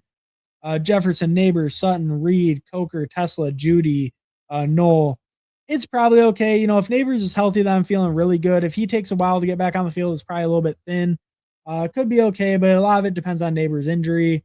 Warren, Henry, Johnson, pretty strong tight end room. Probably didn't even need like the Juwan or Henry. Like could have passed on one of them, went with a later third, but there weren't very many good receivers that I liked in that range, so I decided to just pass on and go three tight ends there. And I think it worked out pretty good. Pretty happy with the build overall. Receivers just a little dicey based on Neighbors, but I feel pretty good with the build otherwise. Um, I won't let Walker beat me the way that Crane is cool if Josh Allen beats him. Um, that's fair. Fuck that. Yeah. Review them all for content. I'm down for a quick review. Use your auctioneer voice. You look at Digger 24. All right, I got you. I got you guys. I got you guys. So we'll definitely look at we're looking at Digger. We're looking at Zero. I guess I got okay. We'll look at them all because Fantasy Dog is the only other one. AMC was in here too, so we'll check out all of them quick. It won't take too long. 3672 for Digger. Caleb, Dart, Daniel Jones, like the quarterback room, really strong quarterbacks there. Bijan, DeAndre Swift, Tony Pollard, Woody Marks, Brian Robinson, Emmett Johnson. I think that's strong. Really strong top three, right? You get Bijan, the hero, up top, and then like two solid starters right after him. So you should even be flexing a running back most weeks. So that feels good. Woody and Brian Robinson both getting some work, both injury contingent upside, like that. And then Emmett just as an upside swing. I heard he might steal a lot of passing work, so feels pretty good there. I know a lot of KC maybe got sniped on Mahomes. So at receiver, George Pickens, Rashi Rice, Luther Burden, Xavier Worthy, Matthew Golden, Calvin Ridley, Kayshawn Booty, likely Hawkinson. A little bit thinner at tight end. Would have liked a little bit more there, like a third guy in there or something like that. But it's serviceable enough, but a little bit weak at tight end. Receiver is okay with that top three, really strong top three. Wait a while, go with Worthy, go with Golden. I think that's a pretty solid receiver room. I'd have 5 by Golden's pretty solid. Decent investment in KC. So, kind of riding on them for 2 of your top 4 guys, but should be pretty good at receiver overall, I think. Like, I even like Ridley as a 6. I don't mind the shot on Booty late. And then running back was strong, like I said, quarterback strong. So tight end's the only real weakness. And then receiver is probably pretty good, but you are putting a lot of weight into that the like Chiefs or like Matthew Golden, like right. It's like you need some of those guys to kind of hit, but I think it's a pretty solid build overall. Probably just tight ends the only real like mistake to make. It should probably be a little bit stronger. But also if you're gonna make a room weak, it should be tight end. If you're gonna pick a room to be weak, it should always be tight end pretty much. All right, let's look at 0, 3582, Bo Nix, Geno Shadur. Kind of a weak QB room, don't love it, don't hate it. I kind of wish there was a better guy than Geno. There is a little bit of risk he gets benched, so I wish QB2 was a little bit better than Geno, but it should be okay. Bo Nix is good at the QB1. Shadur, Shadur is fine to pick here and there if you need that third. Christian McCaffrey, Derrick Henry, Trevion, Tyron Tracy, Algier. Super strong double anchor. You get Trevion as like, I like him in this spot where you have that super strong double anchor, super high touch volume guys where you're not really relying on Trevion or anything, but when he hits those big spikes, it can hit your flex or even like your RB1 spot, whatever. But like that, and then you get Tracy and Algier, both split backfield guys, hopefully get some work, big injury contingent upside. So like the running back room overall. Receiver, Waddle, Harrison, Pierce, Myers, Dubs, Boston, Branch, Bryant. It's okay. It should be fine. The Dubs fall helps a little. The Jacoby fall helps a little. So getting values on them as your 4 and 5 actually helps quite a bit. I like Boston as your 6. The last 2 dart throws I like too. So actually pretty solid receiver room. I think the Jacoby and Dubs picks really helped kind of round it out, make it feel better. And then McBride Craft, really strong tight end room, double elite almost. So I think that's solid overall. I like it overall other than the quarterbacks. Quarterbacks, feel kind of sketchy to me. But other than that, I think the team feels pretty solid. And obviously running backs putting a lot on that double anchor, but that's kind of the point. So I think just quarterbacks worry me a little. Other than that, like the team quite a bit. Let's look at Fancy Dog, 3483, hyper fragile. Trevor Lawrence, Brock Purdy, Malik Willis, good QB room, like that a lot. James Cook, Achan, Travis Achan, or James Cook, Devon Achan, Travis Achan, and Sean Tucker. I think I would want a better 4 than Sean Tucker, Fantasy Dog. I mean, if Sean Tucker, if someone gets hurt or something, he could definitely have a really nice role and really and he could have a good goal line role just in general. But I want someone who's giving me a little bit more guaranteed work than Sean Tucker. If Gainwell and Bucky are both healthy, there could be weeks Sean Tucker's getting like 2 touches. So I would want a guy who's getting a little bit more work guaranteed for my fourth. But really strong top three. So like that, and they could carry you all different buys. You might not even ever need to use Sean Tucker. And if Bucky or Gainwell do get hurt, then it could be a really strong, four even. And then Mike Evans, Christian Watson, Parker Washington, Ricky Pearsall, Travis Hunter, John Stribling, Malik Washington, Chris Bell. I think it's a pretty good run or receiver room overall. I like the top three overall. Like I said, I'm not the biggest P-Wash guy, but capital wise, that's pretty good for your third. So a decent top three. I like Ricky as the fourth. Travis Hunter is your fifth. Not as safe a floor, but he's another Jacksonville piece. And I think gives you the spike upside. And then you did get some volume later. I think receiver feels pretty good, like the top four overall, and then get some spike guys, some volume later, get some Miami pieces. Kittle, Strange, Tonjes, good tight end room, get some safety in case Kittle doesn't come back right away. I'm not usually doing that too often. I'm more just like trying to ride with like a different third tight end to cover it. But I don't mind the idea of taking Tonjes, and if Kittle does get re-injured, then Tonjes could be like guy you need in the playoff weeks. He's shown the ability to spike before when Kittle's out, so I like that pick. Overall, I think it's a pretty solid team, but I would like a better fourth RB than Sean Tucker when you're stopping at four. Top three are crazy strong. So, you definitely could have waited longer than most hyper fragiles. And then Buddy Man, Mike, 3573, Josh Allen, Dak Prescott, Cam Ward. Really like the quarterback room, super solid. You get QB1 and still get Dak and Ward. Great QB room. Saquon, Kyron, Isaiah Pacheco, Jaden Blue, Najee Harris. I mean, I don't mind it with the strong double anchor because you can kind of push it. I wish you maybe would have got a better third running back than Pacheco, or like a better fourth than Blue maybe. But oh wow, you're a big Blue fan, or maybe you just knew I would snipe him from you. But if you let him pass on the turn, but yeah, 182 for him, and you had the Dak, right? So yeah, you kind of did it for the stack probably. Um, but yeah, I maybe would have liked a little bit better third running back, but I think it's viable. And I am kind of a Pacheco hater. If they don't sign anyone, he's probably pretty good as your third, and he'll probably move up too. So, that feels fine. Throwing in a Najee Harris.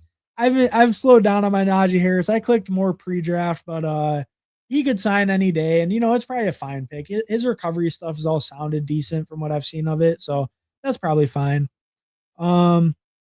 CeeDee Lamb, DJ Moore, Carnell Tate, Jordan Addison, Michael Pittman, Wandale, Ryan Flournoy. Really strong receiver room, super strong receivers. I mean, you have 6 by 110. I think you could have even stopped at 6 if you wanted. Obviously, you had the Dallas stuff, so that's probably why you grabbed Flournoy there. But super strong receiver room. Really like that. And you get kind of the floor guys with Pittman, Wandale, some upside spikes with Addison, Flournoy, and then just, kind of hopefully the ones on their team with Lamb, Moore, and Tate. So really like the receiver room, super strong there. Ferguson, Gunner, Theo. I think it's fine. It's serviceable, little bit on the weaker side, but it's a totally fine tight end room and got it all stacked up and stuff with Dallas and Tennessee. So, like a fine tight end room, but good receiver room. I like the double anchor, maybe a little thinner at running back, really relying on these top two, but if they're healthy, I think that's fine. And then quarterback was super strong. So overall, I think team's pretty good, pretty solid. But oh, and we'll check out AMC too. 3582, Drake May, Baker Mayfield, Jacoby Brissett. I think that's fine. I'm not clicking a ton of Brissett right now. And I think you would have been fine with May and Baker. But if you want to give yourself that third out, that third stack, I think throwing Brissett on is fine. But Baker and May, that's strong enough. And then throw that third on. I like it. Genty, Hampton, Harvey, Coleman, Demond Claiborne. Pretty solid because you have this really strong double anchor, similar idea there. But I like your third RB. I think he actually gets some touches. He should have a decent role, has some upside if an injury happens. And you throw Jonah Coleman on that way if anything happens to Harvey, I guess, right? Then you still have a guy there. And then Claiborne just late dart. I think running back looks pretty good overall. Maybe you could have argued I think it's pretty good. Claiborne is really like a deep dart, but so maybe you could argue it a little bit better than him. But at the same time, I think you have enough volume up top. It makes sense. Lad McConkey, Emeka Egbuka, Brian Thomas, Chris Godwin, Khalil Shakir, Debo, Antonio Williams, Troy Franklin, Fannin Goddard. Fannin Goddard's good. What's your build? 3582. Yeah, I think receiver is pretty good overall. Did you had Baker, right? Yeah. Okay, so you have the Tampa Bay double going. I think that's good. 4 by Godwin's pretty good. Shakir as your fifth is fine to help the low weeks. You know, you got a little fall on him. I like Debo there, Antonio Williams, Troy Franklin. I think you could have argued maybe it would have been worthwhile to put like a sixth running back instead of seventh receiver. Um, like instead of the Franklin or Antonio Williams. But I think overall it's pretty good. Overall it's pretty well built. I think the team feels really balanced, like pretty solid overall. I don't see any huge weaknesses. Like tight end's good, receivers pretty good, running backs pretty good, especially if those top two are healthy, and quarterback's good. So yeah, no, just solid balanced team. I like it overall. Yeah, no, definitely it's gonna be a hard lobby to get out of. You know, hard to advance in here for sure. Always is with the friends and family, but always fun hopping in a draft with you guys and stuff. Um, but you know, that's gonna be it for me. We're hopping over to a Huham stream, and I'll be over there in about 10 minutes. It looks like. So so you know, I'll be over there in about 10 minutes. We'll catch up real quick with you guys. Any last things? Man, Digger sniped my Daniel Jones. That son of a bitch. No, but hey, you know, you gotta pull him up if you want to secure it. If you're at a fair, what's your go-to food?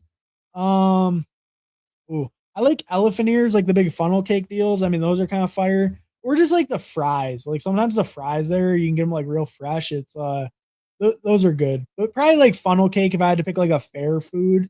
Like, you know, get one of those, whoever you're going with, you kind of split it. You get a big ass funnel cake, split it with everyone. That's always pretty good. Mini donuts and corn dog, that's a good shout too. Hendo just for week 17, brother. Fair enough, fair enough. I'm worried about QB, brother. All right. Fair enough, fair enough. You're worried too.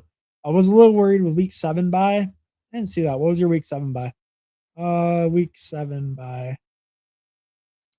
Oh, that's why you threw on like Troy Franklin, you're saying? Yeah, no, that's a pretty big buy. That's a pretty big buy. I'm not much of a bye week, bro, so it didn't like light up on my radar right away. But yeah, all week 7 and 10. But every other week of the year, you're gonna have 8 healthy receivers, you know, depending where Debo signs. But yeah, every other week other than 7 and 10, you're going to have receivers. That is kind of wild though. You know, might be a little bit tough that week, but you have enough guys. And if Tampa Bay has a good week, you can make it through. It's not like insurmountable, but that is a little bit wild. I didn't notice that. You know, it might hurt a little bit that week, but you might lose like 15 points or something. It's probably not going to be crazy, especially if Tampa Bay can help you cover. Um, GG. Thanks, Hartman. See you in the finals. Hell yeah. Corn dogs. Fuck yeah. Hey, and thanks all you guys for stopping by, drafting, chatting. Always a good time. Like I said, I'll be on Who Am's channel in like 10 minutes if you want to hop over there. But always a good time. Thank you guys so much for stopping by, drafting, chatting. Enjoy the rest of your day. Hey, enjoy the rest of your day, guys.